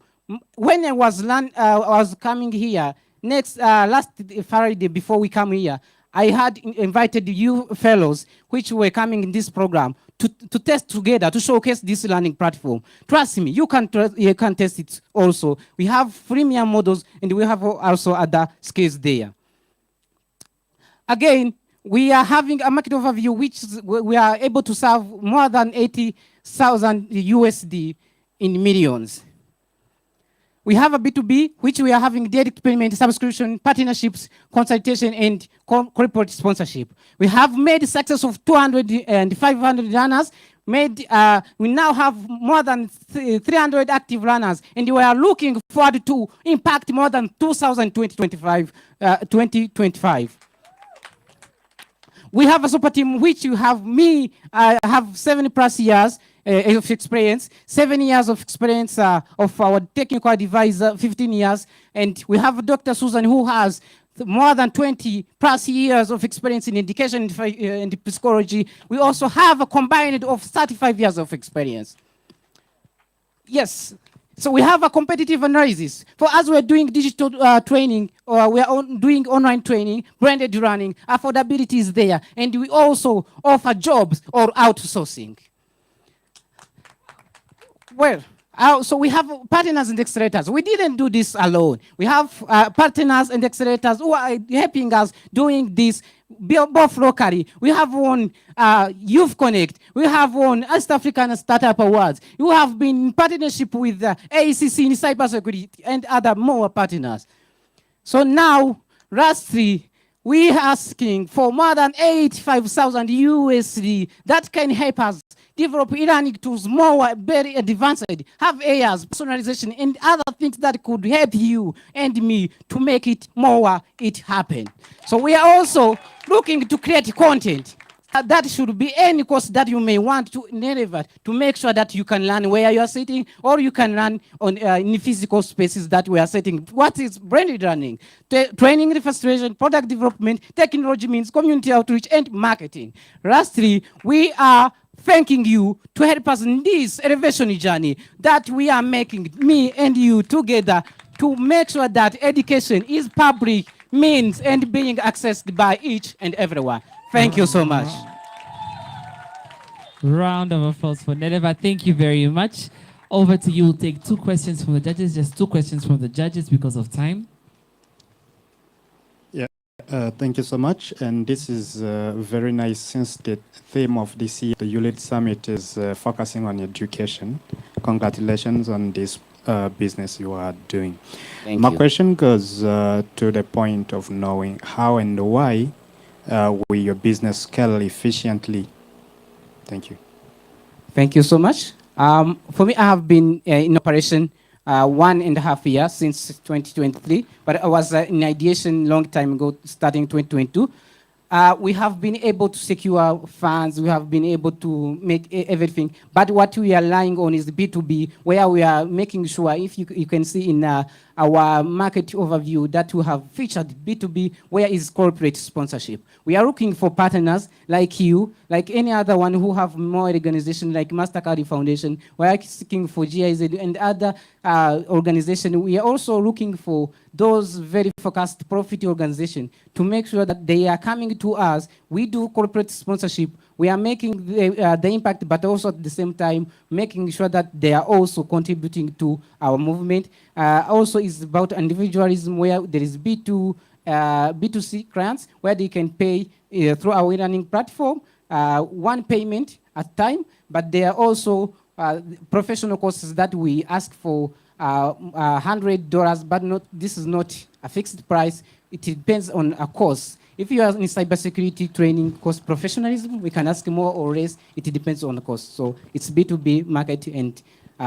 depending on corporate sponsorship. Thank you. I hope I may be able to answer that question. Thank you. Last question from the judges. Yeah, thanks. Thanks for good presentation and really nice looking good shoes. Good stuff. Thank you. Thank you. Not so sure if you're born in a rural, but it's okay. So brilliant idea. I think you've partly answered what I wanted to ask in terms of scalability. I think, partnership is the key. Exactly. We are speaking of youth lacking digital skills and whatnot. This can be sovereign initiative. How do you align with sovereign body for you to be the go-to person for people to get these skills? Very important. Yeah. So good to know also already in operation. I think it comes to my first question. Not so sure in this space, this line of work in terms of accreditation. You have platform like Udemy, very well-known platforms. I believe maybe there are some sort of accreditation one needs to have to get international recognition and whatnot. Maybe you can think about those lines. But secondly, I think this also goes to other pitches that I've talked about, web-based learning, web-based service. Yours is on learning, but others, they pitch here about other services that are web-based. There's an aspect of a support function or team, a call center to be able to support such kind of operation. When you're taking public money as a subscription, online payment and whatnot, there's a lot of frustration that comes along with that. And hence you need to be equipped in terms of support team. So these are the areas maybe you can also look at. But brilliant. I think it's a great idea. And I think coming from from Rwanda, Rwanda now they've revamped the educational system, moving from French into English. There's an e-learning project like this. Maybe you can also attach yourself to additional curriculum to Rwanda Development Board. Thanks. That's why thank you so much. Thank you very much. Any reaction from the audience? Do we have a question, a comment, seek for clarification? Looks like we do not. Thank you very much, Nelevat. You may take Thank your you. seat. Round of Appreciate. applause as Pacific leaves the stage. And our flight is almost starting to descend now as we prepare our landing. We welcome our last pitcher from Kenya, Angu. Karibu sana. A round of applause for Shadi.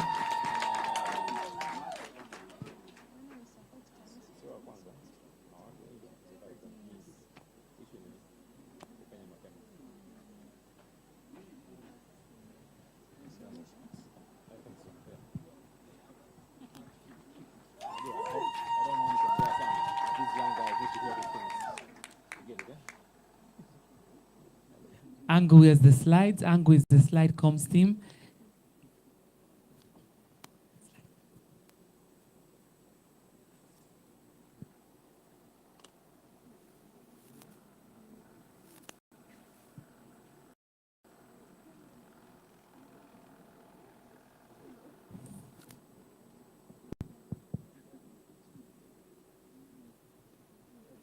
Three, two, one, pitch. Hello. Does everyone here know what inclusion means? Okay, let's talk about clothes anyway. So, clothes are meant for three purposes: functionality, style, and comfort. My friend Vasundhara has mobility impairment, and she has to give up 2 of these to only get 1. Can you imagine having to depend on someone to go to the toilet? This infringes on your freedom, your right to privacy, and also makes you a burden and dependent to other people. What about me who has albinism? Earlier today, the temperature was 30 degrees, and if I dare to go out without having another pair of clothing or clothing on me, then that means I am risking nasty sunburns and skin cancer. Yes, my clothes are stylish. My clothes are comfortable, but they do not serve the functionality purpose, which is to protect me from the sun. Did you know that in Kenya, there are, after the 2019 census, there are 0.9 million persons with disability, a population which the fashion industry has been ignoring, setting aside, leaving behind, and not including. What about East Africa? What about Africa? And so I decided to found Angu. At Angu, we infuse inclusion and innovation to bring you adaptive clothing that serve style, comfort, and functionality. Here, instead of having the normal buttons and zippers, we have magnetic closures, we have open seams, adjustable hems, we have elastic waists, so that our users, our beneficiaries can be able to put on and take off their clothes at will and independently. We also make sure that we customize our clothing to fit any body measurement. And understanding that the fashion industry is one of the biggest emitters of GHGs, which add to the climate change, we use extremely quality organic fabrics to make our products, in which we promote slow fashion and we reduce wastage. This is inclusion for us. Right now, as we stand, the global adaptive clothing market stands at 135.8 million USD, with a 7% compounding annual growth rate up to 2031. And our team, we sell to consumers, direct consumers, and also partner with retailers.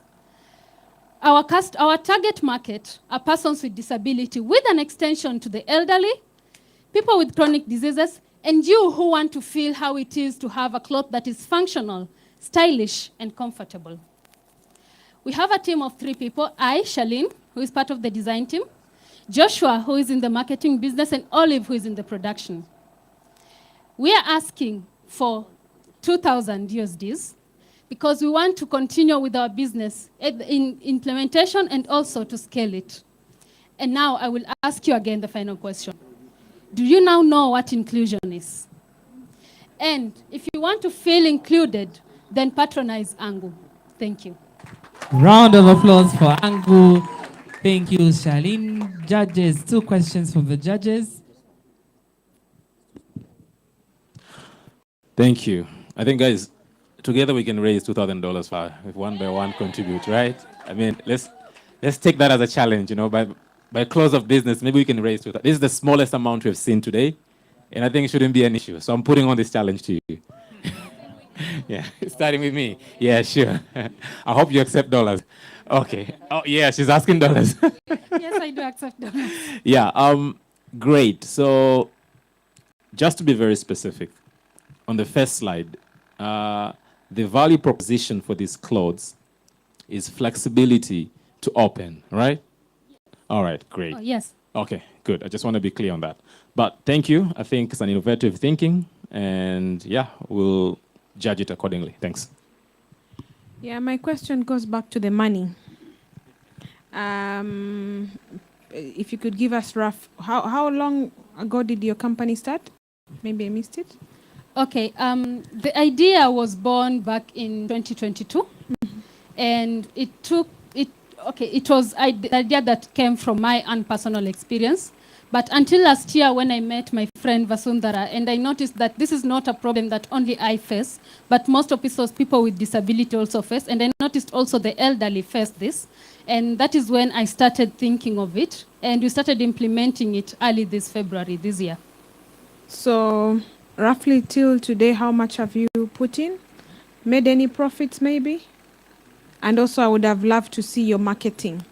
How do you reach your target audience? Okay, so we have not yet made any profits, but we have worked with people already. We created some outfits with Olive already, and we shared it with some of our friends in the disability community. And the feedback is because that was the prototype that we were using, and the feedback is what has made us go to the next level. Thank you very much. Any reaction? Sorry, the question? How we make it? Okay, so first we've been marketing through word of mouth, social media, and we have a website right now, so we envision to go globally, strongly on the online platforms, and also just to continue marketing through word of mouth. Thank you. Any reactions from the audience? We'll take one.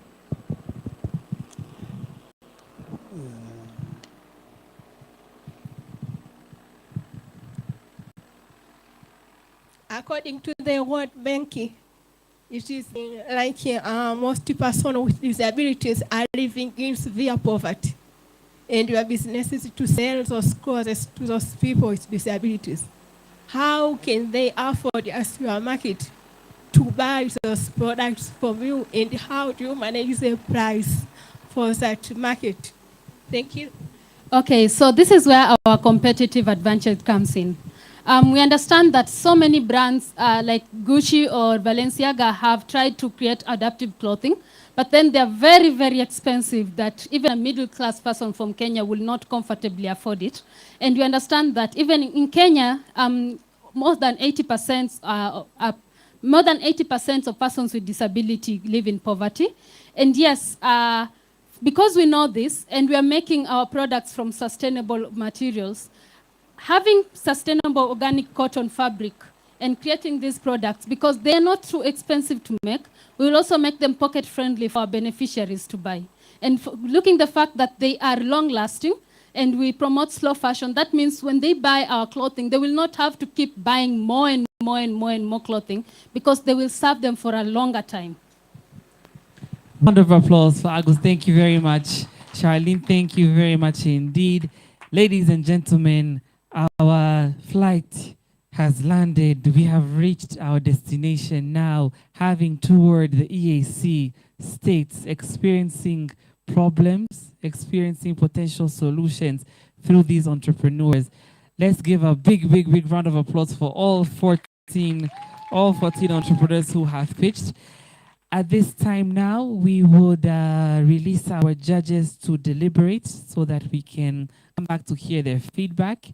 We ask you to be as efficient as possible. Thank you so much for that. And as we promised in the beginning, that you, the audience, you are representing the market of Africa, and you need to respond to the question of which business do you think will succeed under the AFCFTA from the business you've heard today. You are the African market, coming from different countries, different needs, etc. So all that you've heard today, where would you put your bet on? Communications team, thank you for projecting the voting tool we're going to use. So please bring out your phones now. Bring out your phones. This is the time we want you to use your phone in the session so that we can vote for one of the enterprises. Thank you. On your screen there, you'll see a QR code that you can scan. The QR code will take you directly to the voting link so that you can vote for your vote. Which enterprise would you pitch in? Judges, please continue with your deliberations. Judges, please continue the deliberations. Come up with the total scores.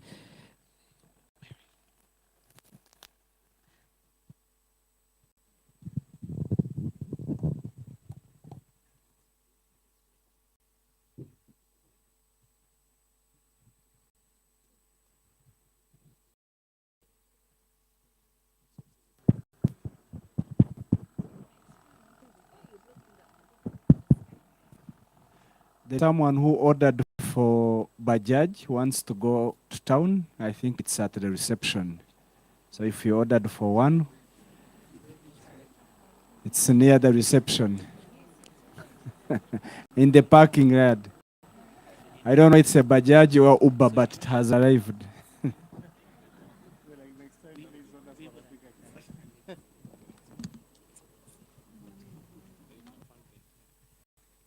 Good question.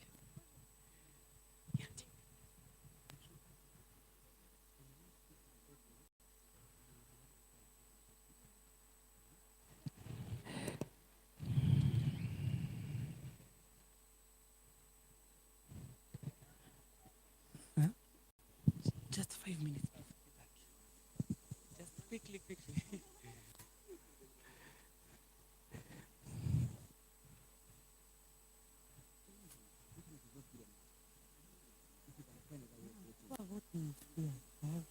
Not everyone, like a few people.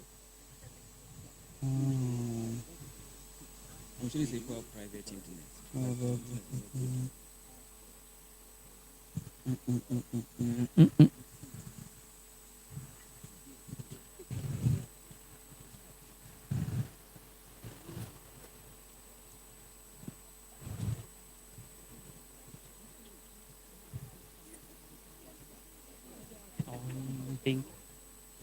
If you're struggling to access the link, please enter the website, and there you can put your code 38363758.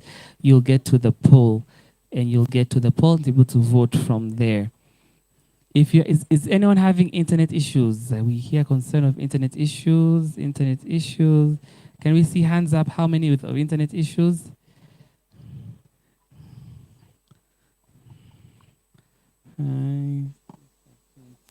Okay. Let's keep trying. Let's keep trying for it to connect. And if it doesn't, then we'll take in your votes in another way.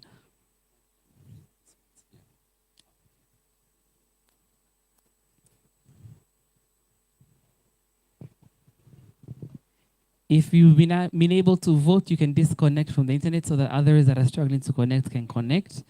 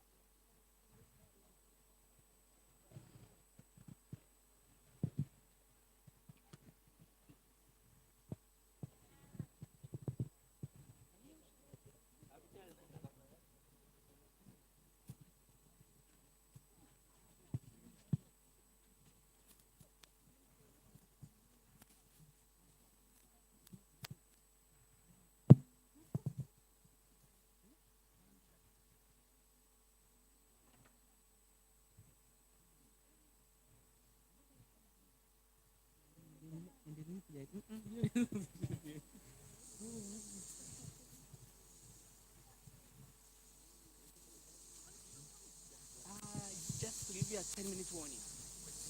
Okay. But I can you follow me?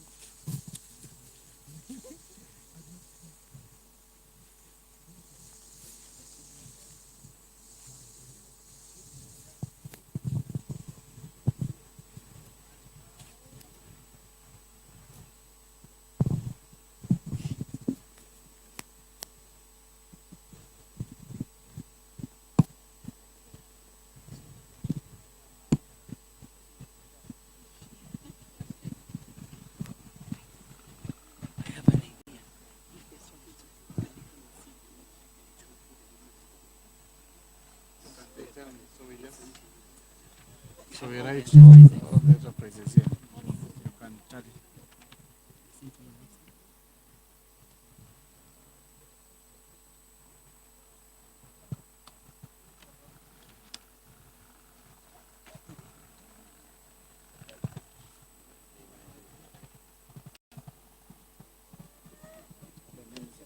See, those are the delegates. The names, they're not Yes, sir.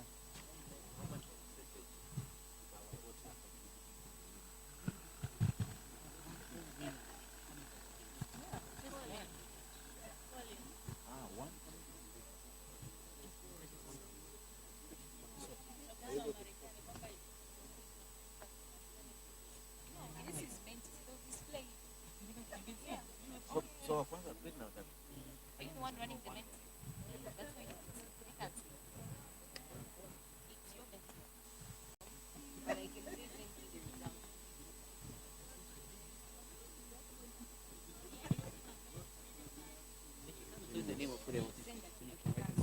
If you're struggling to vote, technical issue, please come and see Brian here. Please come and see Brian here, part of the bootcamp faculty team, or up there. He'll be up there so that you can cast your vote that way. So if you have an issue voting digitally, please see Brian and make your vote. We want to be inclusive. We understand digital sometimes can be a challenge, so you can cast your vote offline.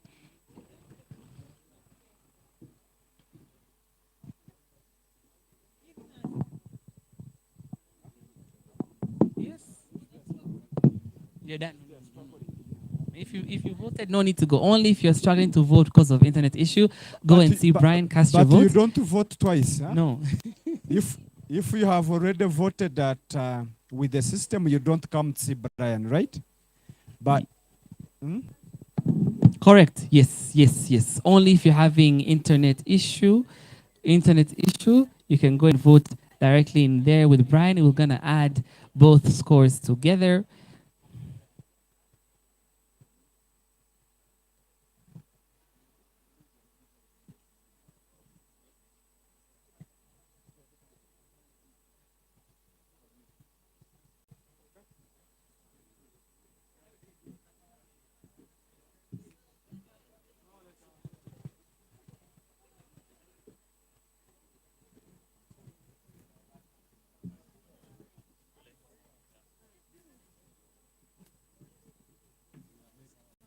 you come one by one, and when you reach here, faster. Hi, nice to meet you.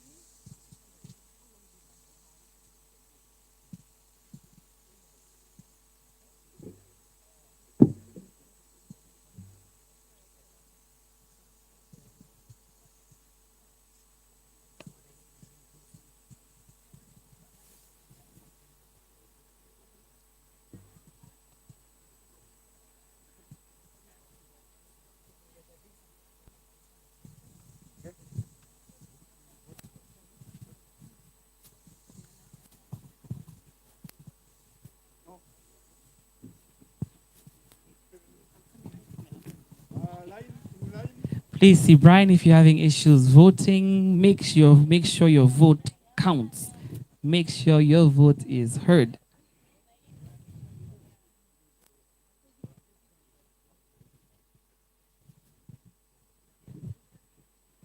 Remember, if you vote by system, system, we see your head. If you come to vote twice, it's a rigging.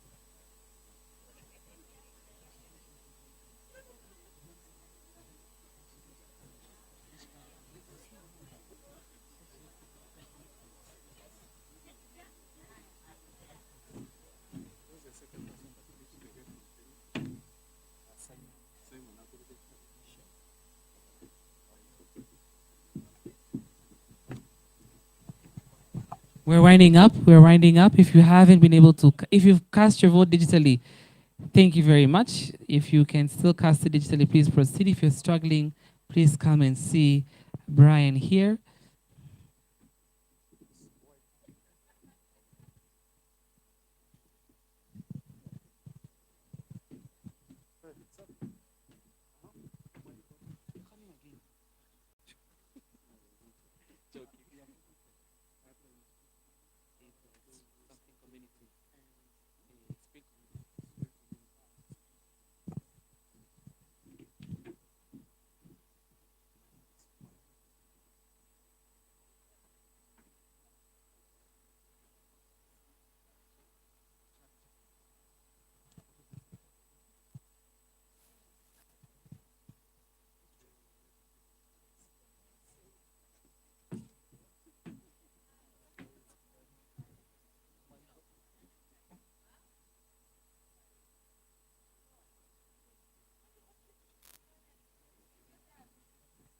Are we okay?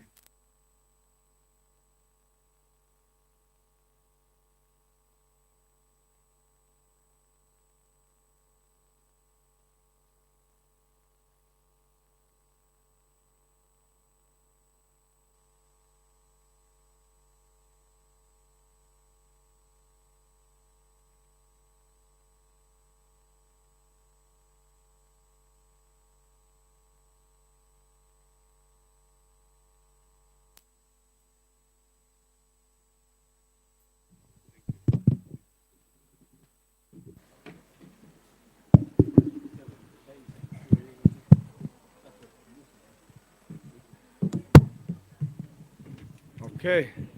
So we believe all of you, most of you have voted through the system, right?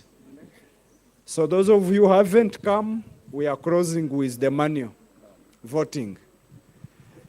And those of who are used to violent elections, here we are democratic. The process is transparent. You know what is happening tonight in the world or tomorrow, the voting, somewhere. Okay? All right, for manual, we are closing. I think, Brian, we are closing. Then we wait for judges. The judges will give us results. Then after, we will announce the winners and the way forward after the winning. Then we will go for another session, which is not tiring, which is a networking cafe, where you will network with business people, share ideas, contacts. You never know when you are pitching, someone loved your idea, right? Yeah.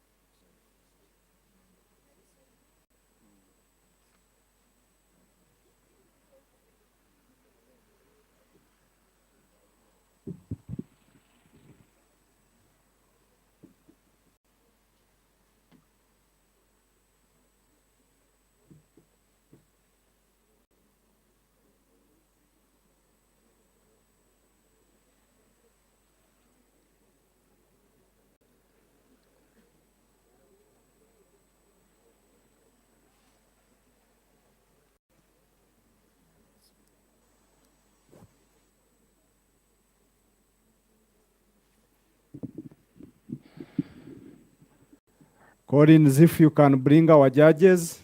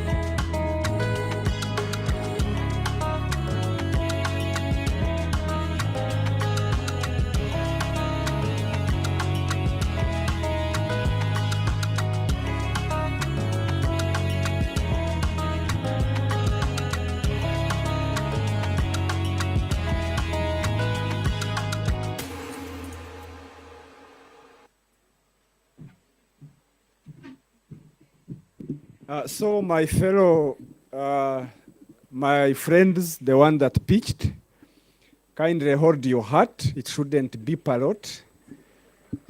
You are all the winners. So don't get pressure, don't get heart attacks. The way I see the faces of the judges, they have judged with mercy.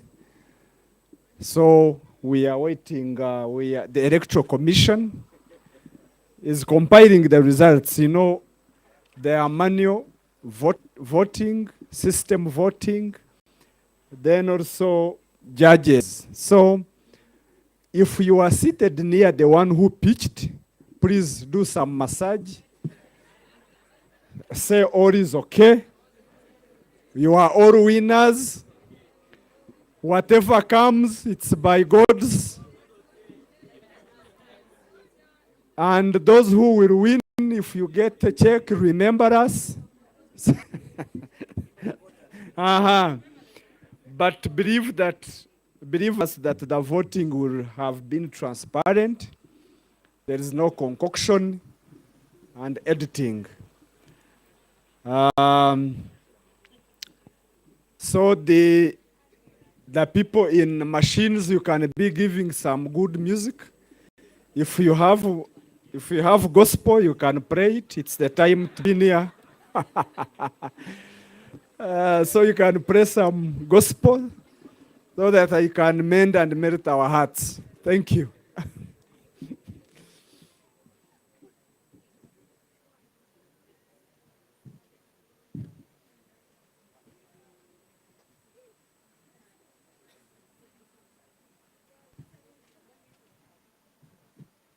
DJ, some music. Kemi, some music, okay?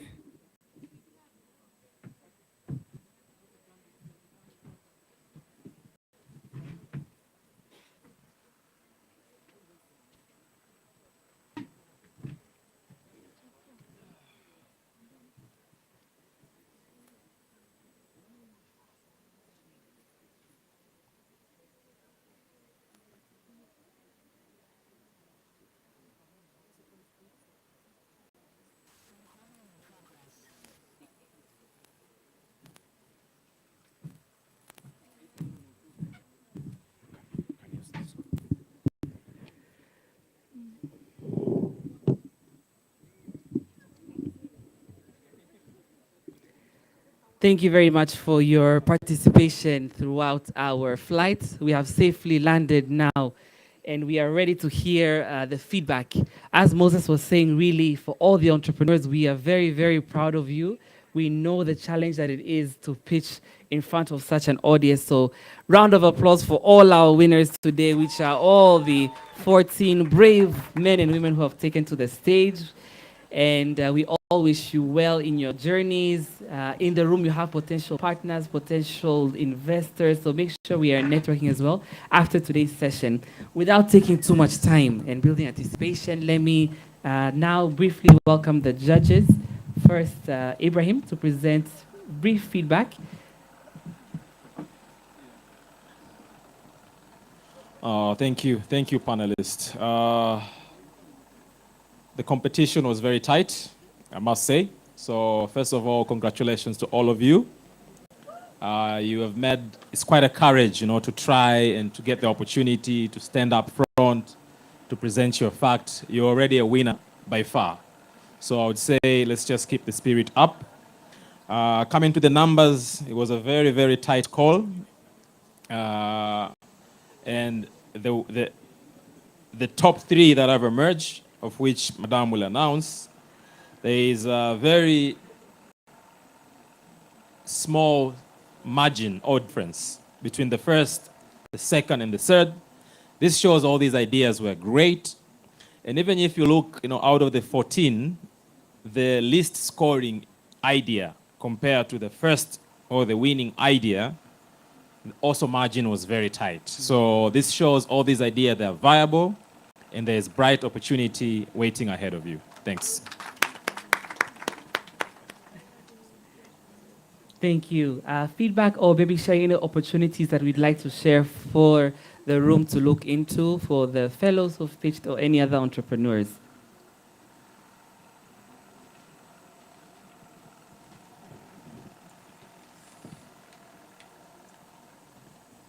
So yes, in the words of my colleague Ibrahim, everyone is a winner.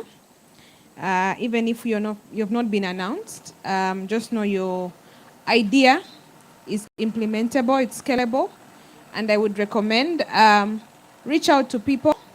There are many people who are not judges in the crowd, but have good business acumen that could really give you constructive feedback. You know, I once sat in a panel and someone said, and it's a bad example, but I'll give it. They said sometimes it's not the business is not good, it's just the presentation. So sometimes maybe they're just small things that you need to tweak here and there so that when people listen to your idea, it's captivating from the go. So that's something I would love to add.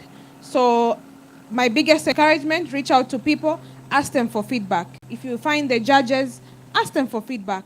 Maybe they might remember your idea and how maybe you could improve for future pitching. But also it's a good opportunity for me to share some of the EU opportunities that we do give for scale up, for startups. So I'll give some that are very, maybe considering I work in the context of Tanzania, but also I encourage, we can reach out in our different countries to look out for these opportunities because some of the companies are international. So for example, in Tanzania, we recently gave a grant to FSDT. I don't know if many of you know FSDT. It's the Financial Sector Deepening Trust. And the part of the funds that we gave them, they will be granting some small businesses, predominantly focusing on youth and women, which many of you here are our target. And so look out for that call. It's in preparation, and we are hoping that it will be launched soon. It could be in phases, but many of you, your businesses are viable because also we have areas that we prioritize, maybe climate friendly, environmental friendly. Are you addressing a particular gap, maybe geared towards more gender? But generally, if you are youth and women, youth and women businesses in Tanzania, please look out for that grant. And then we have an initiative called the IYB. It's youth. I forgot but yeah, it's an initiative in our headquarters, and what they do is it's been piloted in some African countries. So some of you, maybe your countries are beneficiaries. So they select a cohort of young entrepreneurs. Some of them are women, some of them are youth, and they give them mentorship. And they mentor them through the process of pitching, developing good proposals, until where they're able to actually give them some seed funding.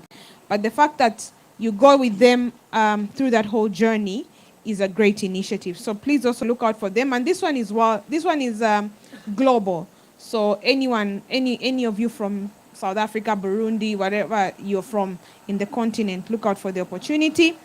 And then we have in Tanzania, we are supporting the government in setting up the first venture capital fund. And we're still discussing the nitty-gritties, but please look out for it.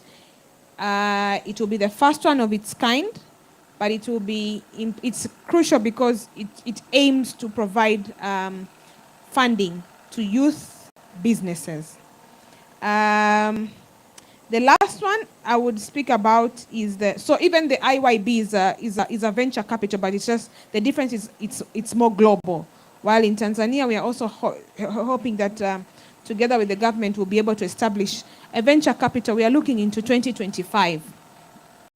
And hopefully we shall be able to find some initial funding to put into that venture capital. The last one is the Funguo. How many of you have heard of our Funguo program? Yes. So we have a Funguo program in Tanzania.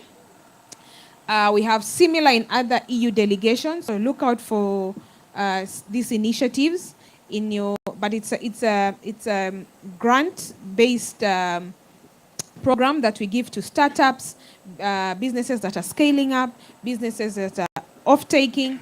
So look out for it. We had a previous call, and now we're in the process of assessment and probably awarding.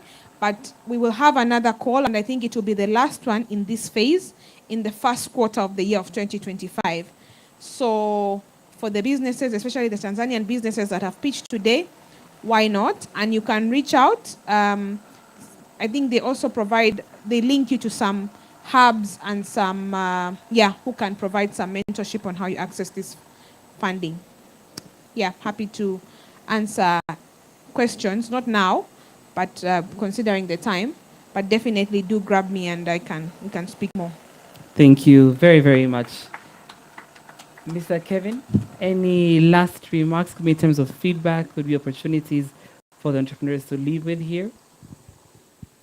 What I would like to say is to encourage everyone, because according to the businesses that you have seen, as my colleague has already mentioned it, we've seen that the competition was very tight, and all those entrepreneurs are really working hard to see that our community, Africa,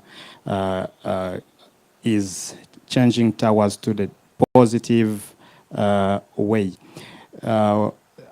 This is the way in which I'm encouraging everyone, even if the name, your name is not going to appear among the three who are going to be announced. Know that your project is really, really viable, and it has been considered as a good project. And another thing that I would also to comment on is that we have seen that there are similar projects, and on those similar projects, even if they are not in the same, in one country, you find that there is a project on climate action, recycling the plastics in DRC, in Uganda, in South Sudan. One thing that I can say is that as young people, as entrepreneurs, we have to be sharing ideas, because what you can do can be good to another entrepreneur in South Sudan if you are in DRC. And so the one who's in South Sudan can also share the knowledge to you, so we can keep improving. That's all. As I conclude by saying congratulations to everyone who presented Merci project. beaucoup. Thank you very much, Mr. Kevin. Lastly, from CRDB, Mr. David Yesaya. Karibu. Thank you. It was a good time for me to be here, and many things have been said by the previous judges. But what I can say, the last one, is that all of you have the good idea, and the idea we are matching. But what I can say is just know how to position and to put the visibility of your idea. Sometimes you can lose just because you failed to position it during presentation. Have a good time. Thank you very much. Round of applause for all our judges. We're very grateful for your time, for sharing your experiences and constructive feedback. We definitely will take it into consideration for the entrepreneurs. Collins. And sorry, IYB stands for Improve Your Business, and I've just seen actually it's in Somalia. So there's Somali in the house. They are Look present. yeah. So if it's in Somalia, it's in many other countries. Definitely look for the opportunity. Fantastic. Let us indeed look for the opportunities. And without taking more time, we are very privileged to welcome to the stage to share with us those three selected entrepreneurs, both from the judges as well as from the audience vote. But I need you to clap a lot for the person who is coming, who is one of the brainchilds behind all that we're doing today, Ms. Lagara. Let's give a warm, warm, warm round of applause as she comes and closes out the session for us. Stella Karibu.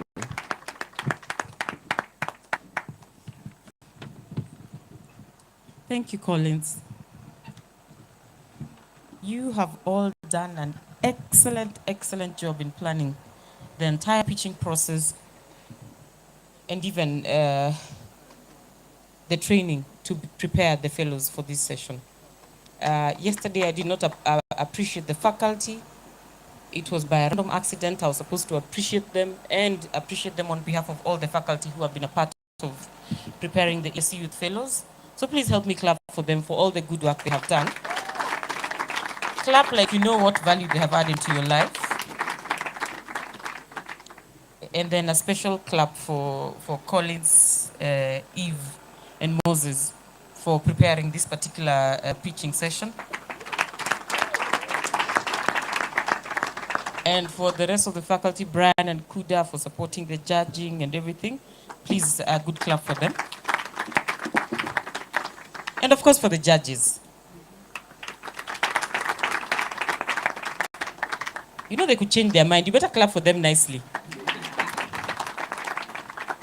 It's not every day that you have people who will spare their time to share with you their knowledge on what you need to do to improve your business. Especially because they also have the capacity to set up your business and do it better than you. Because they've been in the market for long. So when you have an opportunity to get feedback from judges of this caliber, number one is to appreciate, number two is to soak in everything that they have shared with you. I like the fact that everyone had an opportunity to hear from them. You also had an opportunity to hear from the audience. So even if you don't win today, at least you have something that you can do to improve that pitch, and the next time you make it, most likely you will come out at the top of whatever competition you shall be pitching for, or you at least get the investment that you're seeking from whoever you shall be trying to convince that your business is viable. All right? So first of all, I want us to clap for everyone who made an attempt to actually pitch. Every single one of them. I'm asking you to clap for them because one, they are my fellows, and you know, you've seen from yesterday that they're my personal people. So the 13 of them, 14, who actually came out to develop business pitches, have spent sleepless nights, panic days. I saw some of them even missing certain entertaining events just so that they can sit down to develop their business pitches. And so I don't take it for granted that you actually did. Everyone in the room has seen that you took some time to do the preparation. I really, really wish the screens were in front of the room so that you could all see what they were talking about. But at least you've heard from them. Having said that, let me not be the person who will receive stones from the crowd because I'm taking too long to get people out of their misery. And I'm not even going to try and continue doing counseling here by telling you everyone is a winner. I'll just pull the last of last, and I'll pull it hard and fast. At number 3, we have Gordon Agriculture Organization, Uganda. Please clap for Okejo. Come to the front. People need to see you. They also need to confirm that you're the one they voted for. That's Gordon Okejo. You had his speech. He has come out at number 3. And then,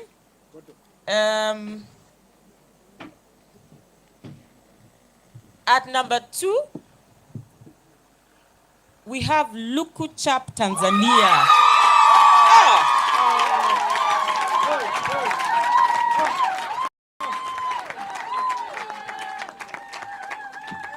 Congratulations, Kato. I don't know how you did this, but I know your mobilization capacity. So the way I'm seeing people cheering for you, I suspect you have been doing a lot of homework in terms of mobilizing votes. Why am I saying he mobilized votes? Because he also turns out to be the audience's favorite. Clap for him again. So he was the judge's number 2, but he happened to be the audience's favorite, and he made it to number 2. So drum rolls. As I announced number 1, it could be any of you. It could be all of you. But because we are only giving this opportunity to one person, help me congratulate Milele Lab from DRC. Help me congratulate Milele Lab.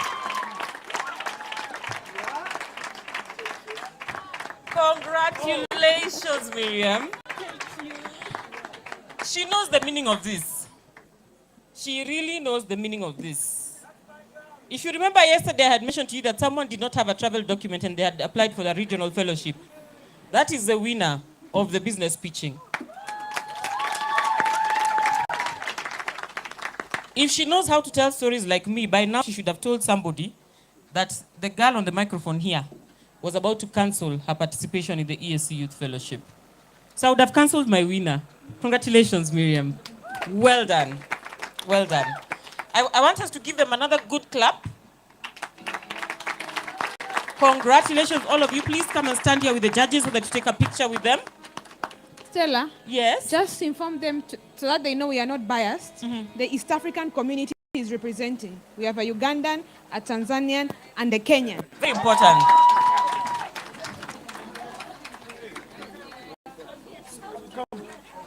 Please come and stand with the This is cool. Yes. But the East African community is wearing.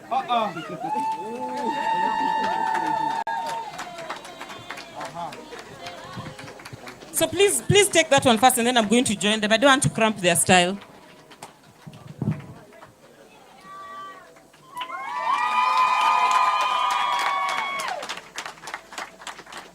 Can I join now? Yes. See your life.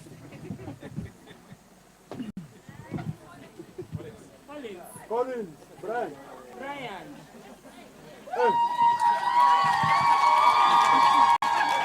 I want a Ugandan flag. Ugandan. Aha. Here. Hey. You also. As you carry all those flags, kindly note that it was a Kenyan who was facilitating.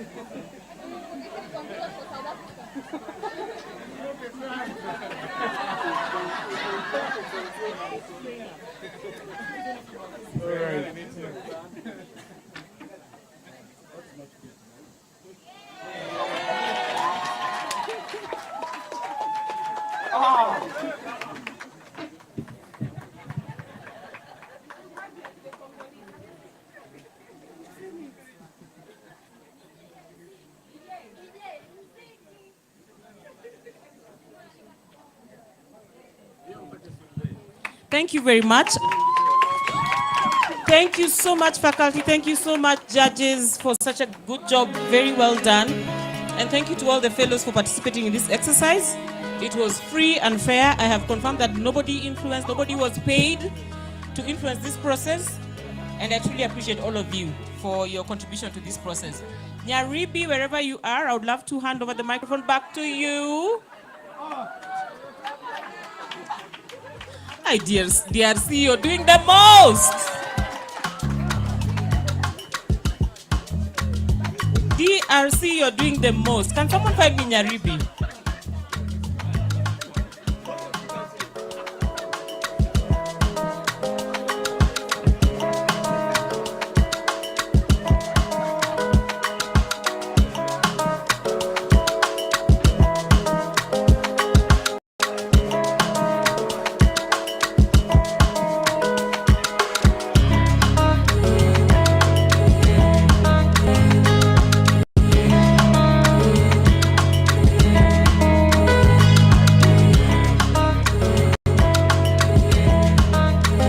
Ladies and gentlemen, a round of applause to Stella. And if you love her dress, say yeah, yeah. Hey, the ladies, you need to see Stella for fashion and design. She's ding what? Ding, ding. Amazing. And a round of applause to our judges and the winners and those that participated. Everybody was quite important. A round of applause, ladies and gentlemen.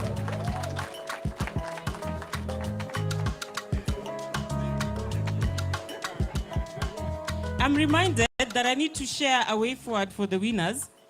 All the winners, we're going to have our own separate meeting about your winning. So let's not discuss it in front of all these people. Yeah? But we'll have a separate meeting. Please see Moses, and he is going to mobilize me. All right? Thank you, Stella. So, ladies and gentlemen, it's 5. We are going to break for tea, but there is a special session that is coming. Quite interesting with games and fun. You want to be back after the tea. We have called it the SDG Workshop, led by 2030 Beyond. As if that's not enough, we also have games, Ludo, Scrabble, if you want to improve your English. We also have snakes and ladders, cards that have been provided by Elimu Yetu Games. So certainly, and those will lead us to dinner. Tomorrow, we will be here, and you know from the program, what we have tomorrow? Anybody that can guess? Dance! Yes, the dance may be there, of course, but we shall have the session on peace and security as well as gender equality. So the team at the back will be able to play for us the Amani song. Tomorrow we shall, I think Amani means peace. We shall start with that song tomorrow, as well as the YouLead song. So the crew that was here, make sure you take enough water, put on your dancing shoes. In the morning we are back to open the sessions. But then also, we expect that you are tweeting and sending the messages out there and sharing with the people that are not here with us. Of course, we have the online audience, and we must apologize that we have not engaged them as much. But tomorrow, beginning tomorrow, Thursday and Friday, we want to engage the online audience. So we shall work with the team at the back to see that the people that are joining us from all over the world are able to contribute as well. Ahmed is signaling, so I'll just get that whisper and then we shall close.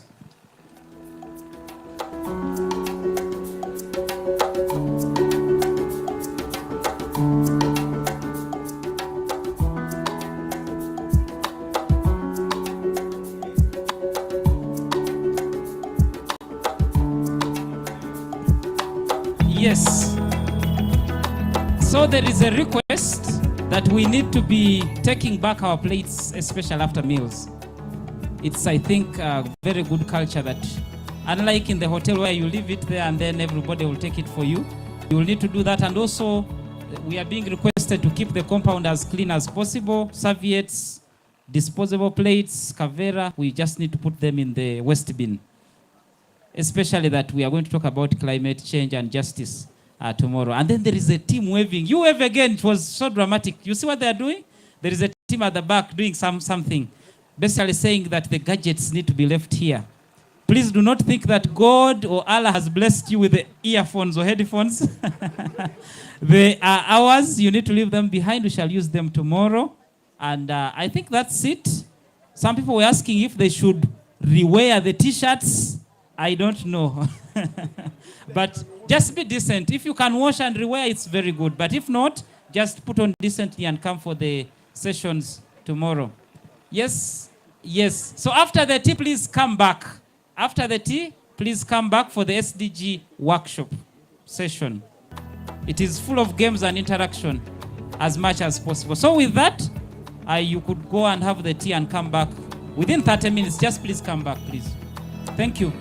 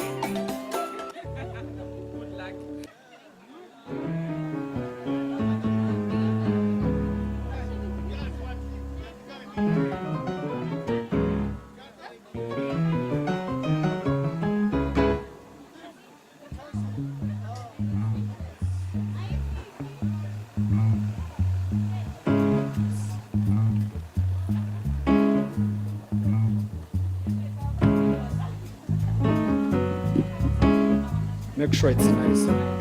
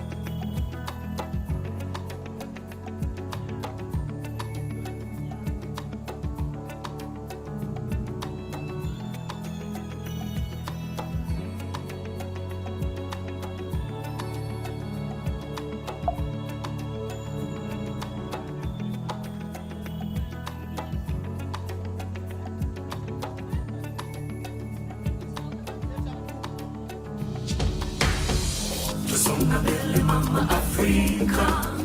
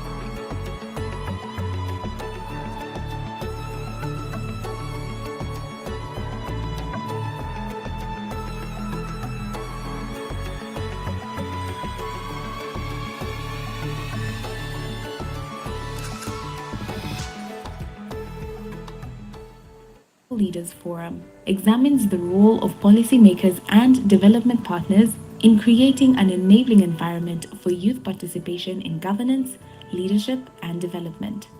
Policymakers and Development Partners Roundtable examines the role of policymakers and development partners in creating an enabling environment for youth participation. The SDG Workshop shall examine the SDGs, the pace of their implementation, and propose ways in which the youth can influence the implementation of the same. The Presidential Address, co-convened by His Excellency Dr. Jakaya Mrisho Kikwete, former President of the United Republic of Tanzania and the Secretary General of the East African Community. The Fireside Chat with His Excellency Dr. Jakaya Mrisho Kikwete on education as a priority to achieve the African Union Agenda 2063 aspirations. Day 2, the Under 40 Business Leaders Forum gathers young business leaders, decision makers in government, and development practitioners to find solutions to pressing issues in the region's business development.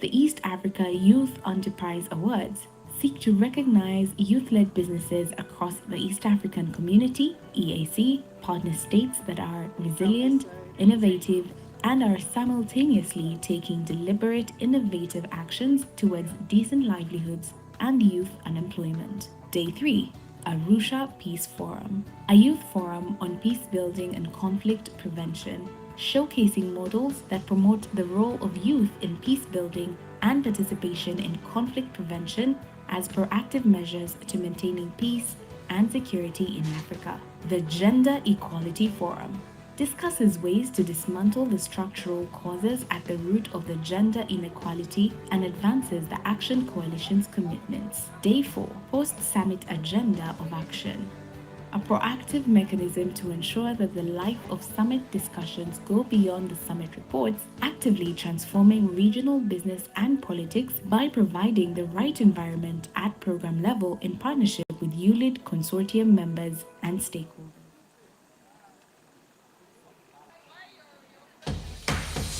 Tusonga mbele mama Afrika, Afrika, Tusonga mbele mama Afrika, Afrika, Since 2017, YouLead Summit has been the climax event and convening platform for different stakeholders to debate, assess, and deliberate on the most pressing issues affecting young people. The YouLead Summit 2022 was held from the 12th to the 16th December 2022 at the EAC headquarters in Arusha, Tanzania, and MS Training Center for Development Cooperation under the theme Digital Access and Future of Work. Day 1 hosted the Under 40 Political Leaders Forum, which examined the policy and institutional environment and the state of youth participation in political governance, explored factors that help or hold back youth from becoming leaders, and advanced new thinking on what it will take for Africa's youth to become the leadership for the Africa we want. The Policymakers and Development Partners Roundtable examined the role of stakeholders in creating an enabling environment for youth participation. It examined the relevance of the Africa-Europe Partnership to African youth and how to best make it work for the African youth in areas of digital access, economic opportunities, and decent work for youth, especially under the AFCFTA. The afternoon session of Day 1 also featured the launch of the Tanzania Youth Democracy Dialogue Project and the plenary experience-based young leaders debate on If You Sat Where They, the Leaders Sit. His Excellency Donald J. Wright highlighted that youth in Africa want democracy and that democracy provides opportunity to build, strengthen, learn, share ideas, collaborate, and get mobilized to achieve the Tanzania we want.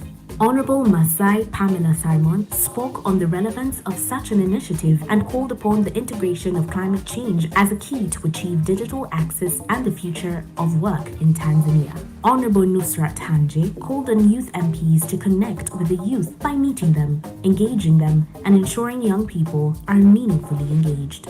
The plenary session provided the opportunity for delegates to outline their priorities if they were the leaders in certain elected positions. The day ended with an inspirational fireside chat between delegates and Dr. Susan Nasozi Mwanga, the first female head of Department of Political Science at Makerere University and Executive Director of the Julius Nyerere Leadership Center, and His Excellency Fatoumata Tambajang, former Vice President of the Republic of the Gambia.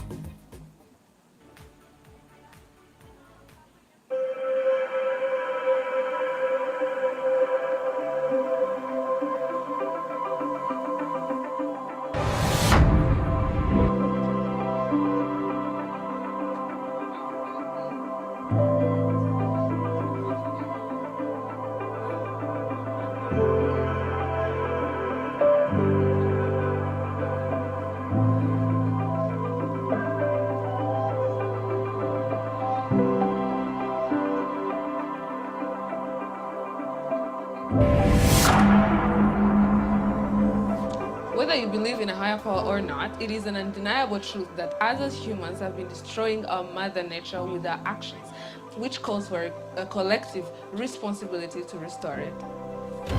Only when the last tree is cut down, the last fish eaten, and the last tree poisoned, we realize that we cannot eat money. Justice is all about going back to our roots and protect our Mother Earth. Going back to where we come from.